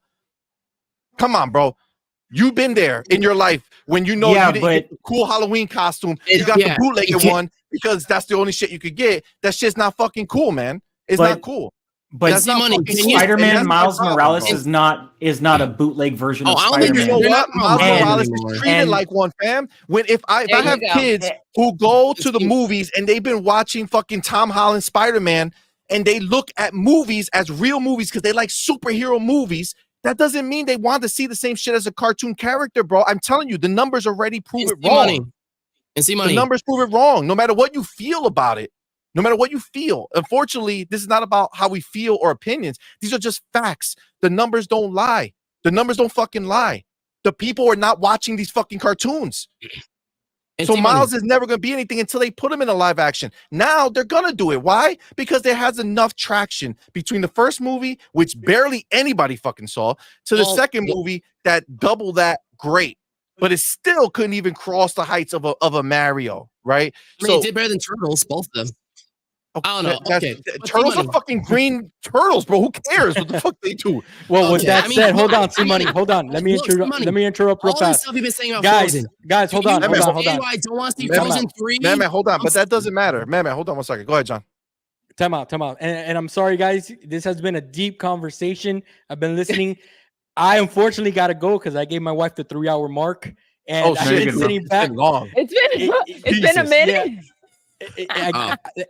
I'm past half an hour, and tomorrow we got to get up early and do stuff. So I want to thank you guys. John, thank you so much for being here, bro. I'm gonna hit you up soon, John, so we can do. Yeah, for sure. Hey, great conversation, guys. Keep it up. It's thank you. Please thank your wife. Much love, bro. Have a good week. Send her our love. For sure. All right, bye. Easy. See you around. So, CMoney, you proved exactly why Frozen 3 should not exist. Exactly. Anytime I say, fuck Frozen 3, fuck Frozen, you're like, no, it's amazing. You just gave me every reason why they should not make Frozen 3 and instead invest in black characters. Bam! You cannot combat that. Actually, if you listen to me, fam, you would have known that makes no fucking, makes no sense. Because you don't have to take away white characters. They can have their fucking movies. Frozen is amazing. I love Frozen 1. I love Frozen 2. Frozen 2 is Frozen 3 should absolutely come. So with that being said, this is the way. if they can have their movies, and I keep saying that we don't know how long a live action Miles Morales has been in the works even before the animated Spider-Man movies came out. If the white characters can have their movies, well, Tom Holland got his movies. The animated movies for Miles came out, but there's always been a plan to bring him to live action. But for Marvel's end of things, they need to build it up like an arc. And that all got ruined through phase 4. So I understand everything that you're saying, and I don't disagree with it. And yes, as a fellow father, I get where you're coming from. But at the same time, there are a lot of things. The numbers are there for whatever reason, yes. And yes, the numbers can tell a lot of things. But we don't know the complete story. So I hear what you're saying, but even how do you know that that's fact? And you can't. Well, I don't know. All I like how we think of it. We'll never know the true story. That's the problem. But because the story doesn't matter. The only thing that matters is the outcome, right? Like I get that. I get that. You know what I'm saying? We don't care how the bread is made. We just want the bread. But I can't say I can't what the struggles were to get there. But I can't say that Spider-Man Into the Spider-Verse or Across the Spider-Verse is unfair to black kids because it's not live action. Speaking from a standpoint where I'm thinking there's no live action to be had. But if I'm telling you directly, they have been trying to work on getting the live action out for years. That's been the plan before there was even animated movies in the works. And this was spanning from the fact that Miles actually gained his popularity from the comics, which did not say Spider-Man Miles Morales. Just so we're clear. The only piece of media that has ever said Spider-Man Miles Morales is the game. And that is it. The cartoons that introduced him, which again amplified him as his own character, to where I can honestly tell you, in my opinion, just like you have yours, that from the kids that I see in my area, they're all loving it. You know what I'm saying? So we don't know a lot of these things for sure. But what I do know is I love your standpoint on where you are with all of this, because it should be more fair. It should be more equal. And we shouldn't I'm glad you said that. Like, my white dad would be very happy with you. We shouldn't take away other race of characters just so we can implement new ones. We should all be here doing this together, right? That's the point of it. So we can actually look like real life, the melting pot that we truly are, right? So I get that. My only argument to all of this is I don't disagree with you at all. I hear what you're saying, Madman, and whatnot. It's just a lot of these things that we are trying to claim based on numbers, we actually don't know. any fact of. We don't know that there hasn't been a live action movie in the works, but from where you're coming from, from what it sounds like, that's how you feel. I've not seen any shred of a live action. I don't know anything about it. All they did was this animated movie. You know what? And because of it, and because they introduced X amount of characters in the second movie, Miles is getting shafted. I get that aspect, and you're not wrong for it, because I'm trying to see it from your side of things. All I'm saying is, on my side of things, from what I'm seeing, is I can see where it could go that way and how it could be damaging, especially for the youth. And you guys know me as a dance teacher, I care about the youth. I have to, that's why I try to stay engaged. But from what I saw from a lot of the youth when this material came out, was kids being in love. You have no idea how many little black Spider-Mans I saw running around. And I'm a little half black kid. Like, let's be honest, seeing Miles Morales excited me because I'm half black. But yes, obviously he has another side to him that I am not, and you guys are, and you guys can relate to. So we have to meet in the middle here, is all I'm going to say. To, I guess, move on to the next topic, right? Is let's meet in the middle. It is the material, yes, is very dangerously close to putting off society the way it has been put off for one too many years. However, at the same time, I feel like the only thing that was in the wrong during this situation, as far as Miles is concerned, is the board of Sony. As far as getting Miles in live action, we do have to remember Marvel has to come up with a proper negotiation to make that happen. They actually had to negotiate to even get Venom in for the end credit scenes. That's was a whole deal, and that was a whole deal in itself. So who would I like to point the finger at? Sony board. Does it make what's going on right? No. Can I completely point my finger at Sony board at the beginning and the end of the day? No, I can't. I can blame them all I want, but even I have to recognize it could have been anybody that got in the way of why certain things haven't happened. You know what I'm saying? So that's all I wanted to say on it. My last 2 cents. I agree. No, and that's fine. And I appreciate your outlook on it. And again, I think overall we are in the same kind of wheelhouse. It's just that the side that I lean a little more to, I'm just a little more passionate about it. But listen, and we read things such as, like, imagine if the shoe was on the other foot. It's not. And that's the problem. And that's why we need to have these conversations, because that's the issue. You know what I'm saying? When you're on the other end and it's not your problem and it doesn't affect your children and it doesn't affect your life, it's very easy to brush it under the rug. So those are very, like, triggering words for the people on the other end, where we're not wearing that shoe, right?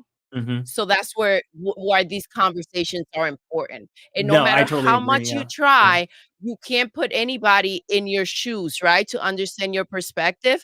So that's something that, no matter how much we have these conversations, if you're ignorant to the idea of what other people can potentially feel or what their children could possibly go through in life, right?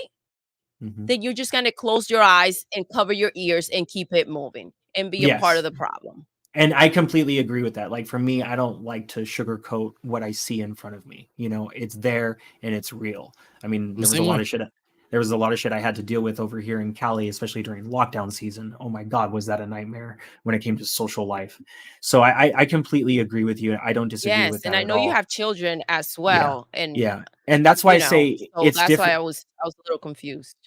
No, you're good. It's just like, that's why I said in my area, this is what I have seen, because it's, your guys' area is going to be completely different from mine.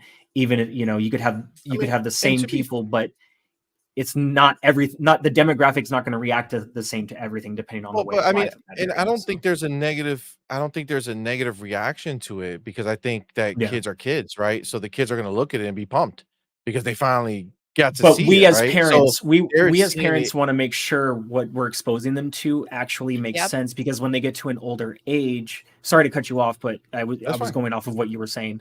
When they get to an older age, if we don't teach them, if we don't inform them, then they're going to have a confused outlook on what's right in front of them. And that's why yeah, exactly. Because you know what happens? This is what happens. You watched it happen a lot with the Black Lives Matter movement, where there was a lot of black kids who were going to these rallies saying that we're going to be peaceful and it's going to be okay because we're being peaceful, so nothing's going to happen to us. And because they were there and they were black, the white Things people who still were happen. supporting them were cool, right? The white people helping with the Black Lives Matter, they're standing there, they're cool, they're going rah rah rah, right? But it's the black kid who was sitting there peacefully saying, I'm not doing this, I'm just standing right here, I'm not doing anything, I'm just being peaceful, and he gets his shit beat the fuck up or get pulled and yanked up. And he thought in his head that he lived in a world where if he's plays it cool and he's peaceful, and that nobody's gonna bother right? him. But what he doesn't realize is that he's not white, he's dark skinned, and there's still racism in this world. And unfortunately, as much as we listen, I know what this is right here, right? We're anime and beyond. This is gaming, this is fun TV stuff. I know this is not like Political. the thing that people want to show up for to It's a listen good conversation. to. And you know It's a what? great conversation. Maybe you gotta tune in next week and we won't talk about this next week. But right now, this is the shit that we're talking about. All right. But the thing is that it's easy for these young kids to grow up with their young friends who are not their same color, right? Believing in, oh, we're friends, right? So this is cool. So we're kumbaya. Like, I don't know where racism's not here. Like I what live in you this do, I area. can do. Everybody's nice to me, and all these white people are nice to me, and I'm dark skinned, so it's cool, right? The problem is when they go out of that bubble and they're not with the those real people world. right there, they're still looked at the same way they will always be looked at because of the color of the skin. And for all those people who don't want to acknowledge that because it requires them to kind of put a light on it, right, where they have to make a change to be different, to make a difference, which is what they don't want to do because they don't want to be bothered. They just want things to go away, right? And I want that too. The problem is it doesn't, right? It never goes Now, away unless you I'm deal with light it skinned, head but on. guess what? When I used to drive around when I was younger, okay, I'm light skinned, but I'm Spanish. So my last name is Spanish. So you know what happened every time I was driving my car and I had my friends with me? I would get stopped. In my white friend's car, though, when they ran his plates, he's white. We were chilling. Or he'll get stopped and they'll catch him in a lie and they'll let him go. Me, I try to be super cool. I'm nice. They see I'm light skinned. They don't give a shit. They know I'm Spanish. I get the ticket. It's bullshit. Again, this is all just driving me deeper into shit because I have like a lot of thoughts about this stuff. The funny but sad part about that is, and I'll explain why it's funny and sad. The funny part is we're both light skinned. The sad part is a lot of people don't realize that just because we're light skinned doesn't mean we don't deal with stupid racism and stupid shit all the because time. there are levels of light skin, right? So when you're next to a white person, you're not the white person until you see my hair. Until you see my hair. So there was actually a period of time where, and I actually hated myself about this. But I'm going to be honest because we're on the subject. I hated myself for doing this. But there was a few years where I was living, I knew how the police were. So I cut off my afro. I have a full-fledged afro, but I did it because I got pulled over by the cops 2 separate times. And both times they tried to pin me for something. So when I cut my hair and then they pulled me over and saw that my last name was Goldstein, they just thought I was some rich Jew from the hills. They didn't know my apartment was down the street, near the freeway, and I lived by myself and moved to whatever at the time, right? So, I completely feel where you're coming from. See, I'm sorry you went through that. I'm sorry that anybody has to deal with that, regardless of what shade you are. It's just I'm not I don't care about me, but I have 6 kids. I care about you. You know what I'm saying? So I care about you. Well, I appreciate that, homie. But what I'm trying to teach Madman is what he doesn't understand, and that's why these conversations frustrate me because I appreciate that he, like you, are looking at this for the art of it, right? And that's cool, right? That's dope. That's super dope. Okay.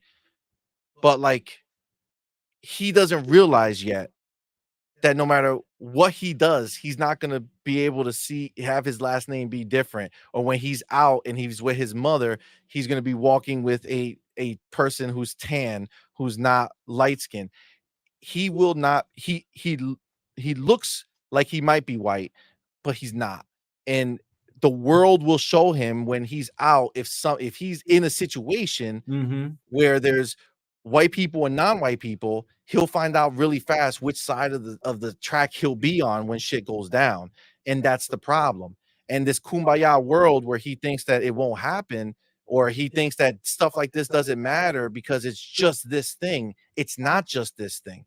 This is just one thing of many things that layer. Now I have John's thing up here and I wanted to bring it out because he says, guys, I'm Irish and I went to school as a kid in Barbados and I experienced racism from blacks being the only white kid in the school. So to me, you're talking through your ass. Well, actually, John, you're in the same boat as us, right? Yeah. So you should understand us. You're just thinking white versus the black and Spanish, where what we're talking about is in our side, we are the ones who have to deal with what you have to deal with in your place, right? Because you're in the place where you were in a place where you were on the opposite side, and that's what fucking sucks. And like, it doesn't make it okay. The marginalized people are the ones that get the fucking issue, right? Yeah. And that's the problem. And this is not about, you know, whites being bad and blacks being good, because I'm not I'm not like, I'm a grown person. I deal with many white people in my life, many black people, many Spanish people. People are people. There's shitty people who are white. There's shitty people who are black. There's shitty people who are Spanish. They're all shitty, right? So there's not a black versus white thing. It's the people with the pockets in Hollywood happen to be white. Okay, that's just what it is. Okay, we just know this to be true. Yeah, it's very hard to be a successful person of color in Hollywood and then remain a person of color. Absolutely. If you know what I mean. And the pay says it. You know, it's as silly as it sounds, but it's true. Like the Friends cast, which, to be clear, I love the show Friends. My favorite show of all time. I don't think there should have been a black person or a Spanish person part of that group, because it wouldn't have been that group. That group was perfection. So I'm not talking about anything in that respect, but they went ahead and, being 5 white people, were able to go into that place and say, listen, we're going to negotiate together. We're going to be paid equally, and you're going to take that shit or we're all going to leave. And they got their way. Now, you go back to we talked about Fresh Prince earlier, and the original Aunt Viv said that she went to all the other people and they all went to Will Smith to say, listen, let's do what they did and let's stick together so that we can go ahead and try to do the same thing so we could all get paid. And Will Smith was like, nah, fam, I got mine. Y'all got to get yours. You know why? Because Will Smith knew that if he went over there to try to talk shit to the man as if he were in fact white, shit would not have gone his way. You know what I'm saying? So he was smart enough to say, nah, I'm not going to mess up my shit for y'all, right? And why you think Aunt Viv was gone, right? Because Aunt Viv tried to make us think about it and went night-night, okay? So night. She went night-night, right? Never to be heard of again. So every time you say that, the point is that it's like, it's such a system that even the people who are in it know better, right? Will Smith knew better. Yeah. He's Will Smith, but he knows that he's still black ass Will Smith, not white man Will Smith, right? So what there was limits to what he could do at the time, right? That's why there's so many few of them, of people of color, who are that famous or that wealthy, right? Because there's a difference between fame and wealth, right? We know a lot of Spanish people or black people who are celebrities, right? But very few of them are super top tier, right? Paid, right? And it's just, it's frustrating that that's the thing, you know? So it's not, again, to be clear, John, like, I'm sorry you went through that, bro. Are just like us in that situation, right? You're in that same boat. We're all in the same boat. Anybody who's in the marginalized space, wherever they are, you know, if you're a white kid who grows up in the hood, right? And what do you think happens to them? They get bullied and beat up because they're like white Eminem. in a predominantly black and Spanish area. This is what happens, and that sucks. that's just the reality, and it should not happen anywhere because it's fucking bullshit. Agreed. Um, Agreed. So well said, Money. Oh, thanks, man. Sorry, this is like that speech was money. Appreciate it. Maybe you should be a motivational speaker. I mean, it just sucks. A live talk show might be a good show in your guys' future. Not gonna lie, you guys have a lot of great outlooks on life. Assholes come in all colors. Absolutely, John. That's crazy. You know what's funny? You know what's the funniest thing that's ever happened to me? Well, it's not funny. It's really fucked up. But so I was in sales. I was in sales for forever, and I was in a house and I was selling something, and I going through everything, and I'm sitting there, I'm writing a contract, right? Because I sold them, right? So the wife and the husband are these two older white people. And again, remember, I look white. So I'm sitting there in their house doing a contract, and I'm Puerto Rican. And the guy says, he's talking to the wife, and he's like, "Oh my God, these fucking spick Puerto Rican motherfuckers. Look at them doing this shit, doing that shit." And then the wife looks at him and says, "You don't know what he is." And he looks at me and says, "Who, him, Frank? Nah, you're not Puerto Rican, right?" Right? And I was like, actually, yeah, I am. But you know what? Fuck those pics. I get it. It's fine. Wow. You know why, my man? Betrayal. You know why? No, it's not betrayal. Damn. You know why? Because I'm not a stupid bitch, right? You know what I did? I sold those people so overbooked. I made so much money on that job. That's right. I was a fucking spick. I take it. No problem. Give me your shit, bitch. Because they got what they got, right? But this is the way people are, right? And that's the fucked up part. That this is the shit that happened. You know what I'm saying? Damn. Like I'll never fucking forget that moment when I heard that shit. I was like, this motherfucker right here. I'm not gonna lie, that's made for a comedy movie. Go uppercut this bitch. But I was instead you took his money. Contract. Yeah, you know you got him. He thought he thought dollars right now. Am I gonna get mad and take a stand, or I'm gonna be like, nah, that check is gonna feel good, cashing, baby. You know what I'm saying? Like, gotta do what you gotta do. You got him back, but at the same time, you did something more morally encompassing, and that was you held your own and did your job. You went in there for a reason, and you left with that reason. You didn't let what was said or what happened take you out of that mode, and that makes you a boss. You know what I mean? A million people can do business with another million people in the world. And those second million people can absolutely be the worst people you've ever seen in your entire life. But good business is good business.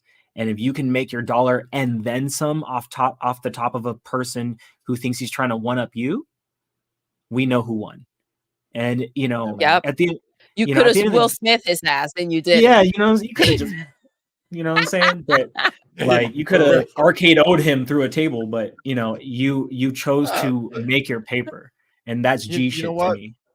People are ignorant, right? And again, I grew up in the hood, so I was around all that shit. So I know how to handle what I gotta handle. But it's just, these people, it's ignorant. And he apologized and he felt shitty.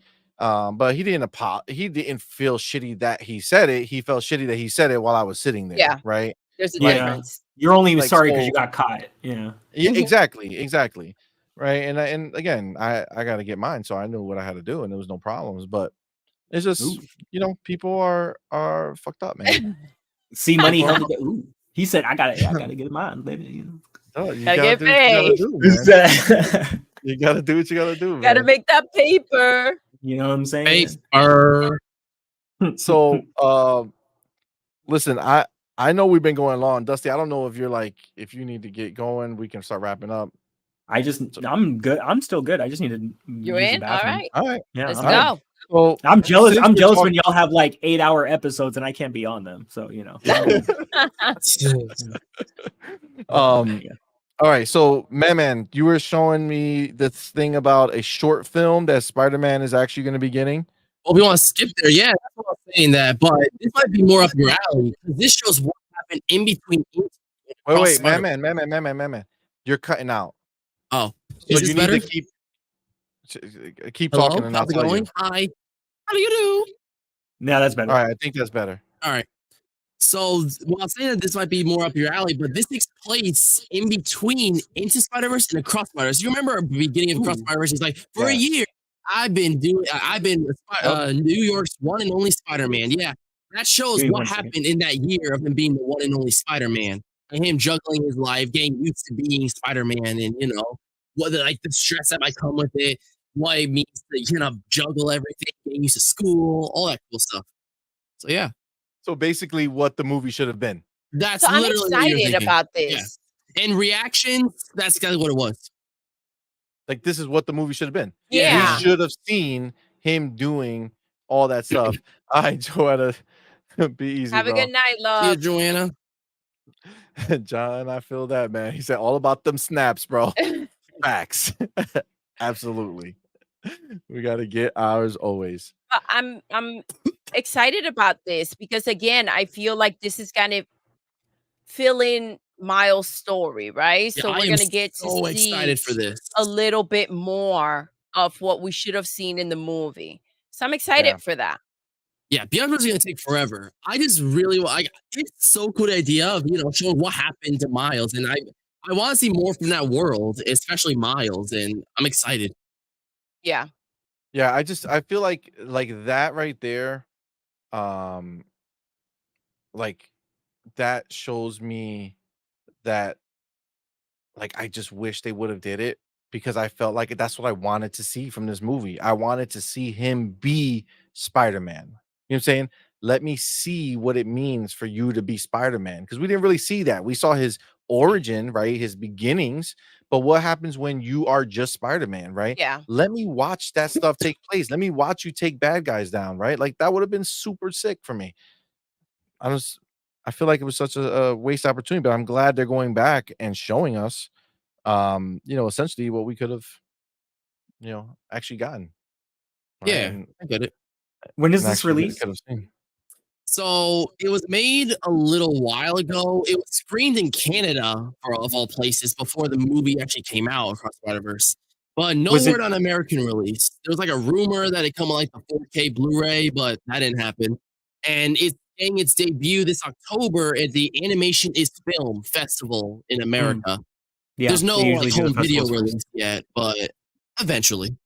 Yeah, they usually like to go through the festivals first for certain projects to get the buzz going and to see ultimately if a project works, because there's definitely been a lot of projects who've gone through the festivals and then they get pulled and we never maybe hear. Netflix they might want to buy the rights to it to stream it on their service or something like that. Yeah, this is a short film, not an actual theatrical release, so Yeah. All right, so we're gonna jump to the last topic so that we can talk about this a little bit, and then we'll wrap it up because I know it's getting late. So because we late have to for at you least guys. cover. I'm good. Oh yeah, that's right. You're 3 hours in the Oh shoot, in the yeah. past or in the West past. Coast. Nice. So all right, so the question that we put on the as the main topic on the thumbnail was Marvel. about Marvel, right? And where did it go wrong, or why is it not popping the way it was popping at the height of it, right? So Chris Evans guess had an interview, and he said he had a quote. Madman, do you know what it was? Do you have it there? My phone died, so I can't read it. Cool. Okay. Wait. Okay. Wait. My phone died Hold too. on. So. Everybody's phone dies. I get that. Everybody's phone dies sometime. Okay, so this is what he was speaking with GQ. Chris Evans, right? Yeah, Chris Evans, and how he feels like him as Captain America didn't really have anything to do with it. So this is his whole quote. You kind of feel like you were just lucky enough to go along for the ride. It's like winning the Super Bowl, but you weren't Tom Brady. I mean, you were on the team. You might have had a couple good plays, but it's but it's not your victory to own. You are a part of it, which is wonderful, and you're a part of a cultural phenomenon. That was the beauty of working on Marvel films. You never really had to be front and center, even in your own film sometimes. Quentin Tarantino said it recently on a podcast. Tarantino said, part of the Marvelization of Hollywood is you have all these actors who have become famous playing these characters, but they're not movie stars. Captain America is the star. And I was like, he's right. The character is the star. You're there, but you don't feel the burden of it. Fahi gently disagrees. I think it's something he was telling himself, and I think it's something many of the Avengers, including Robert, would tell themselves, which actually was very helpful to the process. But in certain cases, including Chris, it's not entirely true. Okay, so I guess the whole point of what he said here and what I feel like when you think about it, where it went wrong. Thanks, Talos. Appreciate it, my man. See you, Talos. All right, homie. Thanks, bud. So the reason I was looking at this is because my take. Should I start with my take? Maybe I'll wait. Where do you guys? So you heard what he said, right? That it's not his. Like it wasn't him who made it. It was the characters who made it. All this fun stuff. Where do you guys stand when you think about where did Marvel go wrong? I guess we can all acknowledge that peak Marvel for our generation was the Avengers, right? Nothing has reached those heights. That Endgame for me, or the Thanos arc. it was the Avengers. What a group. Yeah. Agreed. Go ahead, baby. I said, what a group of people, actors coming together, like the characters. Yes. I think that was such a combination. These movies, what they had was the action packed, the great chemistry, the funny, the story. Like it was just perfection. Yeah. And I felt like DC always fell short to that. Yeah, I think honestly for me, well, Dusty, what do you kind of think? Where do you kind of fall into like that being the peak? What happened? What changed? Why can't they get that rhythm back? Because for a while they were hitting it nonstop, right? Like from Iron Man, it was just smash, smash, smash, smash, smash, smash, smash, right? And then Endgame came, and then it all slowed down. I mean, there was Far From Home. Hold on. Dusty's going. I think what disrupted everything, and I kind of already touched base on this a little bit, was ruining Feige's plan. Feige has a plan, a master plan. He dreams of this shit years from now, of where he would like to see these stories and these heroes go and where these arcs should be ending up. And then we had a change in direction at Disney in the CEO. And the CEO, was being a CEO and prioritizing the financials for Disney Plus, their new streaming service, which on one hand, okay, I get, but on the overall aspect, that as Disney, whatever falls under your umbrella, you've got to create that quality. That's why people come to you, is because they want a quality storytelling that we have gotten since before a lot of us were even born.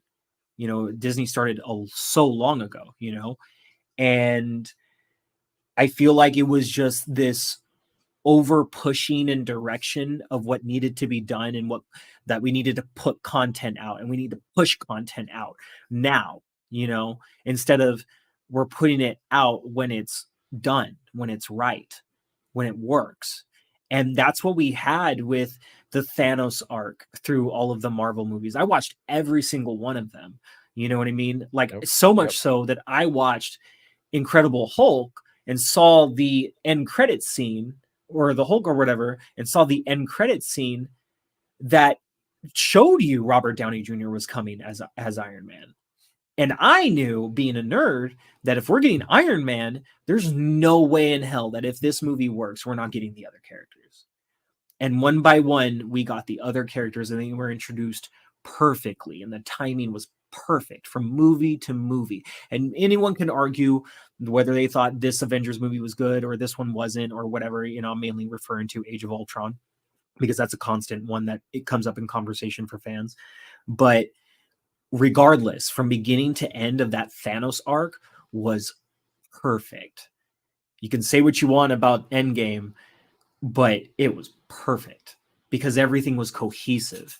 Everything made sense going into and coming out of one another. And then you have somebody come in above the person that is running the show, and telling the person who's running the show they need to change their show.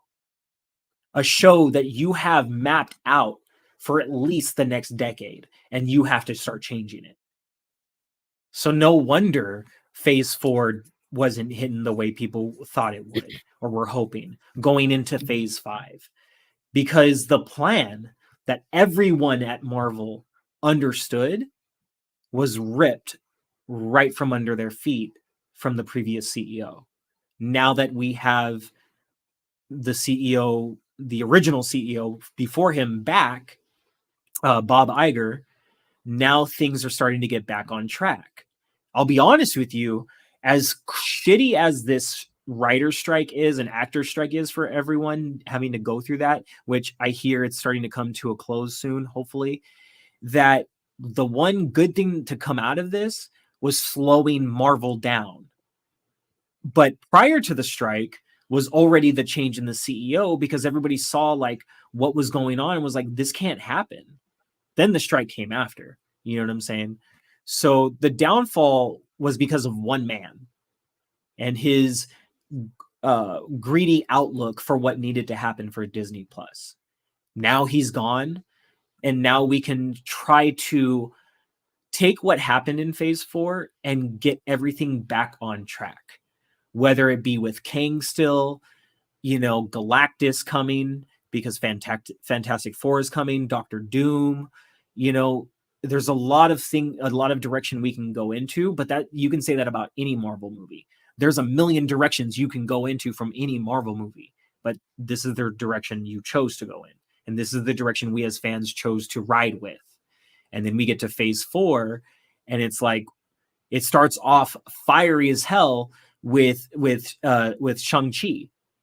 Love that freaking movie. You know what I mean? It's dope. And then all of a sudden, you know, after WandaVision, Shang-Chi, and a few other properties. By the way, I don't care what anybody says. WandaVision was fire. Yeah, fire. What If, the animated series, is freaking dope. But I feel like What If is made for the comic book loves lovers. that shit. Oh yeah, but What If is made for the comic book lovers, because What If is big in the comics. Like, it was a very old concept. You know, it's nothing new. Obviously, to the general consumer, it can seem very random and brand new, you know what I mean? But they're taking straight from the source material like they've done with every other piece of material. All of the movies don't just come from one comic line. It comes from all of them into one cohesive story. Exactly. You know, and now that we have Bob Iger back and we have hopefully the plan back for Feige, we can get back on track with Marvel content. We can start to witness projects again that amaze us and excite us and take us away into that world that all of this is real, and we should be concerned for these heroes because the stakes are high. You know what I mean? Like, that's what I felt during the Thanos arc. I felt like the stakes were so high, I was a part of that, you know? It made me feel like I was a part of it. Like, it was building towards something great. Yes. Like this, and we still this big thing. And I feel like there's nothing to build to anymore. Now I just feel like it's just random. But see, we still have that. And don't let the whole aspect of the multiverse make you think that it's all random, because that's the problem. The multiverse convolutes it. That's the problem. Before, it was clear. There was just one line we were traveling. We were going from here to there, and everything in between was leading us to that ultimate moment. Right now, it's like anything can happen at any given moment, and it just takes away the impact of it. You know what I'm saying? The only problem, anything could be explained away. The only problem with the multiverse right now is the Phase 4 issue. Projects being rushed out, being forced out, and the plan not sticking to the plan. Ideas not sticking to the ideas that would have propelled certain projects higher than they are now. You know what I mean?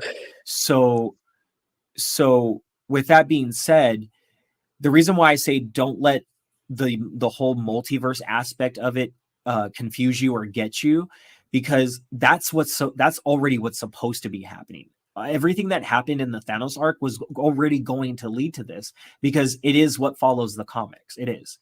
And the reason it follows the comics is because it gets to a mega event known as Secret Wars, which is exactly where the MCU is trying to get to right now.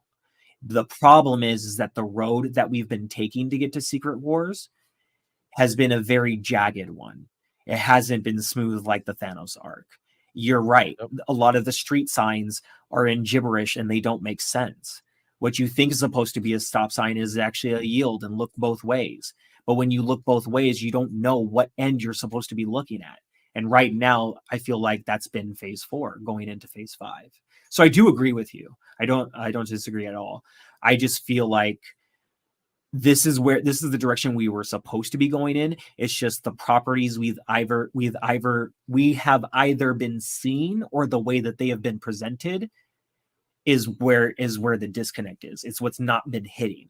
And like I said, we have one person to blame for that, and that's the man who felt like the dollar of Disney Plus mattered more than the quality of the product to even get people to sign up in the first place. So there's just too many loose ends. They started so much, and now it's just such a big web that it's ridiculous. How do you keep track of all this?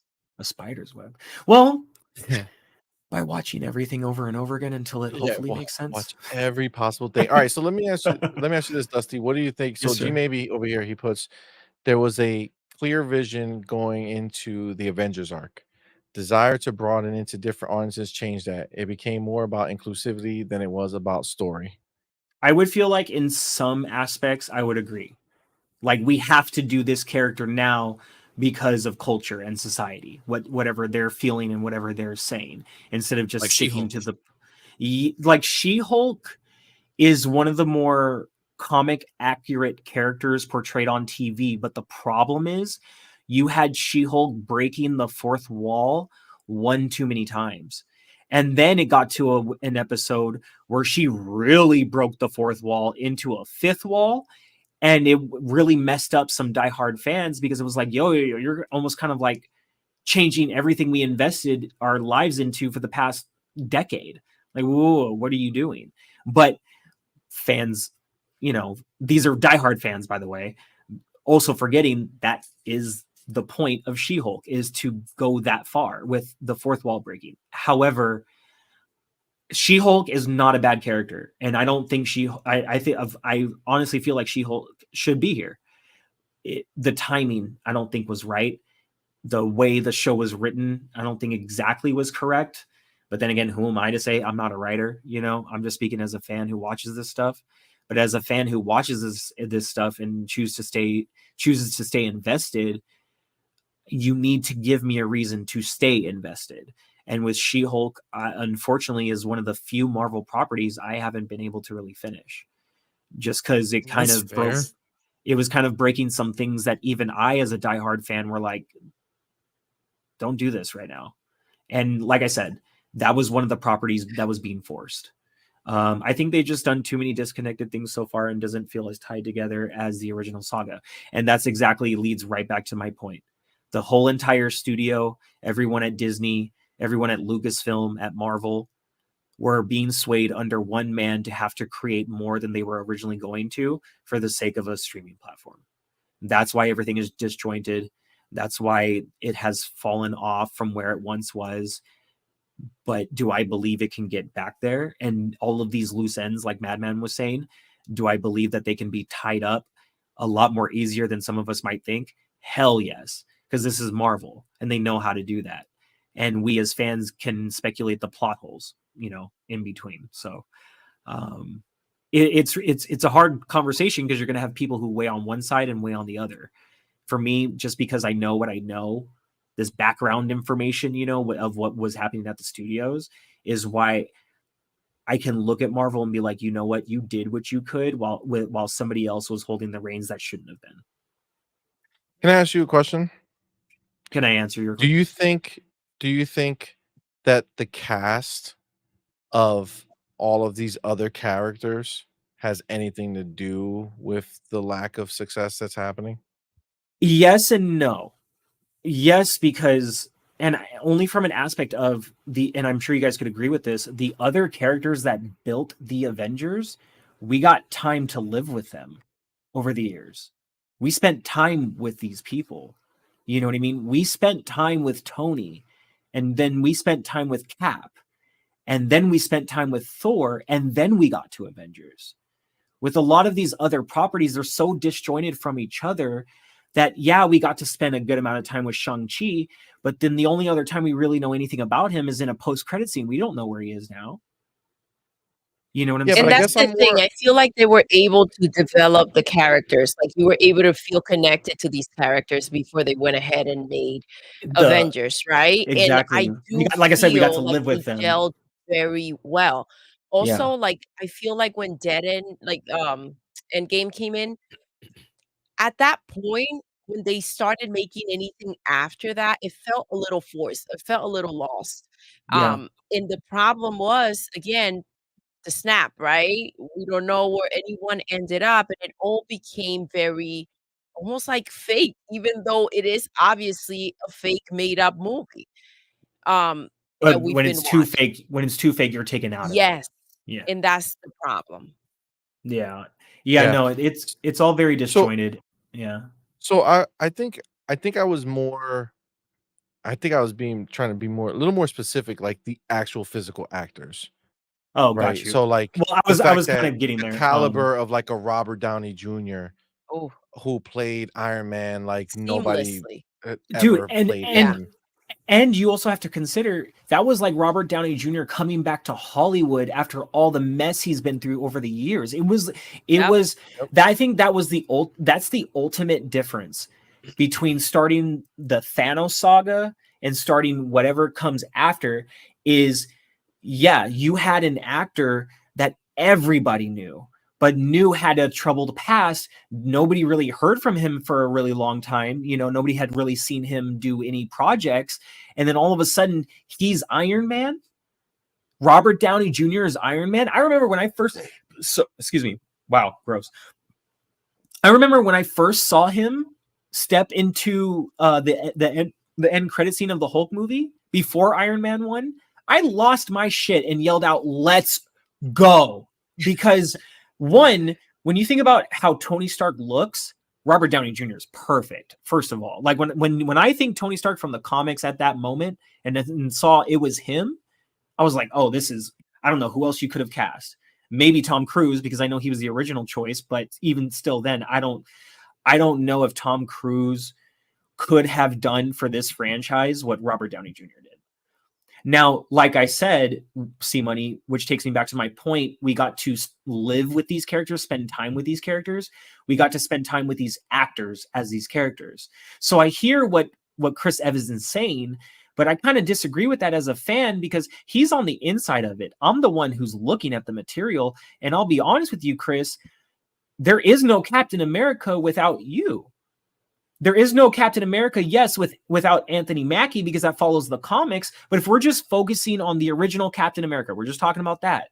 I'm sorry, Chris. Like, you're Cap, bro. I wasn't just invested into Captain America. I was invested into Captain America because you were playing him, because your portrayal of him sold me on this is Captain America. Chris Evans is making me believe that. That's how I viewed it. So I get what he's saying, but he's on the inside. He's got to be humble for a reason. Me as a fan, I don't agree with it because Robert Downey Jr. is Iron Man. It's not Iron Man is Iron Man. You know what I'm saying? Like Chris Hemsworth. The thing, to be able to deliver these characters the way that they did, I don't one of know a kind. that. Yeah, that was magic. For me, I'm telling you, it's like the Friends cast, bro. Mm-hmm. Like I feel like that was just like a once in a lifetime moment where everything just clicked. They all were perfect, bouncing off of each other. Yes. All their characters just hit perfectly.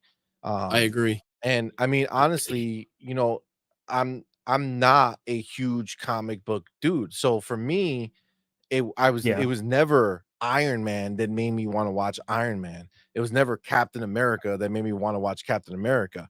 It was Robert Downey Jr. portrayal of Iron Man that made me want to watch the Iron Man movies.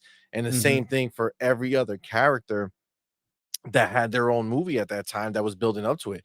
Thor was great. Everybody just like Chris Hemsworth, they were all perfect for the roles and they made me kind of fall for them. Where I feel like now the reason I kind of posed that question because I don't feel that way about anybody for the most part. Like they should have spent more time. Sorry, go ahead. I didn't mean to cut you off. Well, I mean, technically, we're actually, I mean, if you really think about it, we're actually spending more time now than we did before, because all these people in these shows, you got episodes and episodes and episodes to watch and spend that time with them. Whereas these other people, you watch a 2-hour movie and then 3 years later, whenever the hell, you watch another 2-hour movie. You know what I'm saying? Like now we're watching basically their whole run in the film. I feel like world it's too much though. That's the problem. They're giving us too much. Too much, even too much of a good thing is too much. Like you should make us. You should make us. They can fuck that up, but they found a way. You should make us salivate for the next piece of product that's about to come. You should make us froth for it, and you know that's why that's what I mean with like we didn't spend enough time with these characters. It's like we also aren't spending enough time with these actors.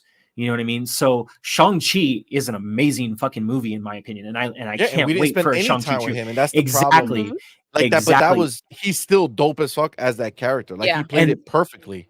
And the problem with Doctor Strange was that if what happens to Tony at the end of the Thanos arc is supposed to happen, everybody kept saying it before the next property came out. Who is going to be the next Iron Man of the new Avengers group? And what they should have done was, if it's going to be Doctor Strange, regardless if the same stories were going to be told, we needed to spend more time around that idea going into his stories and his own separate arc that leads to the bigger arc. But we spent time with him.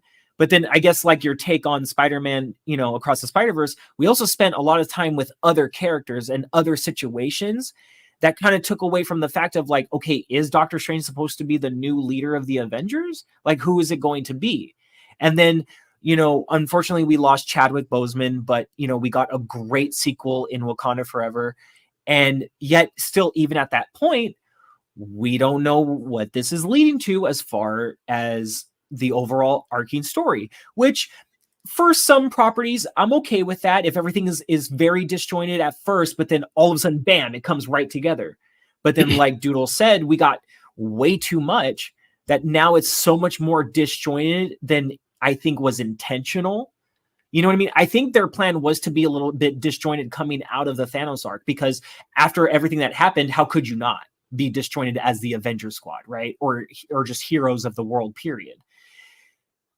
But then adding all of these extra properties in the mix worsened that disjointedness. You know what I mean? It made what was supposed to be creatively disjointed realistically disjointed, and that's when it was not okay. So to answer your question, I can't necessarily say if the choices in the actors were wrong. We just creatively did not spend enough time to figure out why we should be invested in all of them together as one future cohesive group. You know what I mean? Like, so hopefully we can get there. We'll see. Yeah. Robert Downey Jr. is a real life Tony Stark. Yeah. He played him like he is him. Yeah. Like he's the only person I could see. Like they have to kill Iron Man. They can never bring him back. Bruh. Man, what do you think? Too bad. I think that the only character that should be disjointed, that like I feel like that if you try to weave it too much into it, would lose the character, is Deadpool.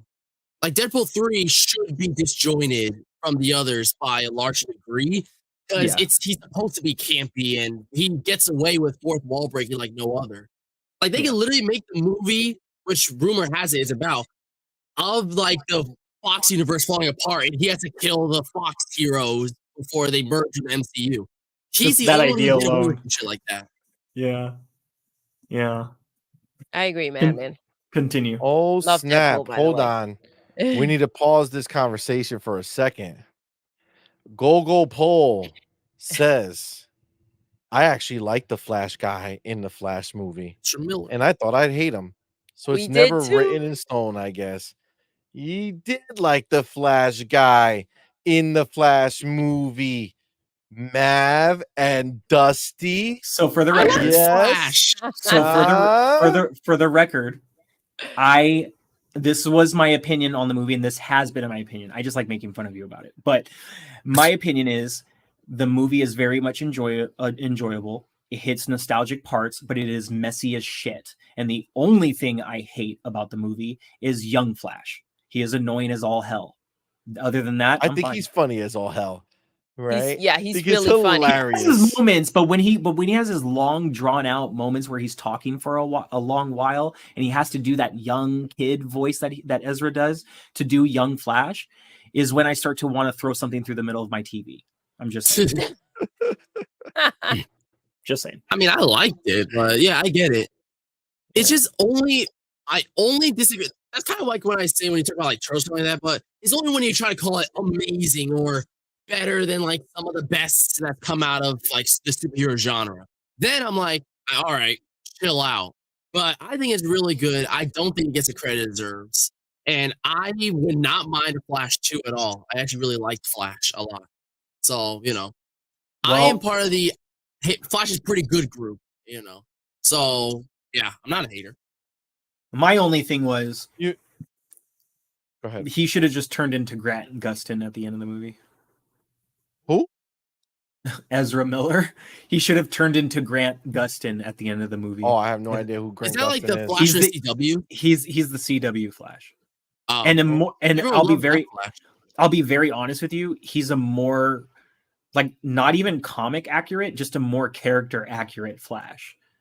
You know what's funny, real quick? Now that you just said this, thinking about the fact that this Flash movie, right, was supposed to be the change, but now James Gunn is there and everything's going to change, right? So this movie technically doesn't even have anything to do with going forward, right? Yeah. As we know of for now. Okay, wouldn't it have been dope of James Gunn, being that he came in before the movie came out, to say, since in their world, like in their timeline, right, when he goes back, Batman changes who he is, right? Mm-hmm. What if they would have done it where when they went back, they switched perspectives, went to maybe the other Batman, and when he goes back, it's a new Flash that comes in, and that's the way they could have introduced a new Flash. That would have been fantastic. Forward. That would have been fantastic. That would have been dope. But the problem with the ending of the Flash, and not to give spoilers away for anyone who hasn't seen it yet, but the problem with the ending of the Flash is you're including characters. See what I did there? You're including characters that unfortunately are not going forward in the DC, the official DCU. But man, would that all for now? Yeah, well, it was all for that moment. Exactly. You know it was just it was for the payoff that moment gave. It's like how Black Adam ended with that teaser between Black Adam versus Superman, which that would have been fire, but it's not going. Batman. I heard like The Rock and Henry Cavill fought so hard to get that made, and for it to have just been thrown away, man. Oh God. I'm still not over that, but so I think G maybe has a fantastic point here, okay, and I think that this might ultimately be what it is. But he says cinema goers got all of the sneak peeks going forward at the movies. Many fell off because they won't keep up with the Disney Plus programming, so they don't see the path. And that, I think, ultimately is it, because we're in that boat. We have Disney Plus. I love this. Much shit for us to sit there and commit to watch all this shit. Like before, we got the movies, and you watched the movie, and it was 2 hours or 3 hours or whatever it was, but it told you what it needed to tell you, and it gave you that sneak peek of what's to come. And that was the cycle, right? That was the wheel, right? Yes. You watched the next movie, and what did we do? We stayed at the end for the credits because we knew the credits was going to give us our sneak peek going forward. Now it's just like so much shit they're throwing constantly at us, and it's all these different characters that we don't know who the fuck they are. And it's like, okay, that character seems cool, but like, who are you? You know what I'm saying? Like, like what is this random shit? And then where do they all fall in line? And the way that they deliver it to us, you know, sometimes you could watch shit out of order without trying. You're like, okay, this mummy movie. What's the rap guy? What's his name? The guy who looks like a mummy. I know who you're talking about. Wait, He's dope as 6ix9ine? shit. Huh? 6ix9ine? Moon No, Knight. no. Moon Knight. Moon Knight. Moon Yes. Knight. Yeah. Oh. So like you got Moon Knight, he looks dope, but like how does he play into all this stuff, right? And if I watch that one first, do I screw myself because I didn't finish the She-Hulk, or like how, like what is this all supposed to So, be? You know what I I'm saying? love that G maybe brought this up because the situation is that they were trying to build Disney Plus, right? Yep. And they were trying to get people to go in there. And it was literally, I feel like it was what brought them down. Going ahead and making all this content, right? As great as it was for those people that were subscribed. Yes, when we went to see the movie, we got a little sneak peek, and then we went to see the next movie whenever it came out, and it was great.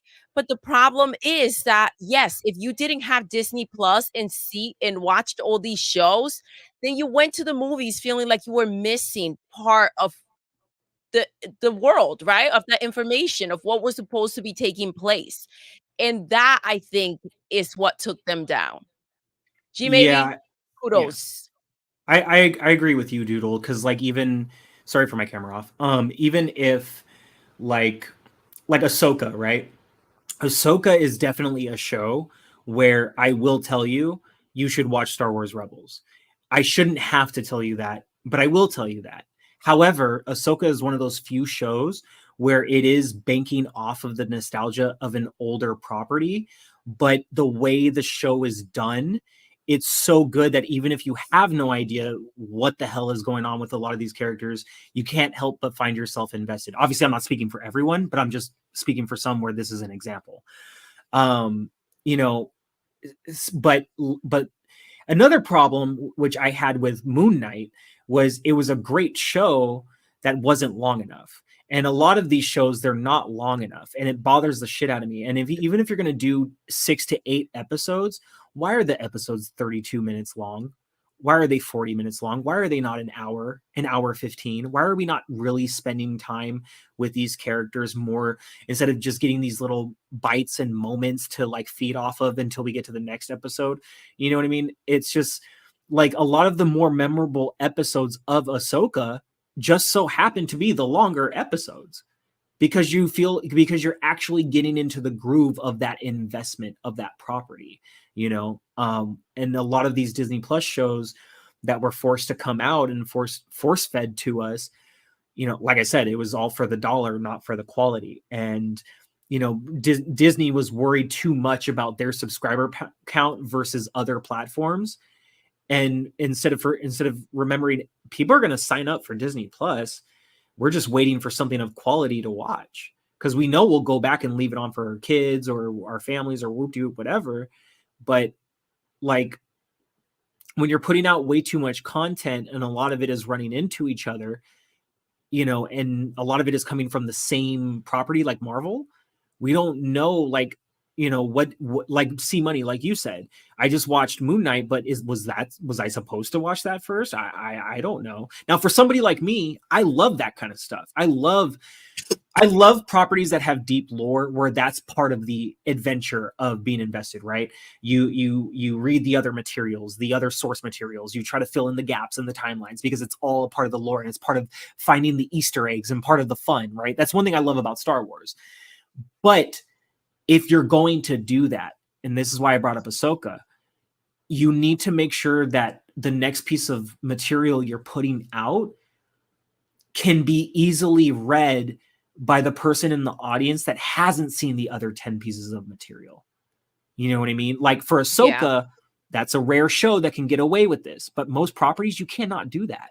You have to fill in the gaps for certain pieces of property or else it's just not going to hit, you know, the way you want it to. So, you know, it's funny because we've been talking about like possibly like needing more time, right? Yeah. And you know, you just brought up something that made me start thinking about it, but like I feel like when it was movies only, they were forced to give us the information in a concise package.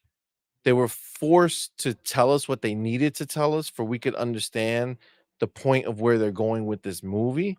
Yeah. Versus on these shows that have multiple episodes and they could take longer to really flesh it out, as they say, but it also introduces a lot more complexities that can easily make you lose track of where you're supposed to be watching and who you're supposed to be paying attention to.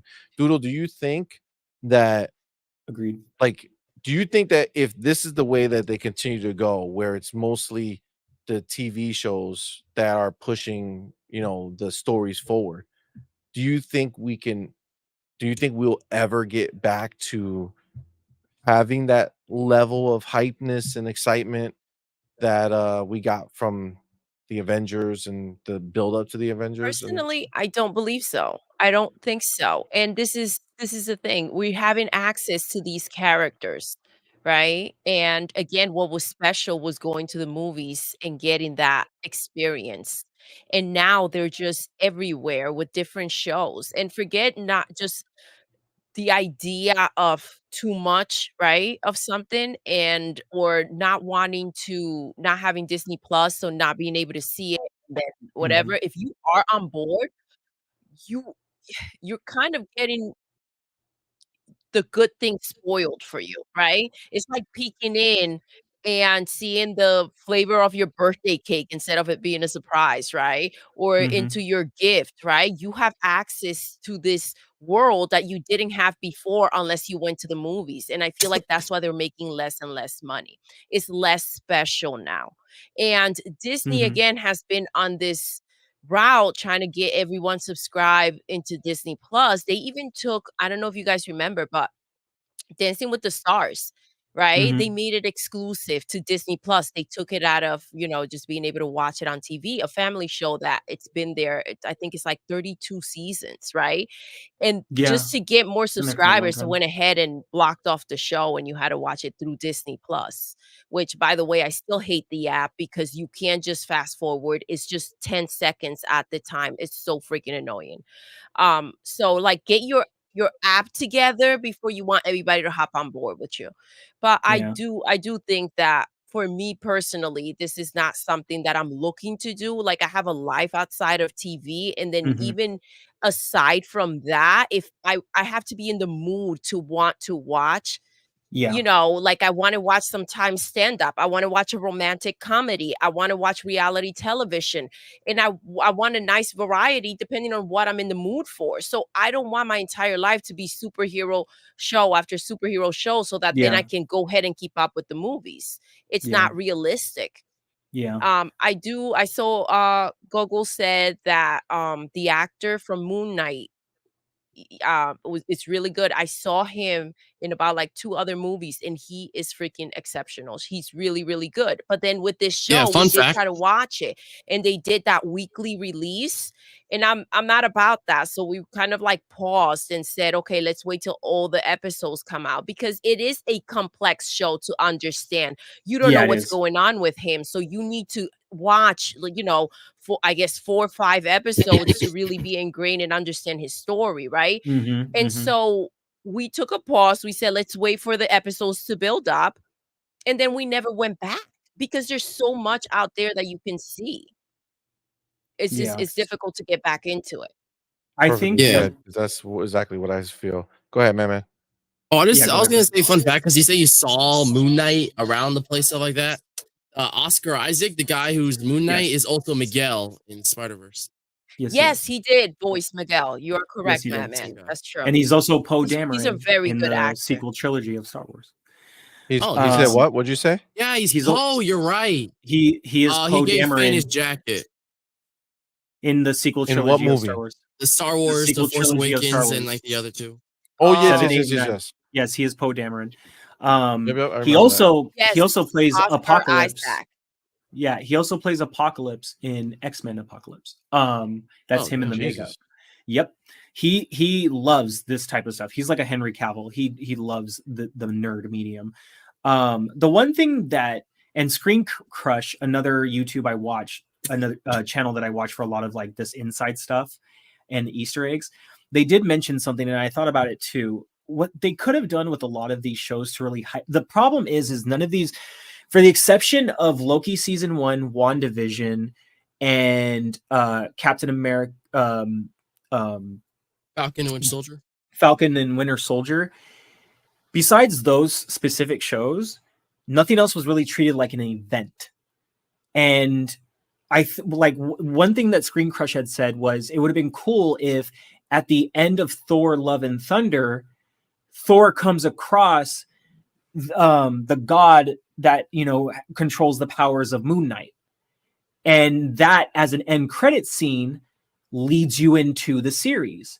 But going into the series, you make it a big deal coming from the movie and you treat it like an event. The reason why this would work is because it's already worked before. If you've never watched Agents of S.H.I.E.L.D., you have missed out on quality Marvel TV and film storytelling. That TV show is dope as shit. But what a lot of people didn't realize is that the first 4 or 5 seasons, especially the first 3 to 4 seasons, were heavily based around the movies. So everything that happened and took place in Captain America, Civil First War. Avenger. No, not Civil Winter War. Winter Soldier. Yeah, thank you. Sorry, my brain. What everything that transpired in Captain America Winter Soldier literally transpired on Agents of S.H.I.E.L.D. the next following week. So in the episode before the movie came out led into there might be some inside issues going on at S.H.I.E.L.D. They don't know what, but then the movie comes out, you see the movie, everybody was hyped for it, still relegated as one of the best, if not the best Marvel movie to date because of just how real and grounded it was. But then the week after that, you have the next episode that's being hyped up, and it's based around exactly what happened in the movie. And it has ramifications for what happens to the characters on the show. And when they had that cohesiveness, it worked. But at that time, you had Agents of S.H.I.E.L.D., and then you had the movies. You didn't have the movies, and then 8 TV shows that you need to watch. So yes, not only should they have pulled back on how much content they were dropping, which, like I said, we can blame one man for that, and there's no going back now, but they needed to make each series an event. And why does it correspond to the overall Marvel universe? If you could have introduced She-Hulk in an end credit scene in from Avengers Endgame, because Hulk was dealing with a lot of shit through that movie, that could have done a lot more wonders for when the show finally came out. You know what I mean? Obviously, there's nothing we can do now. I do feel like if Moon Knight would have went straight into a movie with the actor that they Yes. chose to play him, that would have been phenomenal. Hands I would have down. been all in. Let's go watch the Hell movie. yeah. Perfect, right? And even Loki, they want to give him a story. Go put it in a movie. The Loki is I freaking loved fire, though. Loki, dude. The show is I fire. loved his character. That relationship that he had. I don't know. He was so freaking dope. I think I get it, babe. I think I see what it is. They changed the narrative on us.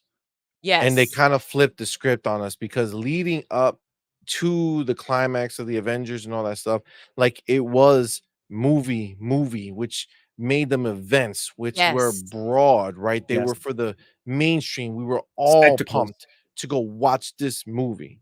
You know what I'm saying? And watch it was together. So dope. Let's go watch it. Mhm. Exactly. But then it's now what they're doing is they're taking away from this big moment that's this everybody rally around it, let's go watch this, let's talk about it, so Yes. pumped, to a thing that they really are kind of getting in the weeds with it, and they're bringing it more into that, for lack of a better word, more like the nerdy version of this, where it's you have to it's like Halo, right? I love Halo, super fan of Halo, but very clearly I'm a super fan of Halo the video game. I love Halo the video game. I also love the show that they did, but I do not go and read every book or every piece of lore that's outside of the games. You didn't watch the movie either. What? Which the what? The movie? movie. You didn't watch the movie. What movie? Halo Legends? You never saw the movie. Oh, we have it. I Oh, watched it. yeah, I tried yeah, watching yeah. it It's a once, movie. and then I just I never went back to watch it. But the point is, I love Halo, but I don't need all the every Ins I and don't out. need to know what Yeah. food they eat on the world, or what it means if they're wearing purple boots or some shit. Like, that doesn't matter to me, right? Like, I'm there for the main event, for the big story. Yeah. Give me Master Chief, give me Cortana, and if you want to add the other people, Arbiter, dope, fire. Let's get the rest of it going, right? Like, Yeah. I don't want John, appreciate it, my man. Have a great night. Be easy, bud. See you, John. Have a good one, Like, bro. I don't want to be in the weeds with it. You know what I'm saying? Like, I want to go ahead and just be able to experience what you're telling me is the dope moment. Yeah. Like, this is Yeah. it right now. You know what I'm saying? Unless you're gonna turn it into an RPG where I get to live all those moments physically in my hands, right? Outside of that, like, just tell me what I need to watch and experience to get the story. Yes, again, remember sitting at the edge of your freaking seat, like just Mhm. waiting for all the credits to go by, right? So you can go ahead and get that little bit at the end to see who could have possibly been coming in, to see if there were Yeah. any crumbs of clues that you can put together. Even when the Avengers, when they're all just sitting there eating breakfast the next Yep. morning, that was freaking epic. Yeah. Like, so these little elements, and then knowing that you had to wait, what, a year or two to go ahead and get that and see, Yep. like, if it was really gonna happen, that anticipation and excitement was taken from us. Yes. It was. I agree. It very It much was. was. And Yeah. I think that's the problem. That's where it went wrong. It's Disney Plus. And I think I that's agree. why- I've Disney always Plus- pinned Disney Plus as like the killer of the MCU for the longest time. Yeah. Listen, as much as it's dope, listen, I understand there's a lot of characters. Okay. There's a lot of characters that Marvel has, that DC has, and there's a lot of fans of those characters. So, the Moon Knight, we have no idea who they are, but I mean, who he is, but there's a lot of Marvel fans who know who Moon Knight is, right? And same thing with all these other characters. So it's like they get their time to shine. So Disney Plus is fan service, right? So I'm not saying it's not the downfall of Marvel, it's the downfall of Marvel's blockbuster status. Yep. Is the Of their downfall of the plan, idea their Yes. of the rhythm. event that Yeah. Marvel is. Marvel is no longer an event. Marvel is just an everyday thing that you tune into or you don't. If you don't, you miss out. And then if they do come out with a movie later, you might not know what's going on because you missed episode 6 of the third Yes. season of some other fucking show Which was that your you fault, weren't CMoney. interested in.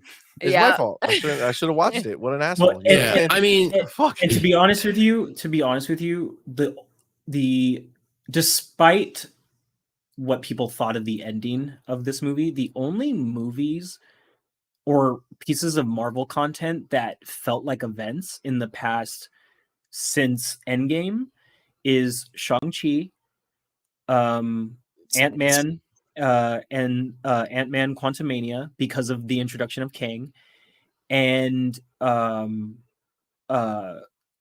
Spider-Man.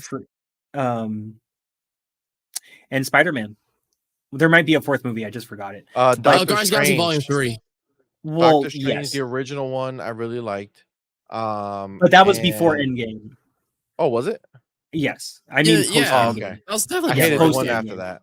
Yeah, so 3 years before. So when you consider Okay. everything that they've put out, how much of it actually felt like an event? Oh, that's what it was.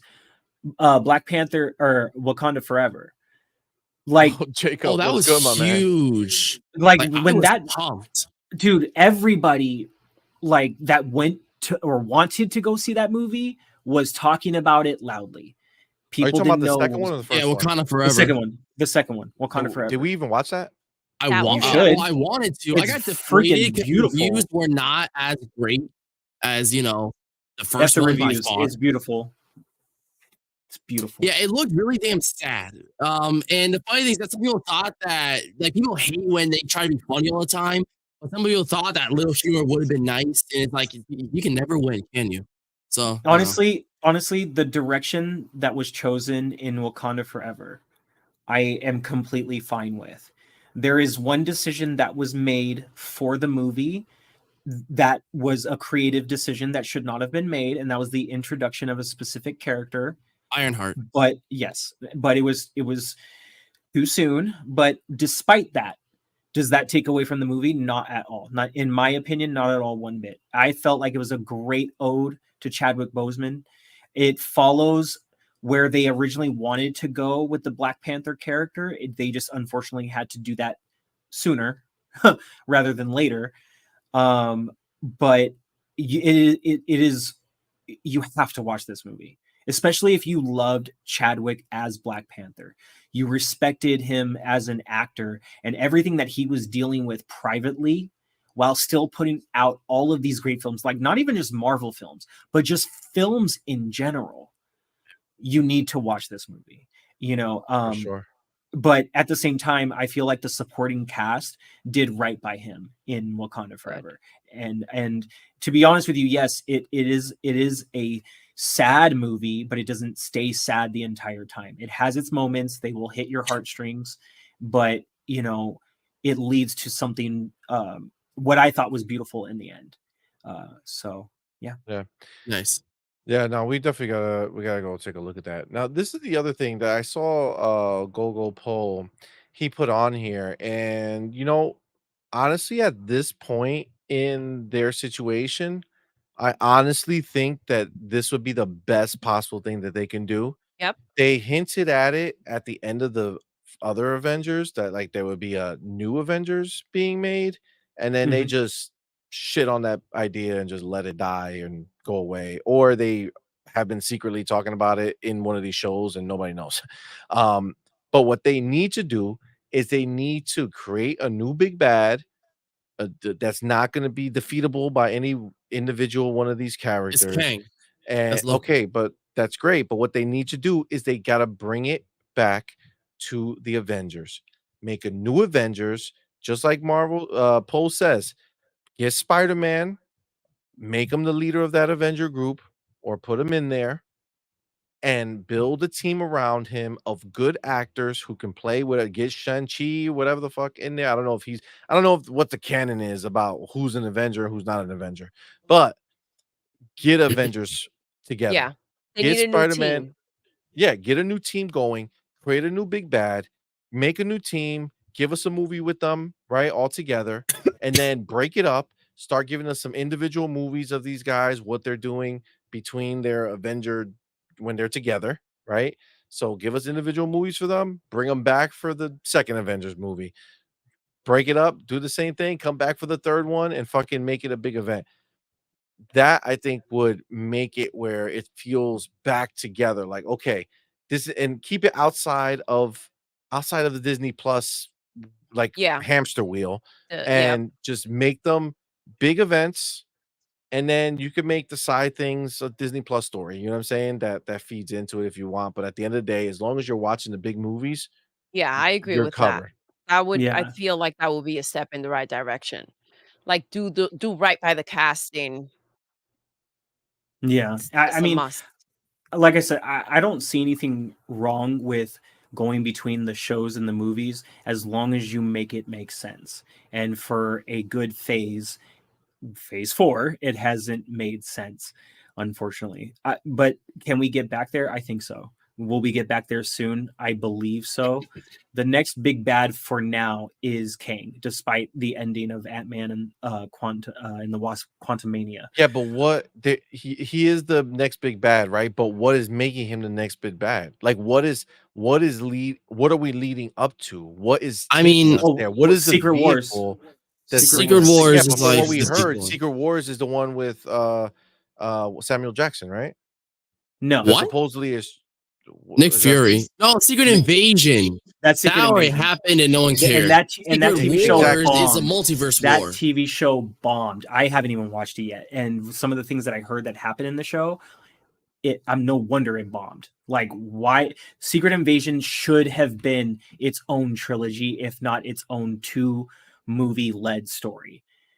Like, if you want to talk about a show that should have been a movie, Secret Invasion should have been a freaking movie. I'm very upset that, like, pretty much the butchering of Secret Invasion was the butchering of Immortals, the ABC TV show that they tried to do. When they brought Black Bolt, the actor that played Black Bolt for the Doctor Strange for a movie, the recent one, Yeah, He's from the Multiverse of TV Madness. show. He's from the TV show, and that TV show didn't even make it through its first season. You know what I mean? So, yeah, a lot of it is obviously trial and error. A lot of it can be crap, but at least before it was a plan, right? So now, can we get back to that plan? Yeah, I think we can. Yeah. However, like I was saying, the big bad right now is Kang, and just so we're clear, we haven't even seen the half of what that story is supposed to look like. After Did we see Kang, any of this thing with Ken? Because we have no. No, I know yeah, Doodle and Loki. myself Loki have season, zero idea. Loki season 1, King. Ant-Man and the Wasp: Quantumania, Loki season 2, and then and then the Avengers movies that are coming up is one of them is about the Kang dynasty, which is going to explain a lot of why Kang is Kang and why that. So who are the Avengers? Bro, I don't even know. Well, that is what got messed up. See, the disjointedness that we're seeing right now was not supposed to, like I said earlier, was not supposed to be reality disjointedness. It was supposed to be creative because of the multiverse and everything that was breaking apart, and then come back to who we know was going to be our new Avenger team and lead us into the new Avengers movies. Now they kind of have to go back and rework how they're going to get to there, because the next 2 Avengers movies have to do with Kang, just like the last 2 Avengers movies dealt with Thanos. You know, you'll have the Kang dynasty, and then that leads into Secret Wars, which is going to be a big battle of all Marvel characters across all multiverses. Yes, that will get kind of convoluted, but if you liked how you saw all the heroes walk in for Avengers Endgame, it's going to be kind of like that type of epic. For somebody like me, I can't wait for this.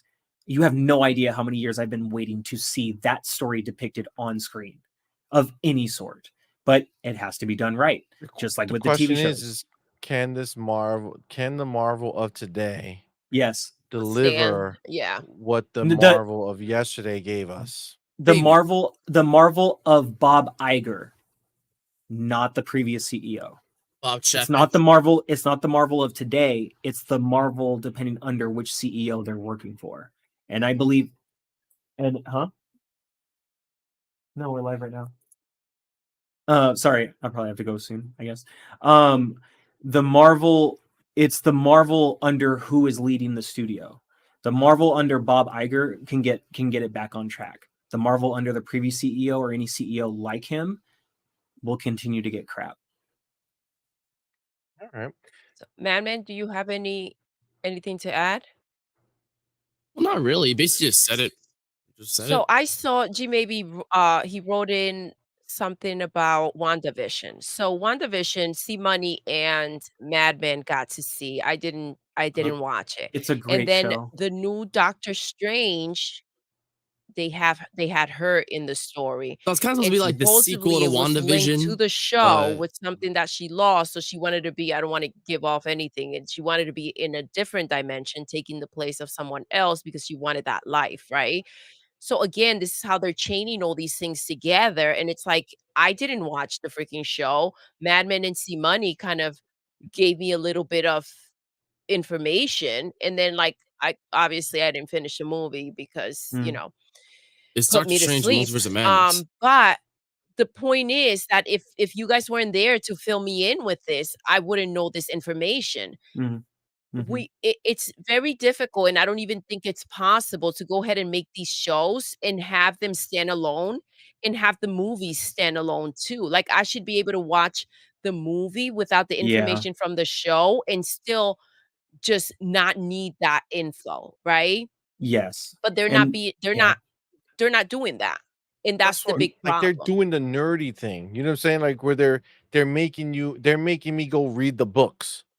So they're making you go in and watch the show so that you can enjoy the movie. Exactly. It's not, unless for myself, after having this conversation, this discussion, what I'm seeing is that unless they go ahead and they make a dope ass team, and again, not connected to any show that I have to sit there and feel like I'm obligated to watch, right? Whether I want to watch it or not, so that I can enjoy the movie. That's way more than I want to invest in any of this shit. So if I'm going to watch a movie and I'm investing my money and my time, that should be enough. I shouldn't have to give freaking 10 hours of my life into a show. Yeah. I don't see it working out for me unless they find a way to disconnect everything. And I that's feel you. I feel like that's a problem for me. Like I think that's what forever is like in my mind when it comes to these things, where it's like if a new movie's announced, like, okay, that movie looks cool, but what is it that I don't know that if I go watch it, I'm gonna be like, I have no Exactly. idea what the hell they're talking about or what's going on, but they're treating me like I should know because they're treating me as if I should have been watching everything that they've made forever, you I know? mean, there are some projects that are like in their own bubble, like Werewolf by Night, which was very much in its own bubble.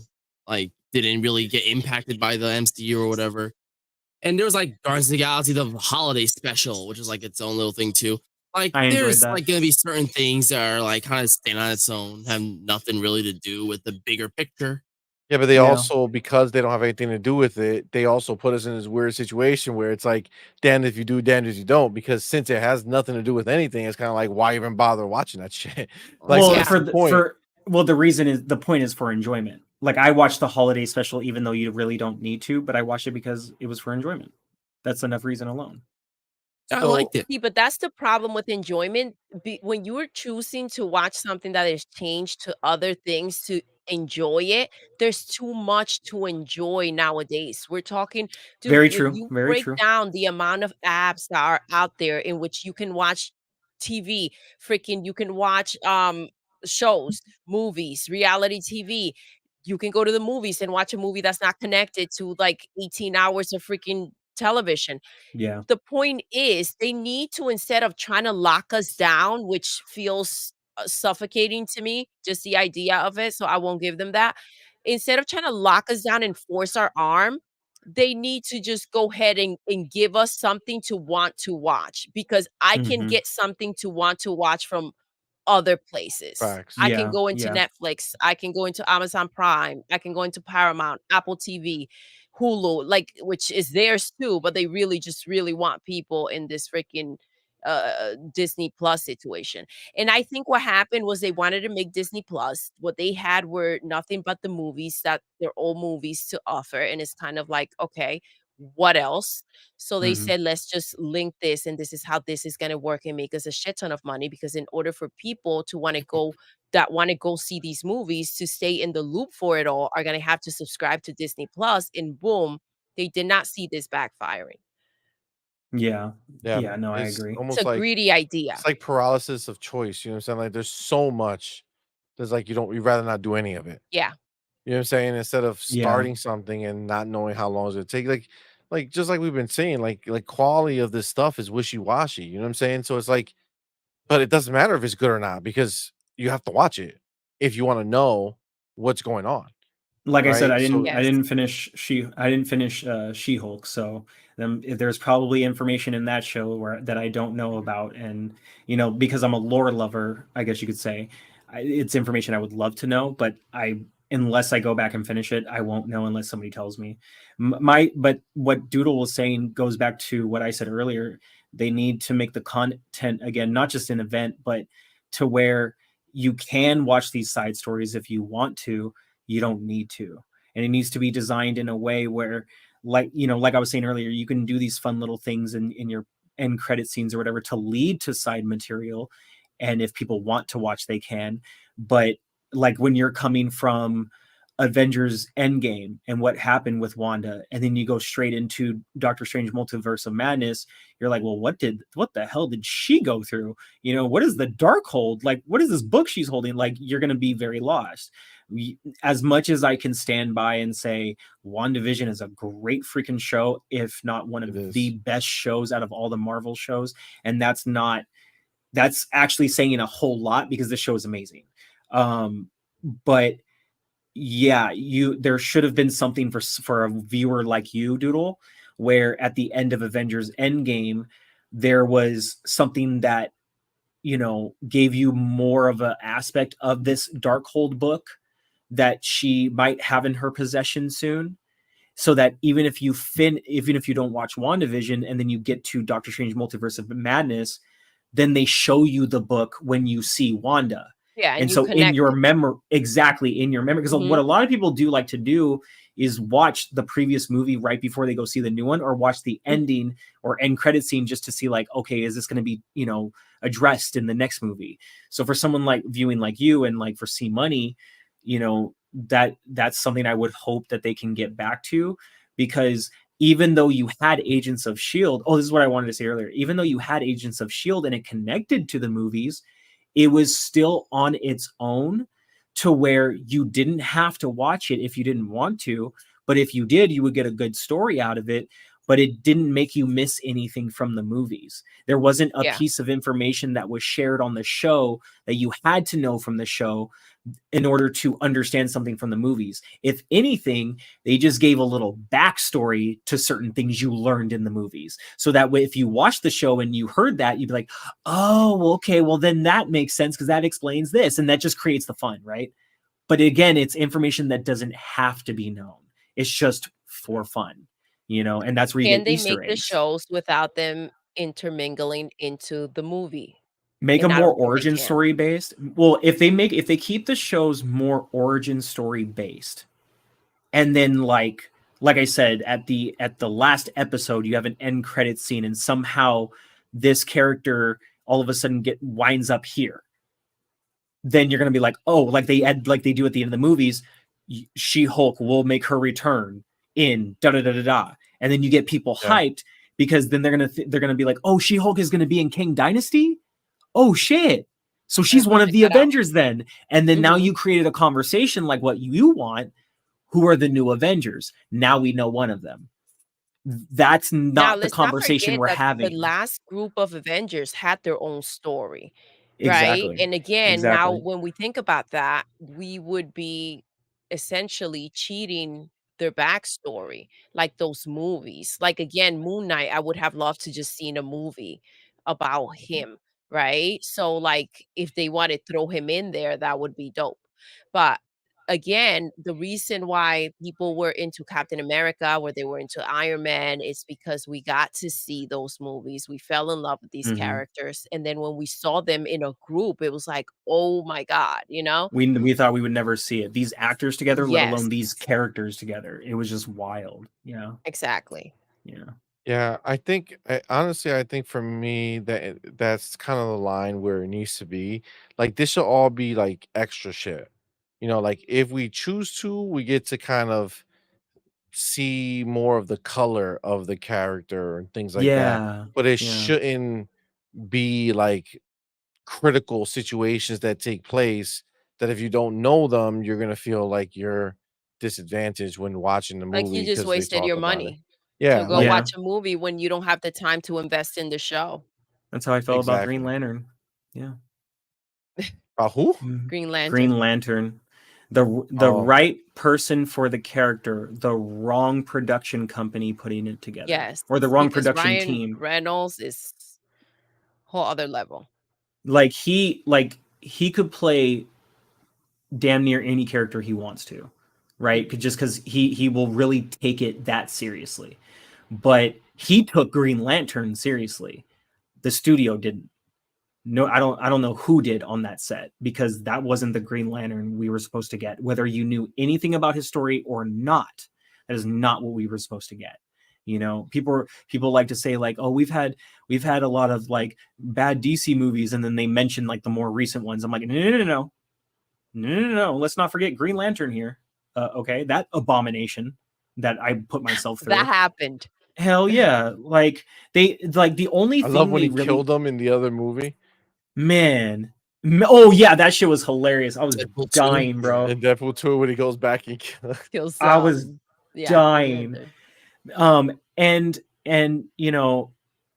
if we're gonna get a bad egg here and a bad egg there, but when it's like when you open up the egg cart and you feel like all of them have been smashed, or all of them have gotten spoiled, like this Yeah. isn't the brand you remember buying from, you remember eating. And yeah, well, only time will tell. We'll see where everything goes, but I am hopeful for the future, mainly because the main issue of all of these Marvel issues is gone now. So hopefully, Bob Iger and Feige can get everything back on track, especially Feige, because I feel bad for him. Like, he works on this shit day in and day out, years in advance. And just to have that completely stomped over, by a CEO who had his own head up his ass, was just really sad to witness, and so we'll see where it goes. But I mean, if Star Wars can do it at the moment, because anything can go wrong, Ahsoka's not over yet, but if Star Wars can do it, where they can be up, see a heavy down, and then start to come back up again, Marvel can do it. Anybody can do it, but it's gonna take the right mindset from everyone at the studio. So, well, I hope so. I hope so. God bless you, baby. Man, do you have any final thoughts on this idea of Marvel and what they should do or could do to right the Nothing. ship? I've just got hope. A lot of it. Yeah. Okay. Doodle? I don't have as much hope as you guys do. she's gonna have to be shown. What happened? You're gonna have to be shown. Yes, I feel like I just figured out their problem. I figure out my situation with it, what I'm not willing to do as a consumer, right? So, and it's not for a lack of having Disney Plus. I have Disney Plus. It's a lack of I don't want to be dictated. As to I'm not that invested in that. So yeah, I don't foresee that unless they they figure shit out. All right. And now I'm going to ask one last question. That's just you're going to just answer it as it is to everybody. We'll start with you, Doodle. What are you most looking forward to? The Marvel roadmap or what's to come from DC? Oh, I'm actually really excited to what's to come from DC. Again, I started with Smallville. Oh my gosh, love. Hey, Hello, Dragonheart Yobi, Dragonheart baby. Yobi, what's You good? love. So I'm so happy you're here. Catching us on the flip side. We're on our way out. It's been like 5 hours. But I'm glad you stopped by, Omi. Yes. So I'm hopeful. I'm excited for what DC is going to bring. I'm excited for their new direction. I started with Smallville, right? And I love the Clark story, right? The super leading to Superman. And I was so in, and then Marvel stepped in, and it was like, okay, hold up. They got something here. Avengers, it was freaking everything. I remember then going to the movies and seeing Batman versus Superman, and I got so freaking hyped, when they announced it, but that felt kind of short for me. I wasn't having it. I didn't care for it the way I thought I would. And so Marvel has gotten to a point though for me where I feel like I just lost full interest. The Flash, Black Adam first gave me a little bit of hope, and now the Flash, and I'm excited to see what James Gunn may have in store for us. DC has a lot more I potential. saw Gogol said about Aquaman. I saw the preview. It actually looks good. Yeah, the Aquaman It preview looks looks good. really She better good. die Which I'm in the not first a 10 fan minutes. of the actor, and I haven't really cared for the movies as much. So it actually looks good. So I feel like I'm about to really flip the tables here and potentially get into DC. I don't know. It seems like it's gonna Do head it. in that direction. I saw what James Gunn did with what's their name? I'm blanking out for some reason. Gal? The Guardians of the Galaxy. Guardians of the Galaxy. And to bring them in a time where they already had the Avengers and make them known and beloved, I feel like if he comes with that mentality and gets the DC characters where they need to be in that direction, I feel like he's got something. And I he's feel doing like we'll Superman. be in on that. He's doing Again, for Superman. me, it's not from a comic point of view. So I'm not like, okay, I just want a good movie, great action, some laughs here and there, great characters, the Yeah. actors, gel it all. I'm a happy camper. Yeah, Yeah, they James Gunn will shouldn't be doing be- Superman. Yes, you're gonna be doing Superman. That's gonna be And dope. it'll be the first official DCU movie. Yeah. Awesome. See? So Perfect. I think they need to focus on taking the comic situation and taking what makes how the comics made the character dope or the storyline dope, but don't be shackled by the comic books where you need to follow every little thing Yeah. to appease a certain demographic. Where I feel like just focus on making a good movie, like you said, Doodle. Give us a great movie, and if Mhm. things have to get changed to suit that, then make it happen. Because again, I just feel like they should take advantage of Marvel's kind of downfall and use that as an opportunity to go ahead and show Agreed. some actual like quality. You know what I'm Agreed. saying? Agreed. Dude, the So Batman 2 is coming. I'm so excited. The first one was Yeah, I'm so excited. is the Part shit. 2 and Oh my Joker Folia Doe is coming out next year. Yeah. Yeah, DC's Joker got 2 some is pretty hype coming. shit. Oh god. So good. Yeah. I So think I'm most good. excited for DC because they have the most potential to be selling bigger and better than Marvel even ever was, you know? Yeah, Marvel has to maintain a bar that they hit, and if they don't, more people will fall away. With DC, however, they've always kind of been behind in the cinematic aspect that it's like, what else do they have to lose at this point? You know what I mean? They can only go up from here. So, Yeah. it's going to be So wild. which one are you most excited for, Dusty? DC or Marvel? I'll be honest with you, I'm equally excited for the futures of Marvel, Star Wars, and DC. Like, for different reasons, but all kind of the same. Each brand and studio had its ups and very, very public big downs. But I can't really choose one out of the three because I'm constantly thinking about all three simultaneously. When it comes to thinking about these things, with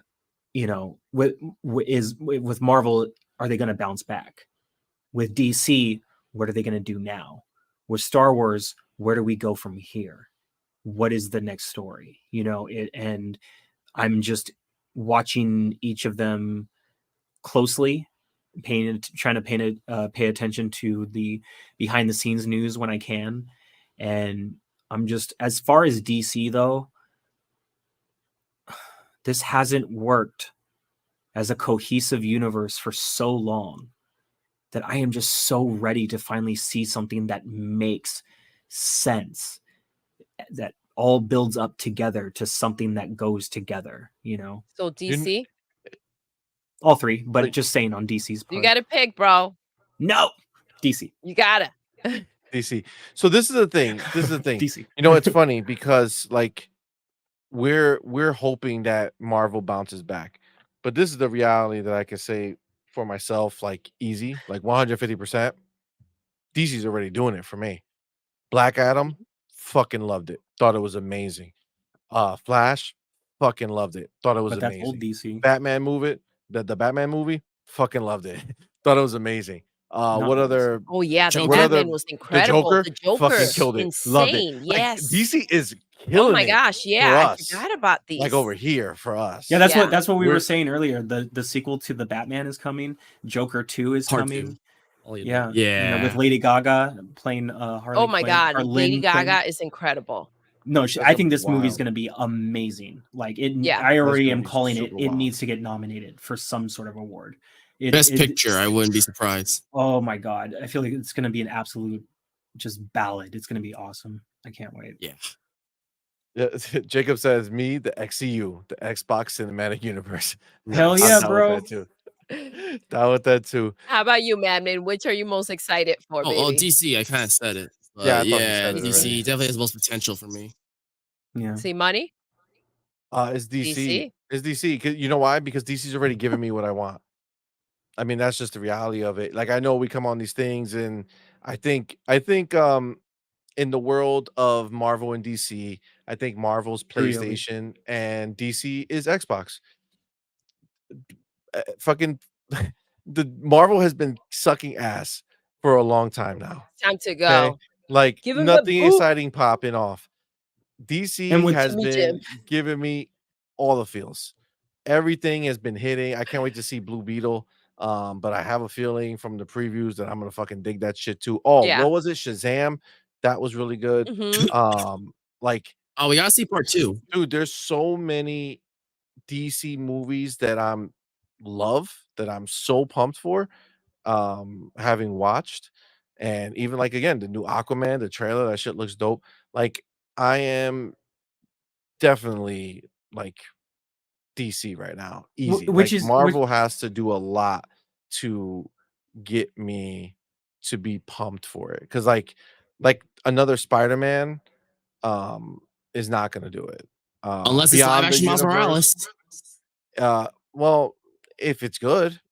Yobi, Watch you get it and be like, this is fucking mid. Yobi, if you have time and you go back and listen, we had a deep discussion a deep cut about Spider-Man. It was, which was not even a topic. It was not a topic. It was therapeutic. But it became one real quick.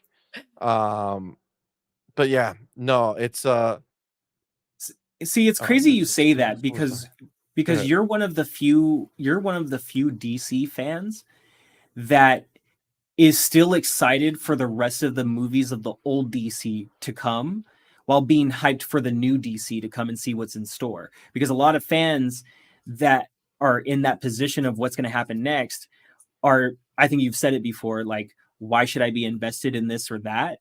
But the fact that you are and you're excited, it's like, I like it. It's why I like the multiverse, because I am looking at these movies existing within the multiverse of the DC universe, which they do have their own multiverse situation. It's called Crisis on Infinite Earths. Great comic storyline. CMoney, I know you're going to read it, so go do it. But it is nice to hear that, because a lot of what I've heard lately is the opposite. You know, like, why should I care about these movies? I mean, I'm excited for the like future. James Gunn, dude. Like, the resume is there. Yeah, you know. Yeah. But that's the crazy part, because none of these movies have anything to do with James Gunn.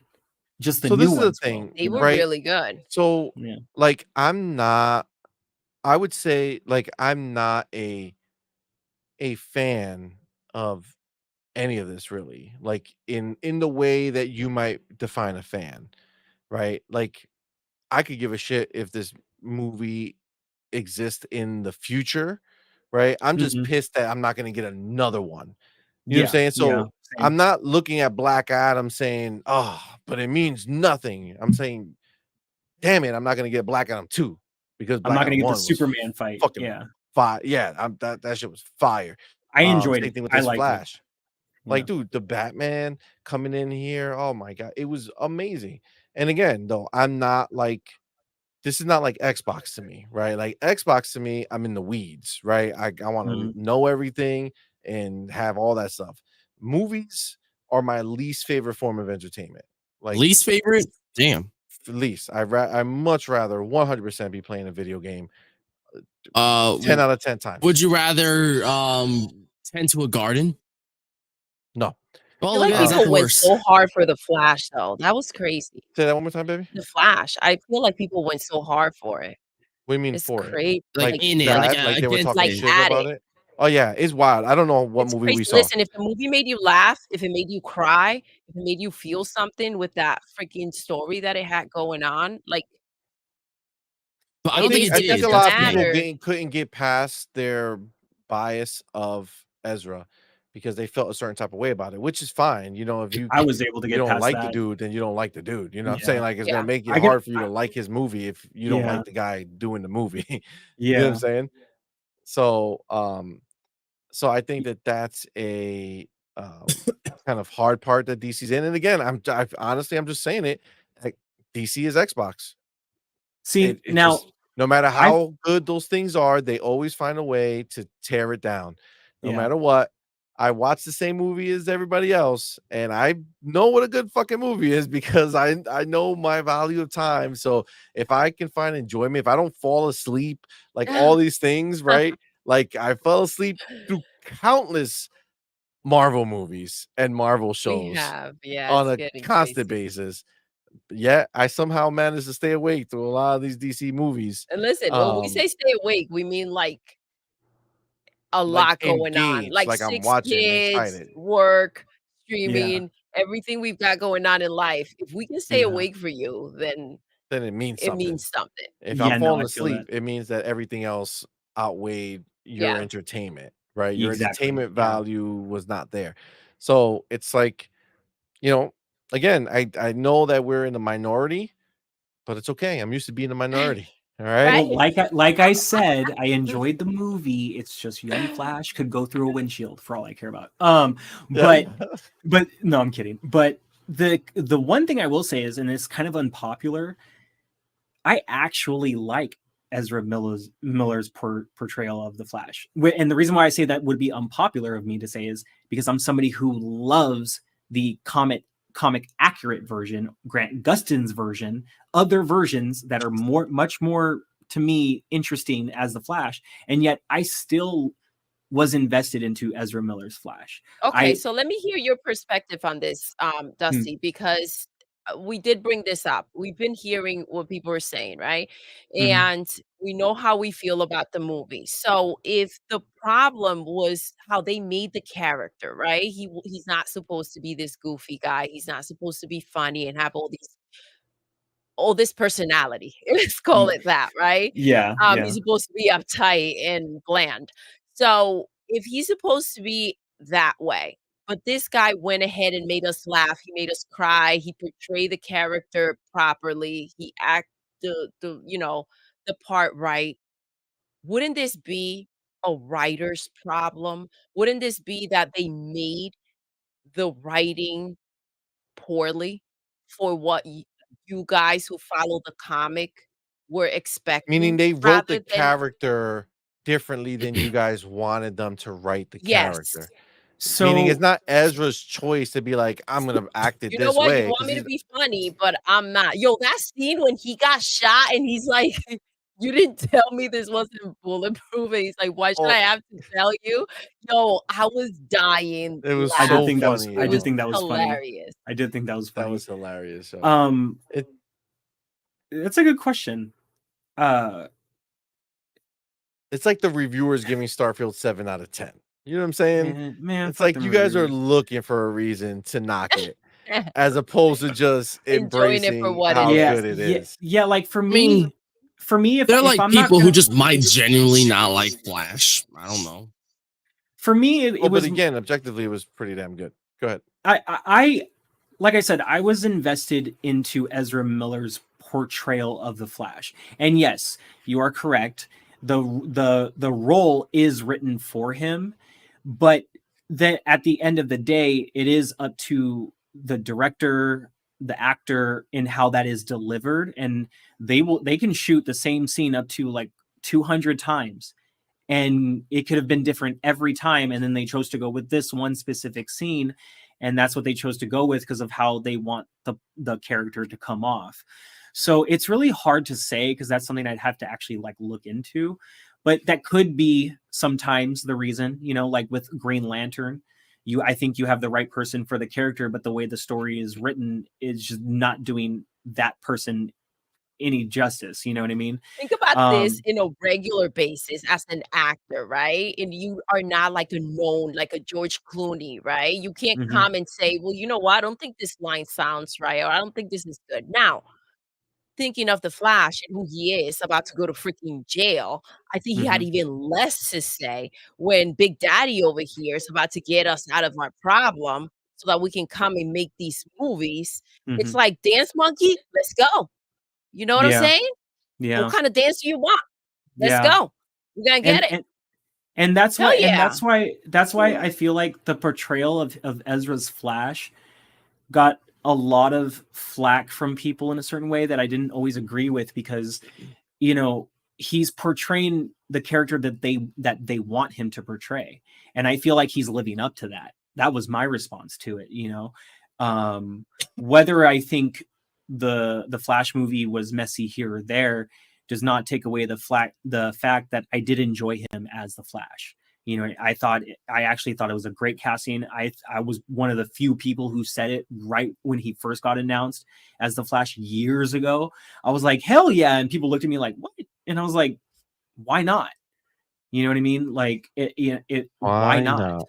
Exactly. So, you know, it was just my only question from there was, so how is he going to do once we see him as the Flash? And when I saw the Whedon cut of Justice League, which I freaking hate, by the way, that is not the Justice League at all. I don't care what anybody says. The Snyder cut is the cut. That's because the studio and there's Whedon, not a competition. Like we watched the Snyder cut, right? Yeah. That the Snyder cut was fire. After Snyder's daughter had unfortunately passed due to suicide, the studio fucked him over. Whedon fucked his project, his baby, over. All of the ideas that Snyder had for the Snyderverse of the Justice League, guys, you see, money. You want to talk about being hyped for DC movies, bro? You would have lost your ever-loving mind of where we were gonna go under the Snyderverse, bro. And that got ripped away because unfortunately Snyder needed to step away for family. And instead of the studio doing right by him and finishing his project, his vision, they brought in Whedon, someone who we thought as Marvel fans would be a benefit to this, butchered his baby. And now we'll never get a Man of Steel 2, which is hands down one of my all-time favorite Superman movies. I don't care what nobody says. Man of Steel was perfect for me. I loved it.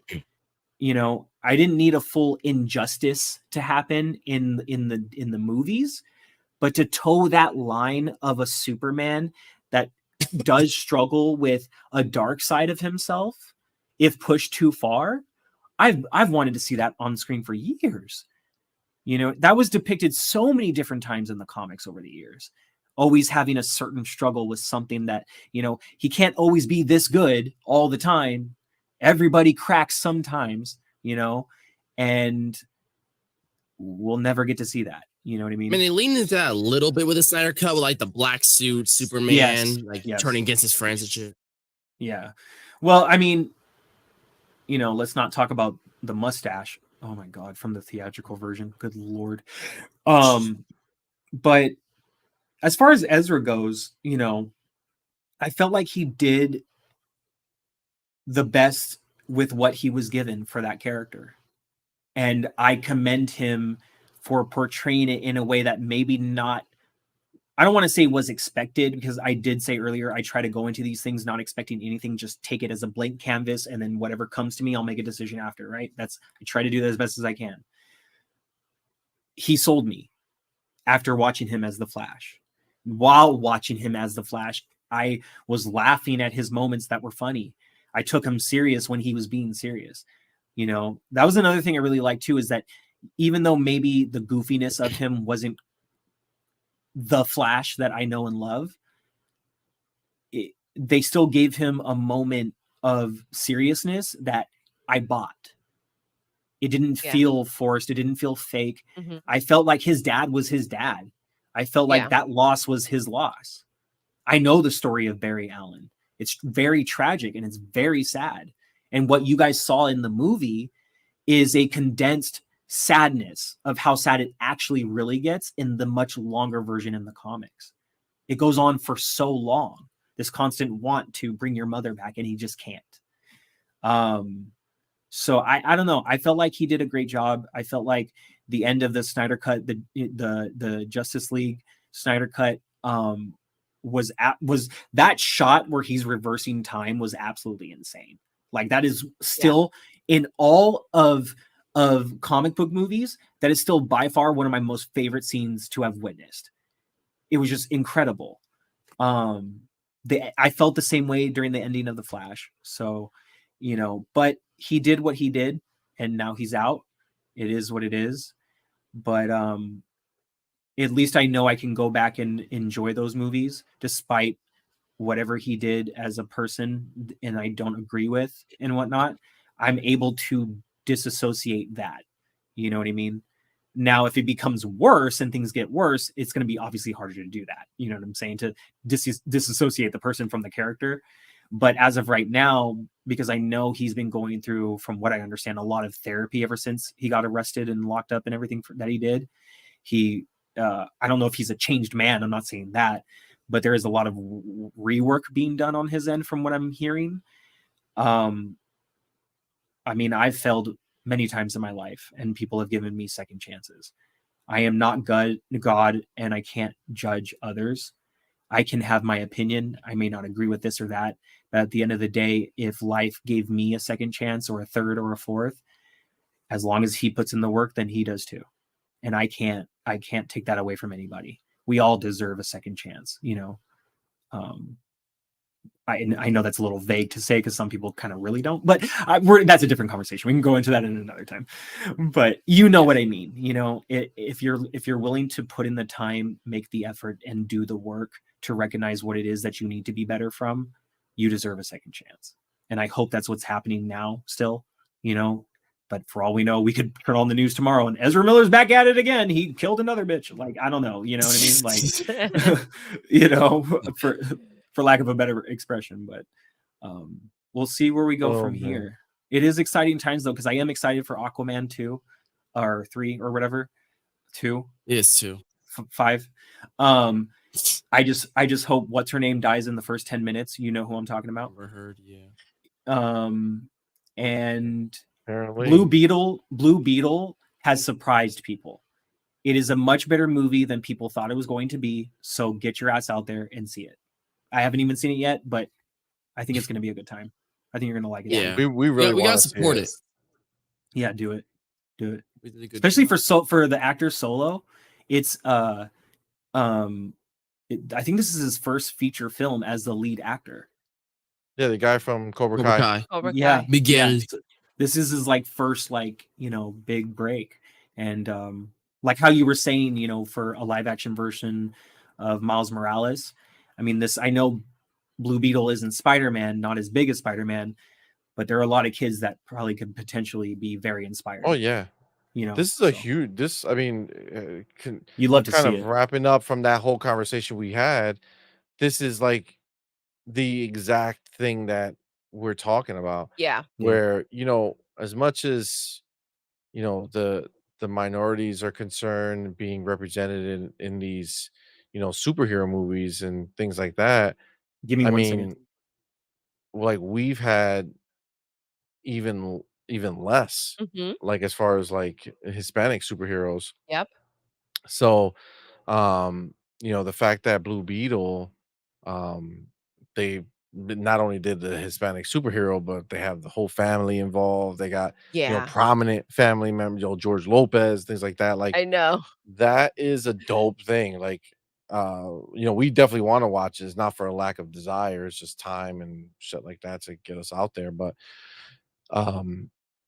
yeah, honestly, I can't wait to watch it and do like a review on it, or like yeah, we gotta do him and a mic on it or something like that. I'm excited. Or we'll do it in part of this show, you know. Yeah. I mean, Blue Beetle's coming to digital soon, so we can always just wait for a digital release.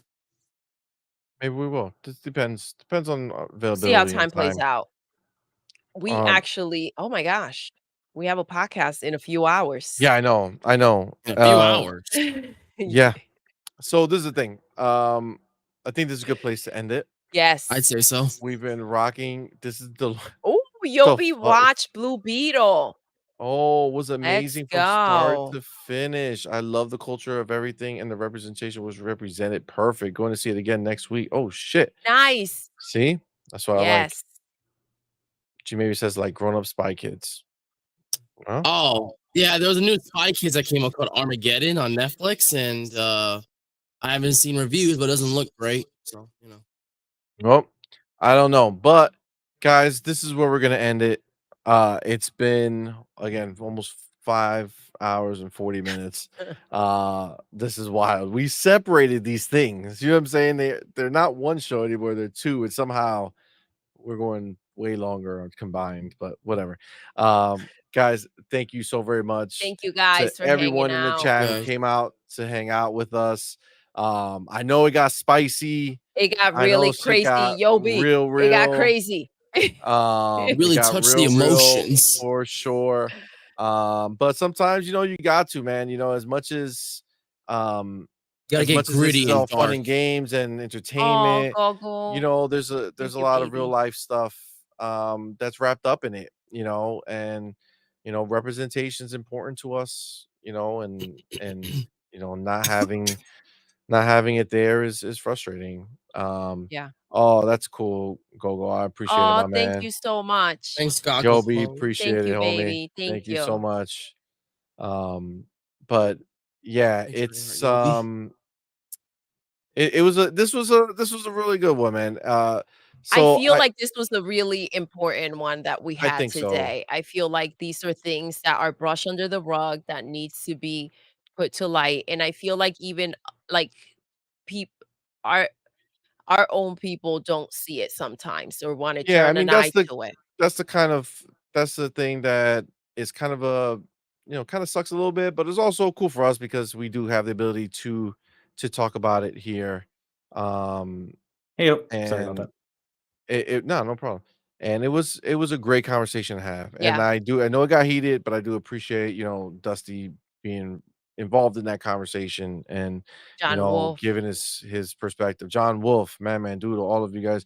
This was a great show. And I Yeah, we do got to do appreciate this you guys. again. Yeah, yeah, absolutely, man. Absolutely. Um Dusty, thank you so Yes. much for coming out, my Thank you, man. Dusty. Thank Really you for having appreciate me. Thanks, it. Dusty. Loved having you here. Can you This was highlight super Yobi's fun. comment? Yeah, it was fun. Oh yeah, sorry, Thank you. I was looking. Yeah, I Do you really know how liked important Finn in the do Star you Wars know how trilogy. important it was to see a black dude as one of the main characters in the last trilogy? It was huge. Yeah, Yeah, I man. liked Finn way more than Ray. Yeah. Absolutely. Yeah, Absolutely. And that's the thing, you Finn know, got and shafted. people I think I think the problem is people get too caught up in like the lore or like the show as it was or the show as what they think it should be or the movie as it was or the movie the way they Hmm. think it should be and they don't want to take the time to put in the thought behind what it means to people, you know, like if you don't have that problem of looking up on a screen and seeing somebody who looks like you up there, like if you don't have that issue, then it's very easy to just dismiss it as it Yeah. being a non-issue. You know what I'm Yeah. saying? Or if you just even if you personally don't look at it that way, that's also fine, right? But it's like there's plenty of people who do, right? And the Hmm. sad thing is that a lot of times it's these kids, and as easy as it is, man, you just have to just there's plenty of actors who can play these roles. They don't have to look that specific way. Get diversity, people of color, get them in there, and now you have you know chance where you can change you know kids' lives. You know, there's kids. There's always going to be abundance of people who represent the one side of the spectrum on TV, right? They're not going anywhere. All right, we know that they've people of color have been That's how it's regulated to been. channels Yeah. on TV, right? You got your BETs of the world, and then if they've expanded anymore lately, I don't know. But you know what I'm saying? Like there's only so many places there are. So let's continue to have these discussions Agreed. because they're important. They And matter. Yes. you know, we Agreed. want our kids to be able to see people who look like them on there as well. So, guys, thank you so much for bearing with us and hanging with us. It was awesome. We had a great show. I want to start with you, Dusty, and tell us, my man, where are we gonna find you on social media? What you got in the works? Where can we find you, my man? What's going on? So again, thank you guys so much for having me.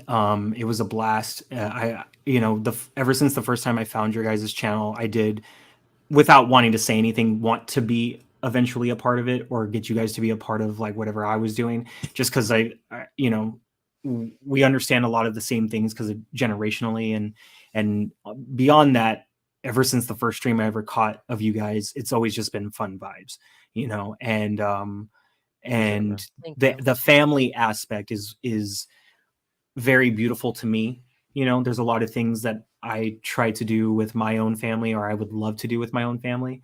And seeing you guys being able to do something like this, come together like this, stay strong through it, and just have a good time together, it's beautiful to witness. You know, not a lot of Appreciate it, people my get man. to experience that. So you know, we'll see if I can get wifey on a pod soon, you know, at least There you behind the go. camera, and you know, give some words and whatnot.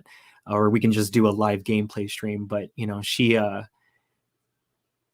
always thought it would be fun, but like live streaming also is kind of like weird. So we'll see what happens, but it would be nice to do together, but we'll see. Other than that, you guys can find me on all platforms: Threads, Twitter, YouTube, etc. At the Dusty Uno. And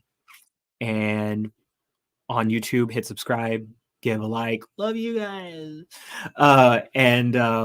And you know, turn on the notifications so you know when I go live, which is every Wednesday, usually 7 p.m. Pacific, but if work is keeping me a little bit, then 8 p.m. Pacific. And I believe that's about it. Yeah. Awesome, my man. Fire. Well, thank you again Thank you for for being here. coming by. No, thank you for having me. It was a blast. Absolutely, absolutely, problem. man. And I do want to again thank everybody in the chat who came out to hang with us.